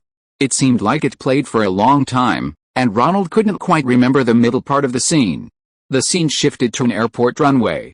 An officer was giving a lecture, with the same type of aircraft from the aircraft carrier in the background. The audience below were all dressed as pilots, and in the center of the screen was Tom Cruise in a flight suit, striking a cool pose. It's definitely Tom Cruise in action. He's really suited for this kind of movie, Ronald chuckled, a little naive, a little nervous, but the incredibly handsome Cruise was truly at ease playing the role of a pilot. Your lecturer is named Charlie. She's a PhD, an aerodynamics expert, the officer introduced the lecturer, who then continued the presentation. The camera panned to the back of the students. A pair of beautiful legs entered from the side of the camera. An A-line pencil skirt, slightly tapering at the knees, beautifully accentuated the woman's waist and hips. The skirt restricted her movement, allowing her to walk with small steps, but these small steps only added to her allure. The camera moved down, following the woman's steps. Her stockings were a retro style, with a black thread running down the back of her calves, from her heel upwards and disappearing into the skirt, leaving much to the imagination. The swaying gait made Ronald feel a surge of heat in his lower body. Could this be something I filmed? Hollywood knows I'm good at filming beautiful women's legs. The camera continued to fast forward, and Ronald didn't see the actress's face, much to his disappointment. The scene then shifted to an outdoor beach volleyball court. Tom Cruise, shirtless, was playing beach volleyball with an opponent. Under the sunlight, his body gleamed. Cruise, wearing aviator sunglasses, scored with a spike. Wow, if girls saw this, they'd go crazy. Ronald was about to continue watching, hoping for more aerial combat scenes so he could learn from his past life's directing skills. Ring ring ring ring, a phone call woke Ronald. Damn it, doesn't he know I'm dreaming about a crucial moment? Ronald cursed as he reached out from under the covers and picked up the receiver. Who is it? It's 4 in the morning. Ronald glanced at his digital watch and cursed aloud. It was Nisita calling. It's me, Ronald. I'm sorry to wake you. White House Chief of Staff James Baker is calling. First Lady Nancy wants to see you. Chapter 570 The First Lady's Summoning. What does the First Lady want with me? Ronald asked sleepily, confused. James Baker didn't say, but he's the White House Chief of Staff, the fifth, no, the fourth most powerful person in that house. You decide for yourself whether you want to go or not, Nisita said on the other end of the phone. Okay, I'll have Bud take me to the airport. You'll buy me the ticket, right? No need, someone will cover all the expenses. Just come to the airport. A few of your old acquaintances have also received invitations. It's you guys? What's the matter at the White House this time? To teach the president breakdance, In the special waiting area at the airport, Ronald met the three main performers of the breakdance, Bugallo, Sabato, and Lucinda Dickey. Minahan Golan, who had come with them, was also there. You didn't know either? We were just notified. Ladies and gentlemen, please follow me. A White House Secret Service agent in a black suit and sunglasses invited them to board the private jet. Man, is this Air Force One? The clueless Bugallo, unfamiliar with the aircraft, asked a foolish question. It was a small business jet, not a behemoth like Air Force One. No, this is a private jet lent to us by a friendly businessman. This flight isn't for official business, the Secret Service agent replied politely. Ronald boarded the plane, feeling a sense of familiarity. Sure enough, the producers of Dragon Boys, Weintraub and his wife Jane Morgan, emerged. Take a break. We've arrived in Washington, and we have a lot to do, Weintraub said, gesturing for Ronald and his agent, Nisida, to sit in the front seats and rest. Ronald put on an eye mask, plugged in his earplugs, and tried to drift back to sleep. Dreaming about a movie wasn't easy, he might as well try again. Did you see the sequel? No, I don't want to talk about that movie. Don't be like that, at least the dancing was pretty good. You mean the nurses dancing? Ha ha ha. Ronald slept soundly, feeling refreshed, but didn't dream of anything else. He overheard the three breakdance creators in the back row discussing something, so he took off his blindfold and earplugs and turned around. Hey, Ronald, why didn't you direct the sequel to Breakdance? Sabato asked, looking dejected as Ronald woke up. I think I filmed all the stories I wanted to tell in the first movie, Ronald replied. Ugh, the sequel turned out like a monster. I cried when I saw the finished film. Sabato's expression didn't seem to be lying. It was terrible. The director even built a rotating cylinder and had me perform a scene of dancing on the walls and ceiling inside, supposedly as a tribute to Fred Astaire, Bugallo added to the rant. Why don't you mention that scene in the hospital where all the nurses suddenly took off their coats, wore sexy miniskirts, and started breakdancing? Lucinda Dickey, who also starred in the sequel, laughed. I really cried, Ronald. Your first film was such a great work, so realistically reflecting Los Angeles and the street dance scene. He did something even the UN Secretary General couldn't do, getting people of different races and skin colors to unite and dance together. This second one is just, they even had us breakdancing and fighting gangsters. Yes, Minahan asked the director to add it, street gang fights, using breakdancing and karate moves. He said he wanted to learn from your Dragon Boy, SHH, keep it down. Lucinda Dickey tugged at the big shrimp, Bugallo, and pointed to Minahan, who was dozing off at the back of the plane. Chirp. How you? The fat Minahan was sleeping soundly. Looks like his old habit has kicked in again, always trying to cram every element into the movie. Upon arriving at Dulles International Airport in Washington, D.C., several cars took everyone to the White House. Sorry, you can't go in. At the entrance to the living quarters, Secret Service agents questioned Minahan Golan but wouldn't let him in. Why, you're not an American citizen, me. Ronald, what's the matter? Let's talk outside. Minahan's face flushed red, as if he had been greatly insulted. Under everyone's gaze, he silently walked to the visitor area outside the door. Hello, said First Lady Nancy, dressed in a very Hollywood-style outfit and exuding elegance, in a white suit, as she walked from the inner room to the reception room where Ronald and the others were. MRS. Nancy, you look radiant today. Ronald stepped forward to greet her. I've been away from Hollywood for a long time. Your arrival makes Ronald and me feel a bit like we've returned to the old days. Nancy shook hands with several key figures in the breakdancing movement, especially Lucinda Dickey, with whom she shook hands and talked for a while. I invited you here today because I wanted you to teach me breakdancing. Ronald exclaimed in surprise. They really wanted them to teach Nancy to dance? Couldn't they just find any breakdancer to be the teacher? Don't be surprised, I used to direct musicals too. Nancy smiled graciously. I'm currently helping promote a youth movement to combat drug abuse and advocate for healthy lifestyles for young people. I need to shoot a promotional video, so I'd like to use your help and the unparalleled popularity of breakdancing among young people to promote this beneficial cause. You're the most Hollywood star like First Lady. This will be as easy for you as drinking a cup of coffee. Lucinda will work with you to come up with some dance moves. Then, Big Shrimp Bugle and Sabato can choreograph the dance with you. I'll fulfill my role as director and find the most photogenic angles for you. I hope the directing techniques I've learned can keep up with your classic Hollywood performances. Ronald, who was initially unhappy that Nancy had gone to such lengths to bring the crew over just to shoot a promotional video for her, saw that Nancy was determined to make this happen and simply stepped forward to cooperate. "Since we've brought you here, it would be unwise and unprofessional not to show some real skill and get the desired effect. We might as well utilize our abilities as a new generation of Hollywood directors to please this former Hollywood star. 1, 2, 3, 4, 2, 2, 3, 4, accompanied by breakdance music found by the Secret Service agents. Nancy started learning breakdance moves with Lucinda. Like Lucinda, Nancy had a background in jazz dance, making Lucinda the most suitable teacher. Lucinda's instruction was very effective: how to make arms move like snakes, how to twist the hips forward, and how to create a strong rhythm. "You two hurry up and go," Ronald patted the two clueless male actors, telling them to go up and dance with the First Lady. "Don't make it too complicated. Everyone do the same moves, line up and do a group dance." Sabato and Birgallo, as if waking from a dream, began leading the dance in front of Nancy. 1, 2, 3, 4, 2, 2, 3, 4. The group lined up and performed several moves that Nancy had already mastered. Ronald, standing nearby, personally operated the already installed video camera, filming the First Lady and the actors' group dance. "It really doesn't look difficult," Nancy laughed happily. "The main thing is your excellent jazz dance foundation. If I had known you during filming, I would have definitely tried my best to persuade you to be a guest judge at the final dance competition." Ronald showered her with compliments. "Oh ha, you know what, I used to be a leading lady too." Nancy stretched one hand forward, mimicking a dance move. "Is that alright?" Ronald gently took her hand, silently recalling the rhythm of a waltz, and danced a couple of steps with her. "Haha, you make me very happy today.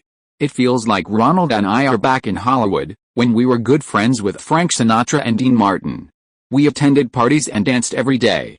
Unlike here in Washington, everyone is so stiff." "Oops," the First Lady feigned a slip of the tongue, covering her mouth and laughing like a big star.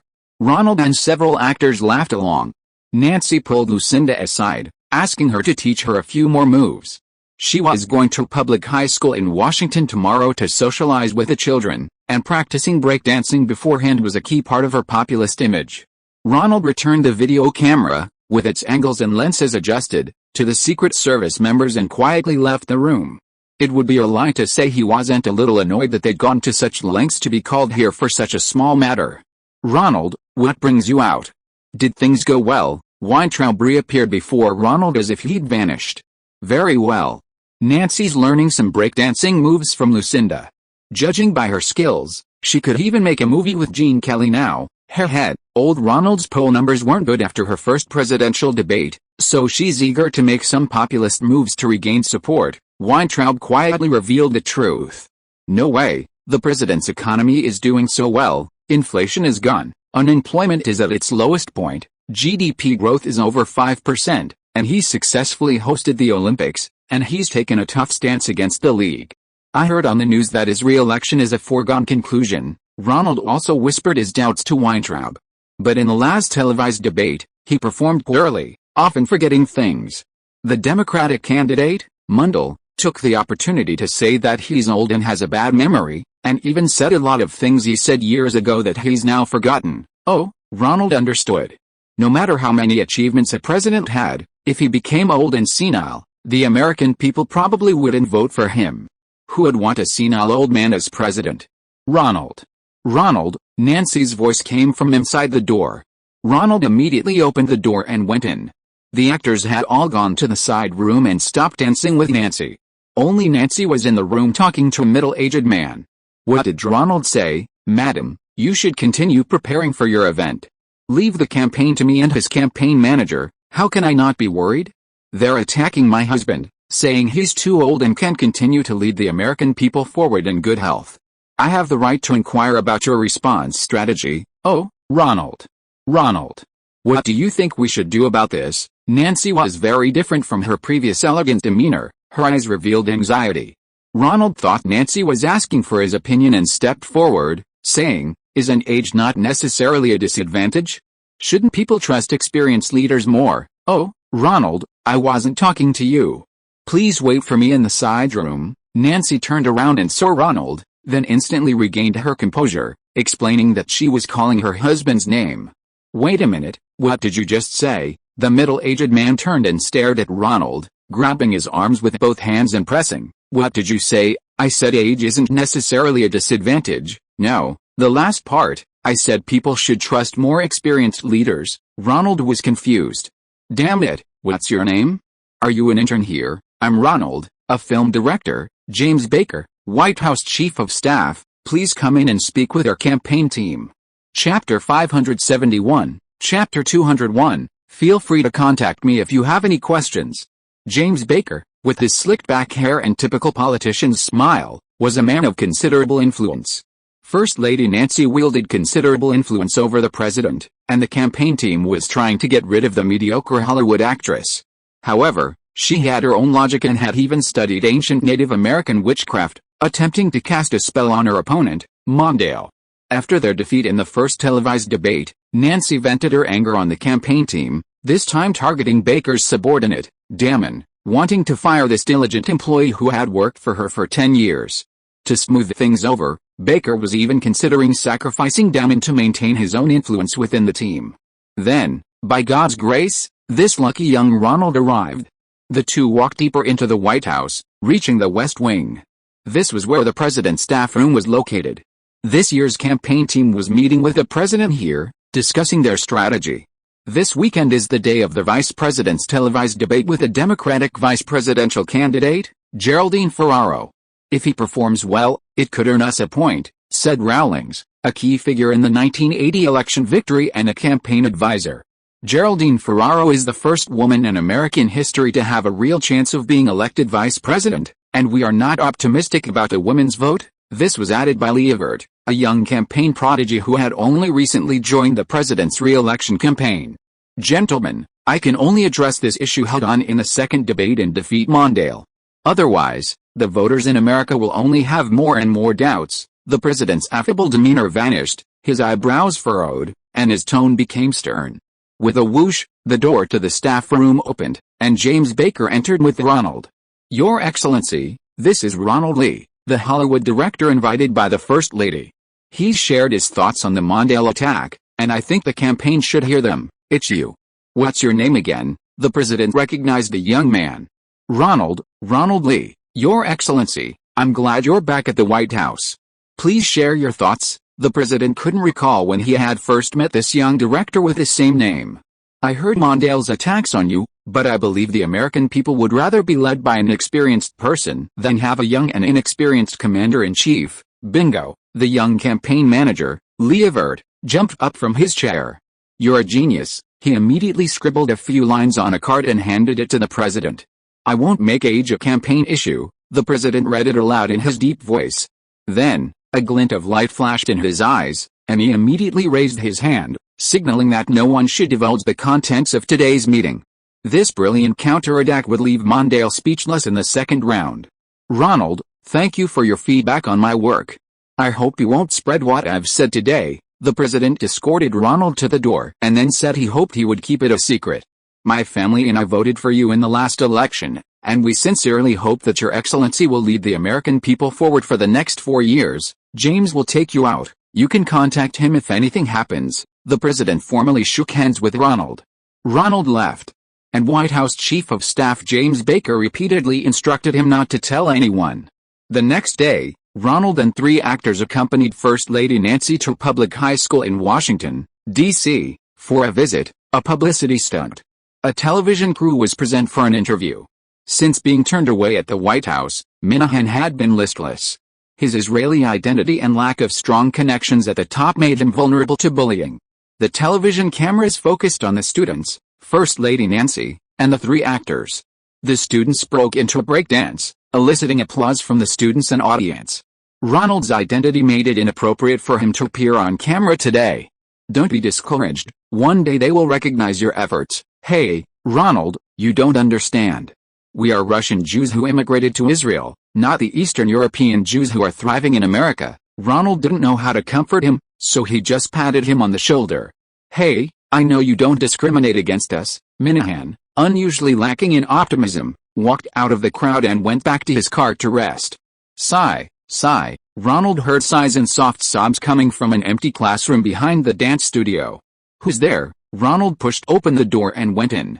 No one. An elderly woman with white hair was sitting in a chair, silently weeping. Seeing someone come in, she immediately wiped away her tears and put on a strong face. "Barbara," Ronald was surprised. Wasn't this the deputy commander's wife? Who would dare to give her attitude? Ronald poured 2 cups of hot tea from the small table outside where refreshments were served, then took some cookies for Barbara. "Here are some snacks, let's try them." "Oh, it's you, let me hug you." Barbara recognized Ronald and quickly hugged him. Since George returned to Texas, he's been like a different person. He started caring for his wife Laura and the 2 children, and he stopped his heavy drinking. He goes to church every week and has started reading the Bible. "I'm so glad he's found something to enjoy." Ronald picked up the snacks and ate them too. Barbara was old enough to be his grandmother. She was dressed simply, without dyed hair or a glamorous Hollywood gown, just a slightly wrinkled, ordinary outfit, a far cry from First Lady Nancy's typical Hollywood style. Looking at her, Ronald could only think of his own dear aunt, both being the most authoritative female elders in their families. Barbara was very sad. She and Nancy had agreed to attend public high school together. But at school, for some reason, Nancy forbade her from participating in activities together. Barbara felt incredibly wronged, unsure of what she had done wrong to upset Nancy. She had been so careful to avoid conflict with the White House's matriarch. Why was her appearance, even for something they were both involved in, suddenly cancelled? She was dressed like an ordinary grandmother, not at all trying to steal Nancy's spotlight like a Hollywood star. And always feeling that others might treat them maliciously. Their unfounded suspicions and speculations conceal their unfounded malice. Ronald recalled a sermon his Aunt Karen often gave, which he used to comfort Barbara. Public words and actions can be judged as right or wrong, but don't unfoundedly speculate about their motives. Barbara knew this was meant to reassure him and replied with a similar statement. "I should go back now. I'm hosting Jane Morgan's family dinner tonight, you must come," Barbara said warmly, holding Ronald's hand. "You know where the vice president lives, right? Isn't it in the White House?" Ronald genuinely didn't know.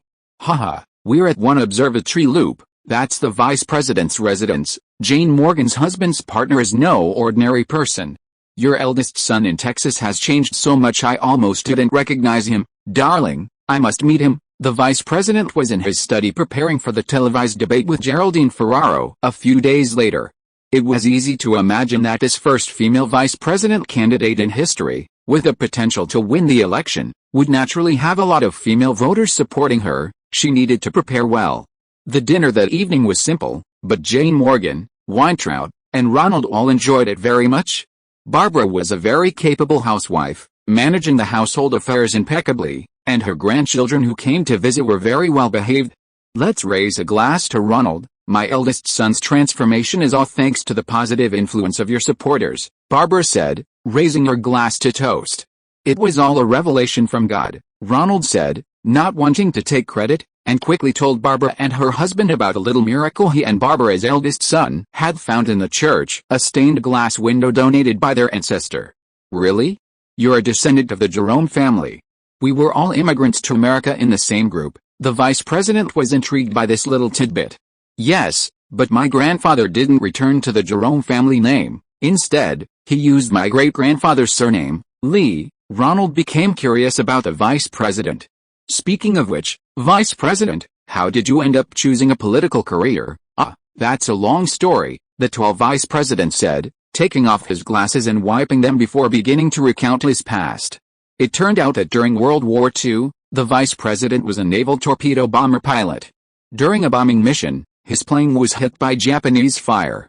Of the pilots who fell into the sea, only the vice president himself was rescued by an American submarine. The rest of the crew were taken prisoner by the Japanese and all were killed. After retiring from the Navy, he married Barbara. Because he firmly believed that God had saved him from misfortune, he began to think about doing something for the American people.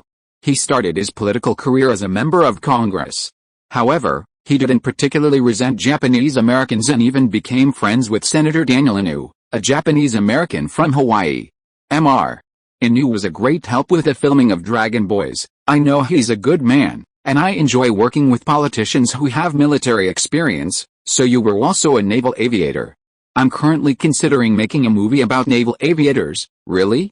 You can come to me directly if you have any questions. The vice president found Ronald very agreeable. Barbara came from a prominent family and had given birth to many children and grandchildren after marrying him. Everything she had was something First Lady Nancy didn't have. To maintain harmony with the president, he didn't interfere much in the minor conflicts between the two wives. But this time, the sudden decision not to let Barbara appear on television, leaving her alone, made the vice president feel that his dignity had been challenged. His wife, Barbara, was very sad. Fortunately, this young man comforted his wife, and besides, his eldest son got along well with him. As a director of the Screen Fund, he received a salary every year, which should be enough for him to squander. I need to prepare for the televised debate. You all stay here and keep Barbara company, the vice president said, taking his leave. This televised debate was very important. If he could leave a lasting impression on the public, it would be very beneficial for his election campaign 4 years later. After leaving the vice president's residence, Ronald didn't return to Los Angeles with the main group. He went back to his home in New York to consult his aunt. I want to take this movie, but it's a movie that speaks favorably of the military, and I'm afraid you'll object. What's the plot of this movie? Is it about the Vietnam War? No, it's a movie about modern naval aviators. It's just some handsome men and beautiful women, and aircraft carriers and planes, the kind of movie that teenagers will enjoy. There's no actual war background. Ronald explained the plot. The script wasn't finished yet, there were only some concepts. I don't object, Ronald. What I object to is sending innocent young people to a country thousands of miles away to slaughter unarmed people. The military should protect its own people, and that doesn't violate my values. On the contrary, I actually have a good impression of soldiers, otherwise I wouldn't have married Steve, Auntie said with a smile. That's true. I'm relieved that you've agreed. Ronald was already inclined to agree to direct the film. Chapter 572, Chapter 202, Ronald Fishing. Tom Cruise wants to see the complete script before considering whether to take the role. Jerry Bruckheimer received a response from Tom Cruise in London. Damn it, this movie is just an aerial western. What do we need a complete script for? Don Simpson completely disagreed with the idea that a script was necessary before making a film. The script that Goober had was quite complete, but was it usable? Who would watch an aerial photographer's story? The male lead's profession has to be cool.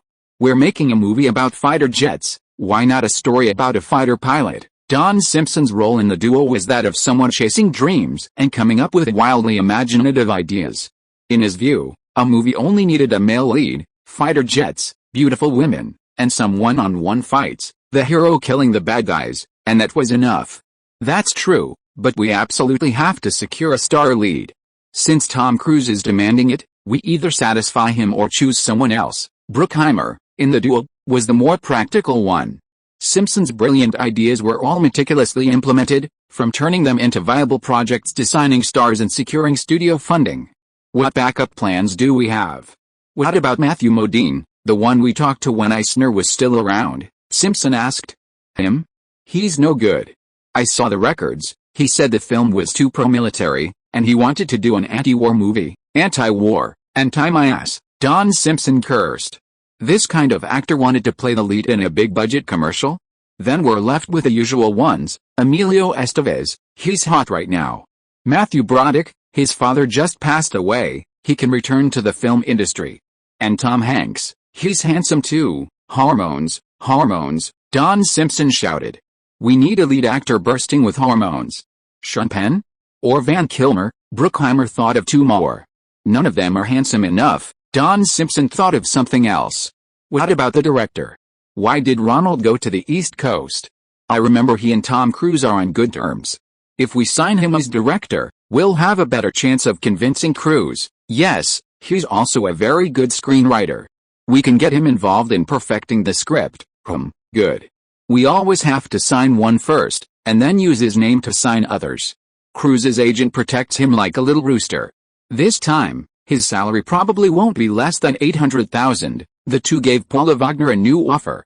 The news that came back was that Tom Cruise was interested in the story itself. If the producers hired Ronald Lee as director, he would be even more interested. That Paula is really annoying. She never gives us a definite yes. Why did he specifically add the condition of naming Ronald? Do you know, Bruckheimer keenly sensed that there seemed to be a story behind it. I don't know, let's go to New York. It seems we need to start by prying open the director's contract. Okay, I understand. I'll insist on using Tom Cruise as the male lead. To be honest, he's the perfect fit for this movie. Even without CAA's arrangements, he's still my first choice. Great. I'm going to make this fighter jet movie our first package deal.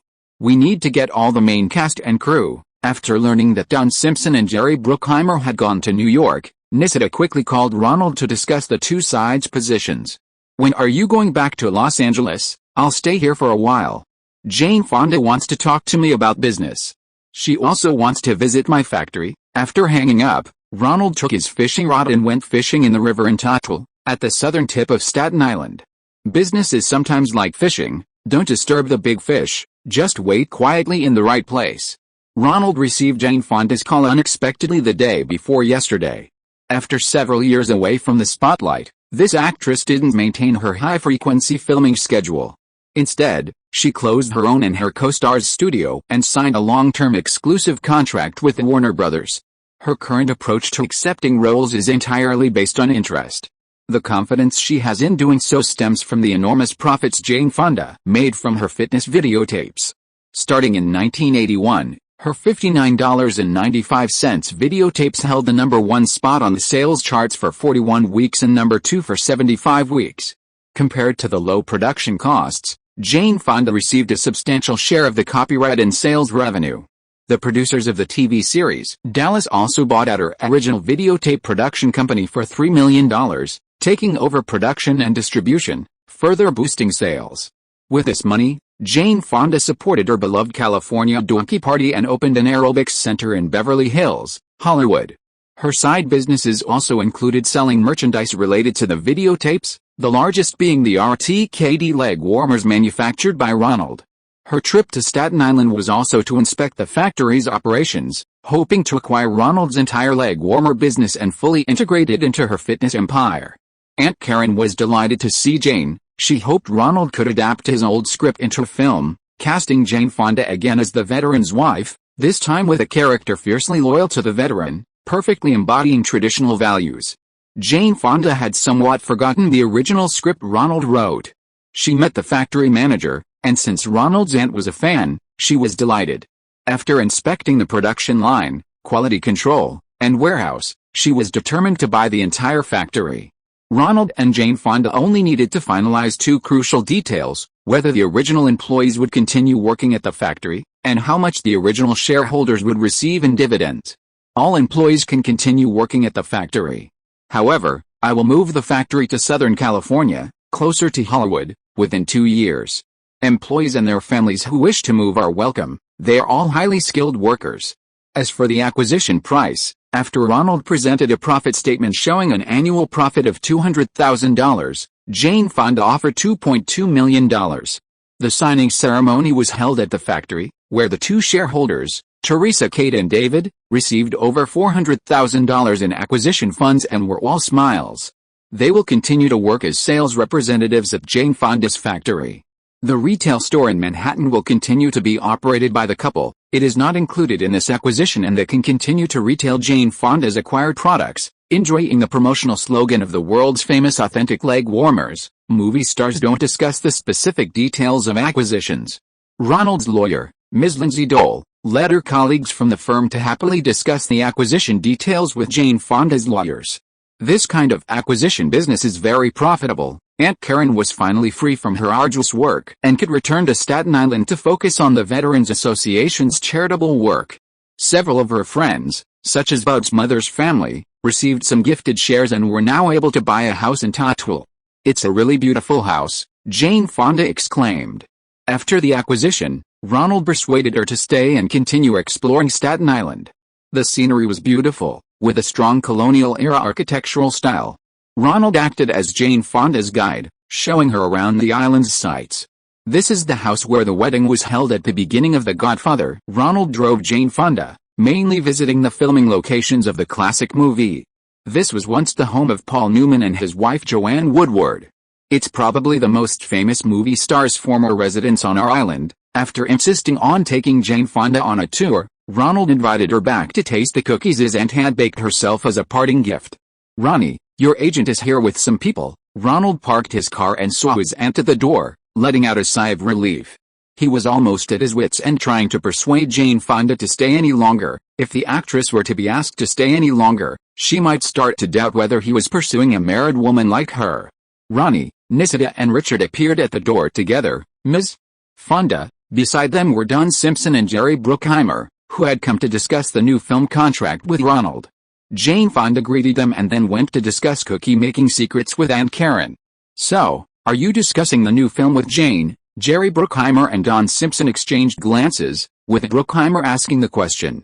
"No, she's here to acquire my other businesses," Ronald denied. "My debut screenplay, My Brother's Protector, was bought by Frank Price, who invited Jane Fonda to star in it. If it had been made, my career path might have been very different, and what about the screenplay now? It's probably still sitting in Columbia's script library. Maybe Mr. Price would be interested in bringing it to Universal." Ronald shrugged casually, inviting the two producers into the drawing room for a detailed discussion. Both producers frowned. If Ronald were to actually direct his own screenplay, My Brother's Protector, with Jane Fonda, they would be even more disadvantaged in casting. "I would be very willing to direct such a film, and my aunt supports me. You know, she's a Vietnam War widow. I wouldn't make it without her approval." Ronald immediately stated his position after hearing the producer's purpose. "I think Tom Cruise is the perfect choice for the male lead in this movie. I'm not saying this because we share the same agent, nor because we've been friends for a long time. It's just that he's truly the best choice for a testosterone-fueled film like this. Of course, I'm open to suggestions from other actors, but among the existing stars, he's undoubtedly the most suitable. As for my compensation, you can discuss that with Nisida and Richard. I only ask for treatment commensurate with my status in the industry, a reasonable salary, and profit-sharing terms appropriate to my position. After all, this big-budget Paramount film will be a significant reference point for my future directorial fees. Without profit-sharing, I won't be able to set a price later." The two producers were filled with mixed emotions. They were happy that Ronald had agreed to direct, and his words even hinted that he would use his influence to persuade Tom Cruise to sign. They were saddened because they seemed to have no room for negotiation and could only sign this hot commercial film director to market value with his agent. After giving his instructions, Ronald saw Jane Fonda, who was carrying a large bag of freshly baked cookies and cooking recipes from her aunt, off to the airport. "It seems your aunt is disappointed I didn't act in My Brother's Protector," Jane Fonda said in the car. "Yes, she's a fan of yours and has always thought you and Robert Redford were the perfect on-screen couple. What's your next movie about?" Ronald asked. "Well, I'm going back to Canada soon to act in a nun-themed movie, Daughter of God a Nun." Ronald was surprised. Wasn't Jane Fonda always on the left wing of the Democratic Party? Why would she be making such a religiously conservative film? One of the leading ladies is the unfortunate Meg Tilly. If she hadn't sprained her ankle before filming, she would have been a better choice for the lead role in Amadeus. Ronald chuckled. So it was a movie with an old acquaintance. It seems that after Ron Miller, the son-in-law of Disney, lost power, it didn't affect his established strategy of pushing his wife to the top.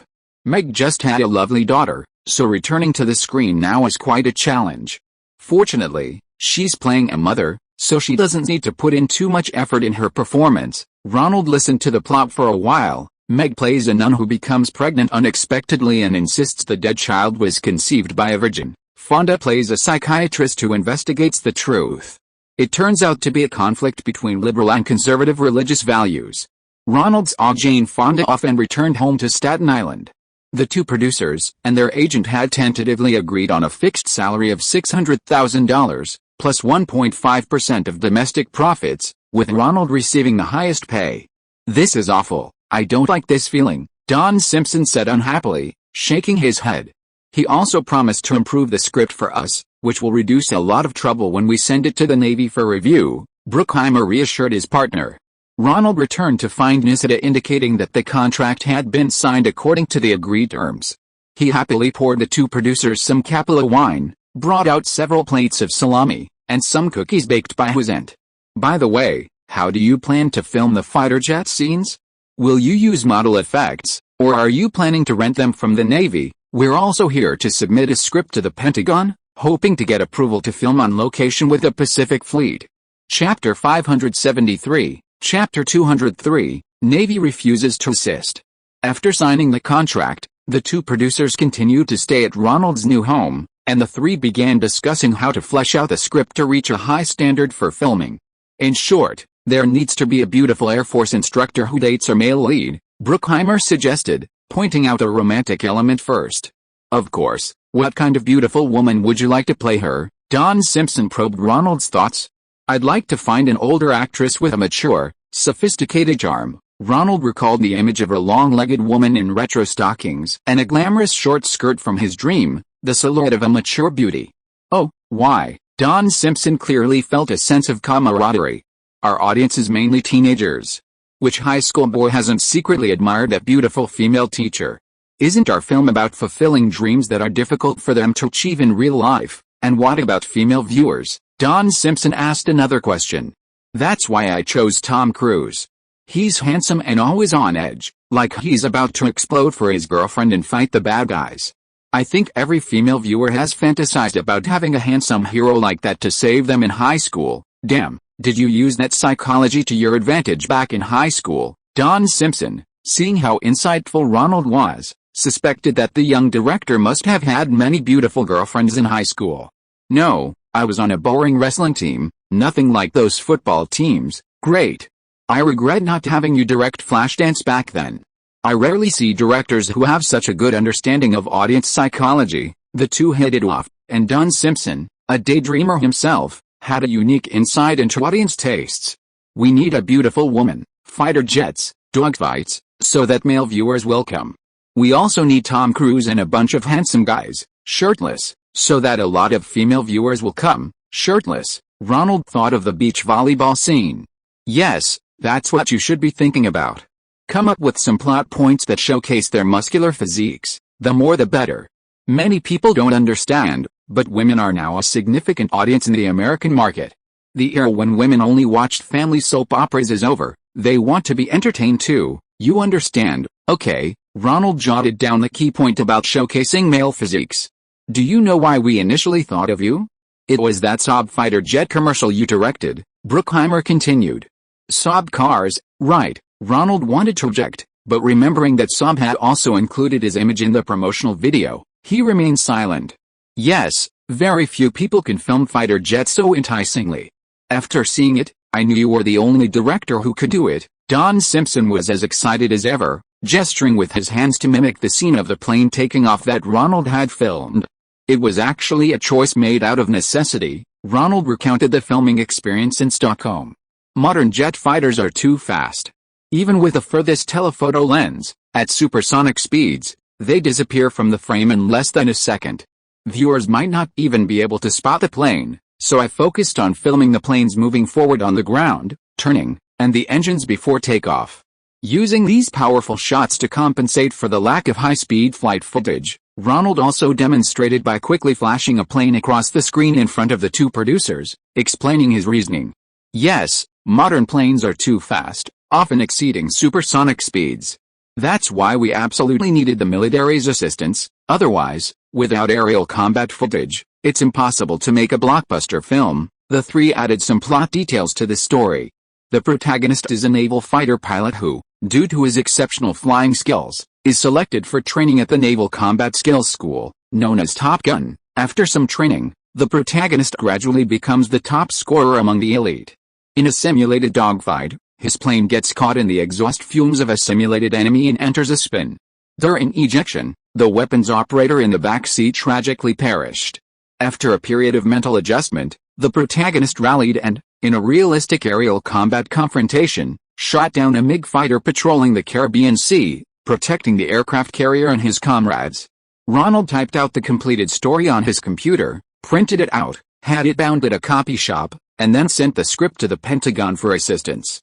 Meanwhile, Tom Cruise remained hesitant. Paula Wagner indicated they were open to discussion, and Cruise was interested and looked forward to talking with the producer and Ronald, but wouldn't commit completely. Ronald privately learned from Nisida that Paula Wagner wanted to secure $1 million salary for Cruise, attempting to get him into the $1 Million Club. If successful, Future film offers for Tom would be based on $1 million asking price, a significant boost to his career. Ronald, of course, wouldn't let her plans fall through, so he pretended to call Tom and arranged to discuss it together after Tom returned from London to finish filming the remaining scenes of Legend. So, everyone waited at Ronald's aunt's house on Staten Island for the Pentagon's decision. The two producers devoured all of Aunt Karen's cooking and drank all of Ronald's stock of red wine, then howled and screamed in the house. Because Ronald wouldn't allow them to have their fun at home, Don Simpson couldn't stand it for even a day, shouting that he wanted to return to the free world of Los Angeles. Having no other choice, he and his partner Bruckheimer had to rent another room at a hotel in town to satisfy their whims. Aunt Karen was also getting tired of the two hippies. While Simpson was at the hotel, she discussed with Ronald how to use the more than $600,000 in proceeds from the factory sale. Aunt Karen's focus had now shifted from being busy with her daughter and career to fighting for a better standard of living for the Vietnam War veterans and widows on Staten Island. Ronald summoned his accountant, Lawrence, and after discussing it with his aunt, they decided to stick to their old method, buy Coca-Cola stock and live off the quarterly dividends, with any surplus to help unfortunate veterans and widows. On the third day, Jerry Bruckheimer suddenly burst into his aunt's house. "Ronald, the Navy has officially rejected our application." "Why?" Ronald frowned as he took the reply, signed by the Navy's External Relations Department. "After consideration, the Navy believes the film cannot realistically reflect naval training and life. While thanking you, we regret to inform you that the Navy cannot cooperate in completing the filming of this movie." Ronald frowned. This rejection was unexpected. Making a Navy movie was tantamount to helping the Navy create an image of heroic pilots. Why would they refuse? The two producers were devastated. Don Simpson screamed and kicked the railings of Ronald's house in frustration. Bruckheimer, however, remained calm. "Ronald, you stay here and continue revising the script and preparing for filming. We'll go back to Los Angeles. There are some old friends of the president within Paramount and Hollywood. We're going to try and build connections. I think I might be able to write a letter to the vice president." He was also a Navy pilot in his youth. Ronald remembered Barbara's hospitality and believed she might do him a favor. "Let's split up," the two producers thought, though they didn't really believe Ronald's letter would make much of a difference. Better than nothing. "Dear Vice President, I am writing to you with great difficulty to seek your assistance. I am currently preparing to film a movie depicting the training and lives of naval aviators and their role in protecting our nation's security at sea. The tentative title is Top Gun, and it includes some scenes of modern air combat. From my professional perspective as a film director, I believe that with the Navy's help, the film will be even more realistic. We have every reason to believe that this movie can rekindle the American people's love for the military, especially the Navy." Barbara saw Ronald's letter at the Vice President's residence. This was a contact she had instructed the Secret Service to add to the list of contacts under special attention. All of Ronald's calls and letters were immediately placed in the pile of urgent documents. How should we handle this? Should we inform the Vice President? The secretary entered and saw the letter in Barbara's hand, opened her notebook, and prepared to record the next steps. Unlike the First Lady, Barbara was the one who held the reins within this large family, handling many matters that the Vice President didn't have time for. "No, don't tell my husband about this yet. His most important thing right now is preparing for the televised debate with Democratic Vice Presidential candidate Geraldine Ferraro. You mustn't disturb him and his staff's preparations in any way." Barbara pressed down Ronald's letter. The first presidential debate had been lackluster, and viewers across America were eagerly anticipating her husband's vice presidential debate. This debate was the perfect opportunity for him to run again in 4 years and move into a bigger house. Perhaps voters would realize that choosing a different Republican candidate 4 years ago wouldn't have been a bad decision. At this time, he shouldn't be bothered by such trivial matters. Barbara put the letter away and instructed her secretary, "Send all administrative work to me before the debate ends." "Hello, this is Ronald Lee. I'm calling to ask if the letter I sent to the Vice President yesterday has been received." Ronald received no response at home. When he called, the staff at the official residence only said that they had received a letter, but due to the large volume of mail from the nation, the Vice President would review it all but select a few to reply to, asking him to wait patiently. "These politicians can't be trusted," Ronald said angrily. "In the business world, those in high positions carry more weight. Just a few days ago, these politicians were saying he could come to them with any problems, but now they treat him like a stranger. Ronald was angry but helpless, so he went to hang out with his old friend, little Douglas. The two went to the wrestling club for a bout, then showered and enjoyed massages from their personal trainers. It was just like after their high school wrestling days, when they would sit together watching TV, drinking, eating, and talking about movie investments. I can't rely entirely on big companies' projects. They can invest 15 to 20 million in each film, but the projects are subject to many limitations and are very likely to be shelved. Ronald sipped the whiskey that Douglas had pulled out. My breakdancing profits are pretty good. Apart from buying most of my Coca-Cola and McDonald's stock, the rest went into Daydream Pictures. We'll equip ourselves on Staten Island, find some good students from NYU, and shoot some exploitation films ourselves for secondary theatrical release.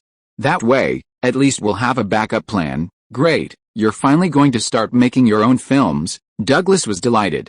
Do you have any ideas? I was invited by Madonna to direct her music video.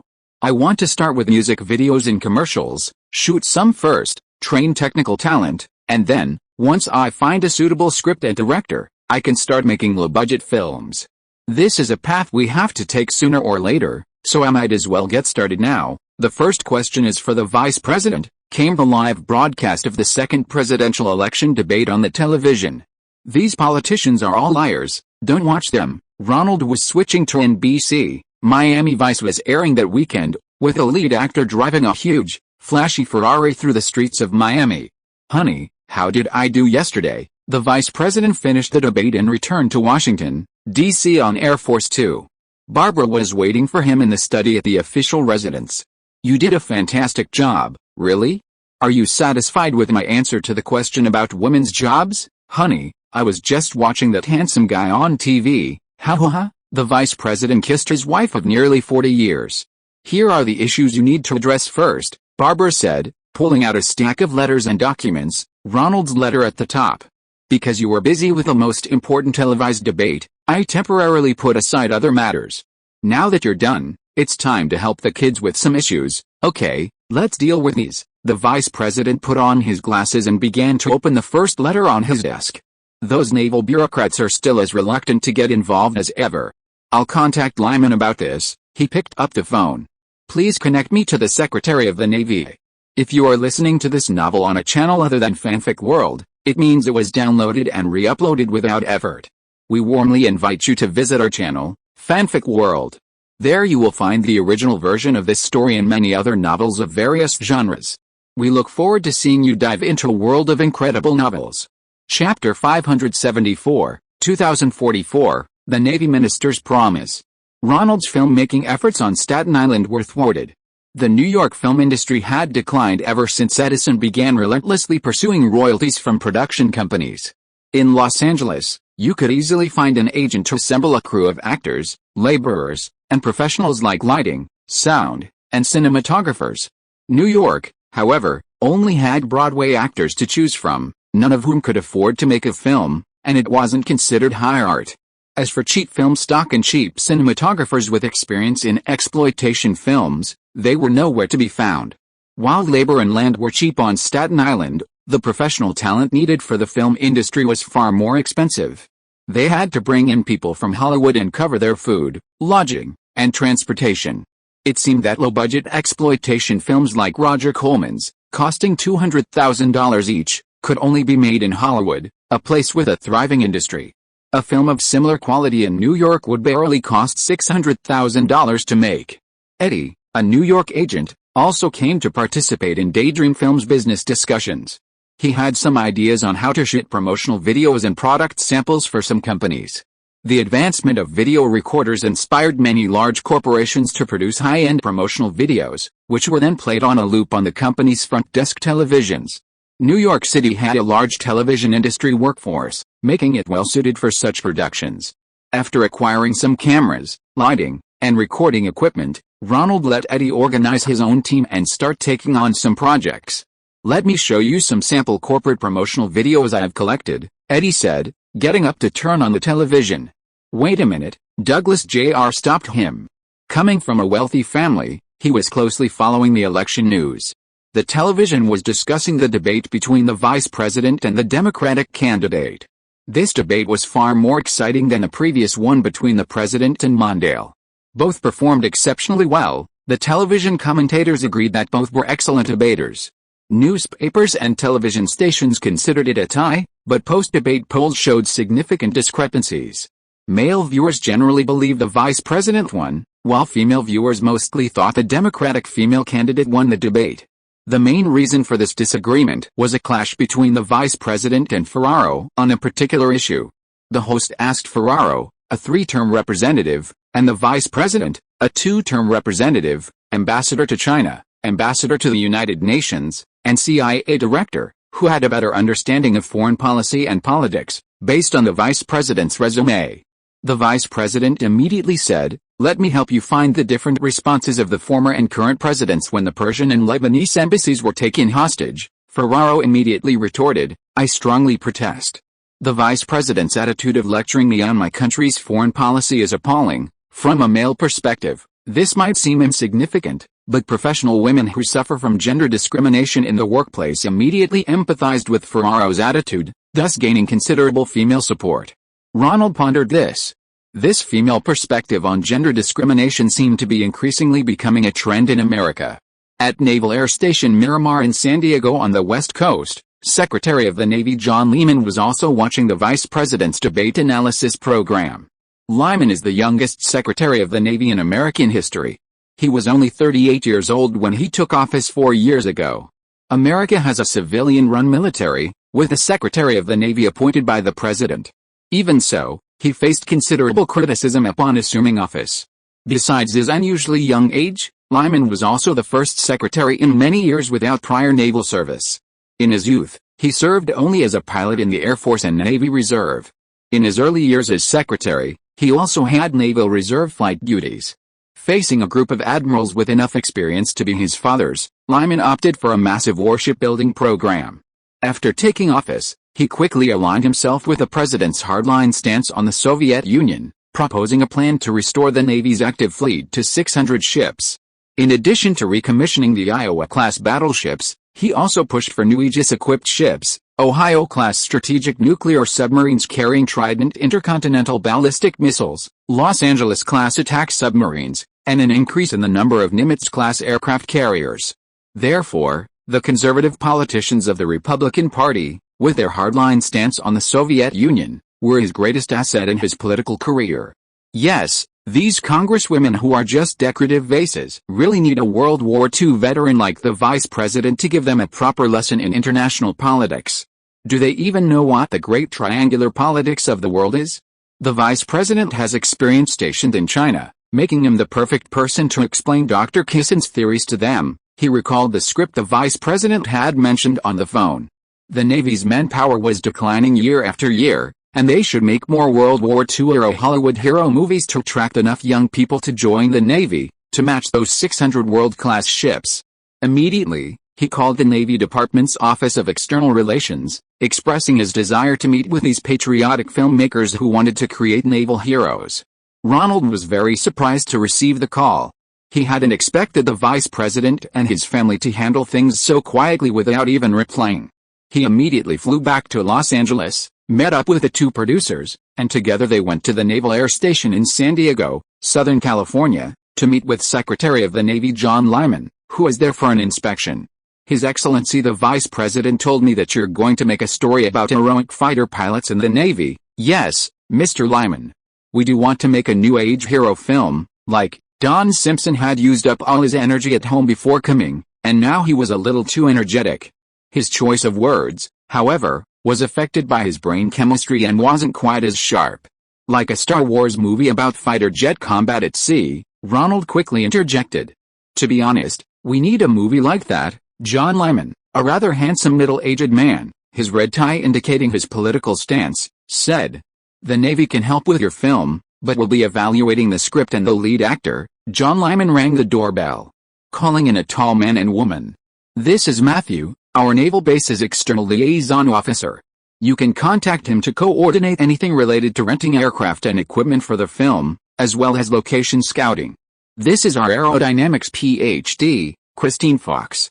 You can consult her about the details of fighter jet combat, Lyman introduced the two officers to the three men. This support is really substantial. Ronald exchanged glances with the two producers. So writing to the vice president really works. Bruckheimer was also excited. Many problems from the preparation stage had been solved with the Secretary of the Navy's promise. By the way, Miss Fox also has a pilot's call sign. You can call her Long Legs. Ronald glanced at Kristen Fox's long legs, thinking that the call sign was more like a nickname, and indeed it was fitting.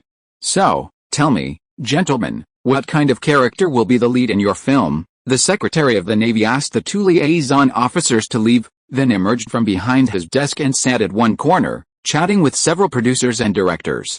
The two producers looked at each other, gesturing for Ronald to answer. We feel that the last decade has lacked the heroic films of Hollywood's golden age. Our idea is simply to recreate the heroic epic of the 1930s, like Stagecoach, to reshape the image of the Western cowboy hero like John Wayne, only replacing the revolvers and duels with modern jet fighters. Very good. Does any of you three have flying experience? The minister asked casually, satisfied. Don Simpson and Bruckheimer both shook their heads. That won't do. You need to experience real naval fighter planes, otherwise how can you make a convincing film? My grandfather and great-grandfather were American fighter pilots. They participated in World War I and World War II, respectively. Seeing this, Ronald tried to boost the minister's confidence. Very good, very good. Well then, since you come from a family of pilots, then you're the one. I'll have Fox contact a Blue Angels flight demonstration team and have them take you up there for a feel for it. This, Ronald thought to himself, I just want to eat steak, there's no need for me to be a cowboy. It's settled then. John Lyman waved his hand, indicating that the matter would be arranged that way. If you like flying, you can also try out the F-14 Tomcat fighter jet, which is our Navy's main fighter. That's how the Navy operates. You'll get used to it, John Lyman told the three. After I give the order directly, the bureaucracy might still give you some trouble. If there's any lack of cooperation, just contact Matthew directly. If he can't handle it, he can call my office directly. Mr. Ronald, are you 6 feet 2 inches tall? Long-legged Fox came over, looked at Ronald, and accurately stated his height. I'll prepare a flight suit for you according to that size. We'll arrange a time for you to try it on. The Blue Angels aerobatic team uses Douglas A-4 Skyhawk attack aircraft. Ronald put on his flight suit and sat in the rear cockpit. The blue fuselage was a special paint job for the Blue Angels. Ronald nervously put on his oxygen mask. Ready. The pilot in the front seat seemed more amiable. Yes, let's go. Ronald felt a strong surge of acceleration, and the lightweight jet engine roared sharply. After a short takeoff, Ronald quickly found himself in the air. The distant azure coastline and the fluffy white clouds in the sky were inverted as the pilot did a somersault. Ronald seemed momentarily disoriented, a strange sensation that seemed to awaken his piloting genes. This is fucking more exciting than a Ferrari. Chapter 575, 250 chapters, he vomited. Do you have any elders in your family who were fighter pilots? The Blue Angels pilot asked Ronald in the back seat after the plane came to a stop. Yes, my grandfather flew a P-47, and my great-grandfather flew a biplane fighter in World War I. How did you know that? Ronald answered, feeling good after the plane performed a series of aerobatic maneuvers in the air and then landed smoothly, removing his oxygen mask. Most people get seasick the first time they fly a jet fighter. Didn't I give you a vomit bag? But your balance is excellent, you haven't thrown up even once. This sense of balance is often hereditary, I see. Ronald happily gave the pilot a thumbs up. I wonder if there's a civilian version of this plane? I really love the feeling of flying. You want to be a pilot? You're welcome. But you'll have to start by flying propeller trainers, then upgrade step by step, before you can fly advanced jet trainers, and finally jet fighters. However, there aren't many civilian versions available now, only a small number of retired aircraft enter the civilian market. The American Navy and Air Force generally don't sell retired aircraft. If you need one, you'll have to buy it from a foreign customer and then legally import it into the country. I was just asking, I can't afford it anyway. Ronald enviously touched the sides of the cabin and got off the plane. I feel great. The view from a jet fighter is amazing. I bet most people will love it. Our movie definitely needs some fighter jet perspective shots. The Navy's willingness to cooperate this time is rare. We might create some classic scenes. After Ronald got off the plane, He called Don Simpson and Bruckheimer. Neither of them had ever experienced flying in the Blue Angels A4. Is it really as good as you say? I want to fly too. Don Simpson, who loved thrills, immediately agreed to try it after hearing Ronald's wonderful description. Soon, Simpson boarded the fighter jet and took a lap. What, aren't you going to try it? Ronald looked at Jerry Bruckheimer beside him. I think two of us dreamers are enough. We need one who's grounded. Ha ha ha. Flying is a difficult experience. I think you should take advantage of the opportunity. Ugh, ugh. Don Simpson got off the Blue Angel's cockpit carrying a large paper bag, still vomiting while holding onto the landing gear. Who said flying jet fighters is fun? Bruckheimer smiled. Are you feeling better? The pilot kindly patted Simpson on the back. You'll get used to it after a few more times. Your friend adapted very well. This sense of speed is something no other man-made device can achieve. I'll stick to my Porsche to experience speed. Don Simpson, pale from vomiting, quickly found a chair to sit down and rest. We need to speed up our script writing. I'll mainly be researching techniques and methods for filming aerial combat. If possible, find a good screenwriter to write the main storyline. Ronald, seeing that Don Simpson was feeling better, shared his thoughts with him. Great, let's see how realistic your aerial shots really are. I was just flying around in the air, and I was completely disoriented. I couldn't distinguish between the sea and the blue sky. Who was I? Where was I? Bruckheimer indicated that he understood and would find a suitable screenwriter. The script still needs Navy review. Although we have the Secretary's promise. I estimate there will be a lot of bureaucratic procedures waiting for us. Well, there's no way around it. The red ribbon is unavoidable. Having the Secretary's approval has already opened a big door. Tom Cruise's participation also needs Navy approval. Tell his agent, let's finalize it as soon as possible. Bruckheimer reminded Ronald that the most important male lead hadn't been confirmed yet. Okay, I'll call her. Tom, when are you coming back? I'm still waiting for you to join the crew. Ronald made an overseas call to Cruise. I have 2 more days to finish the reshoots. Director Ridley Scott is really strict.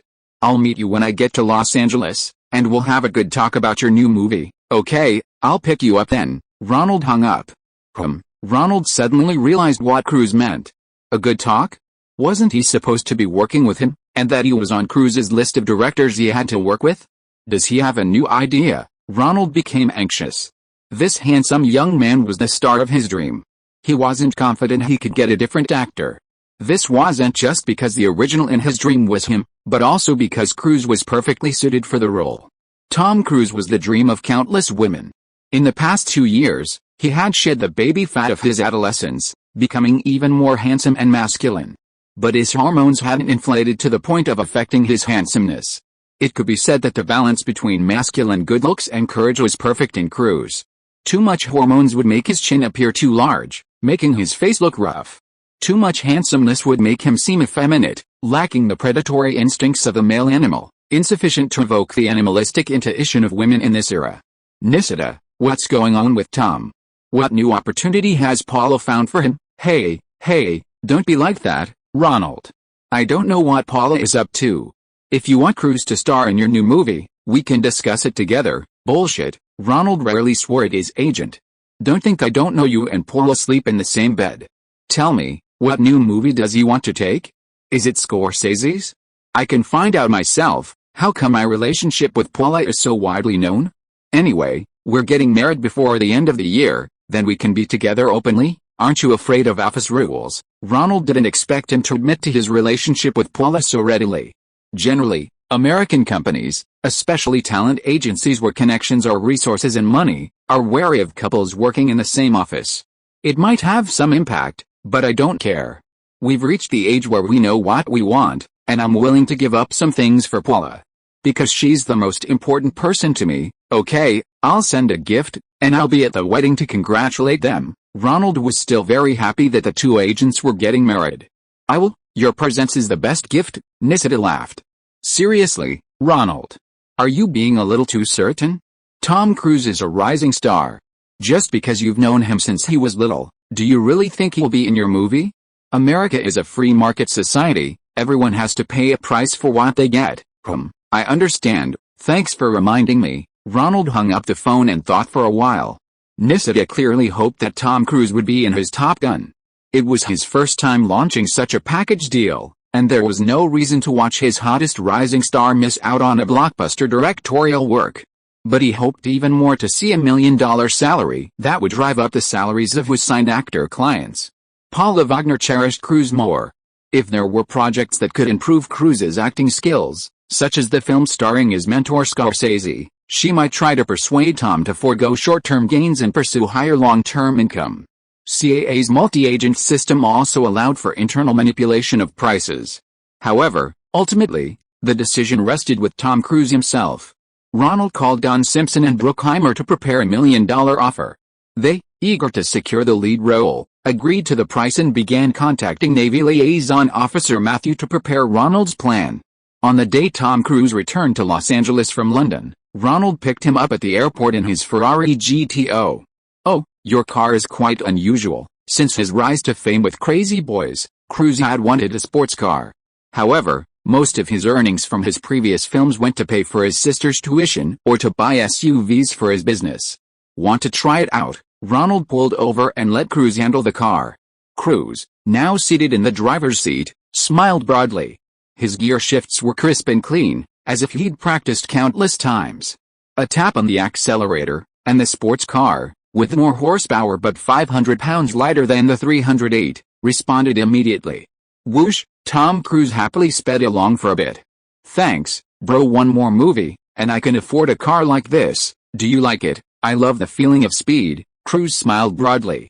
"Okay, I'll take you to experience even more exhilarating speed." "Huh?" Ronald returned to the driver's seat, flooring the accelerator and taking Cruise to the naval base where the Blue Angels stunt team was located.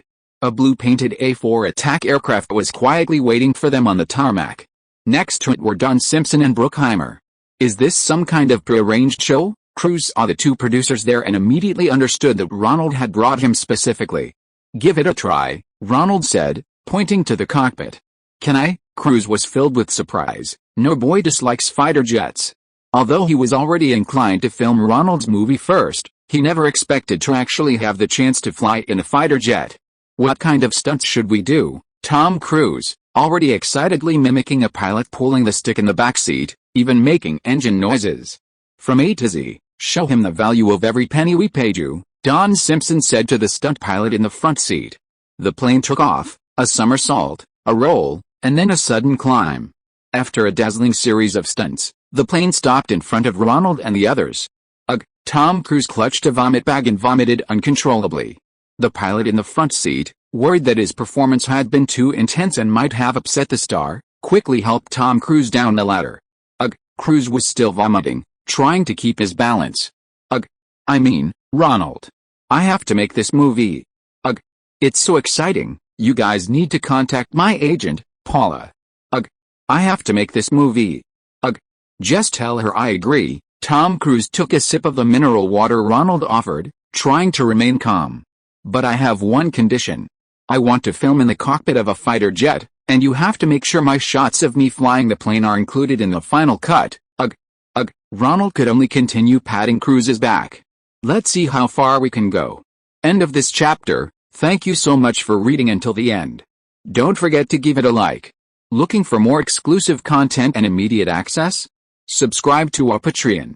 Remember, every like, subscription or donation encourages us to continue.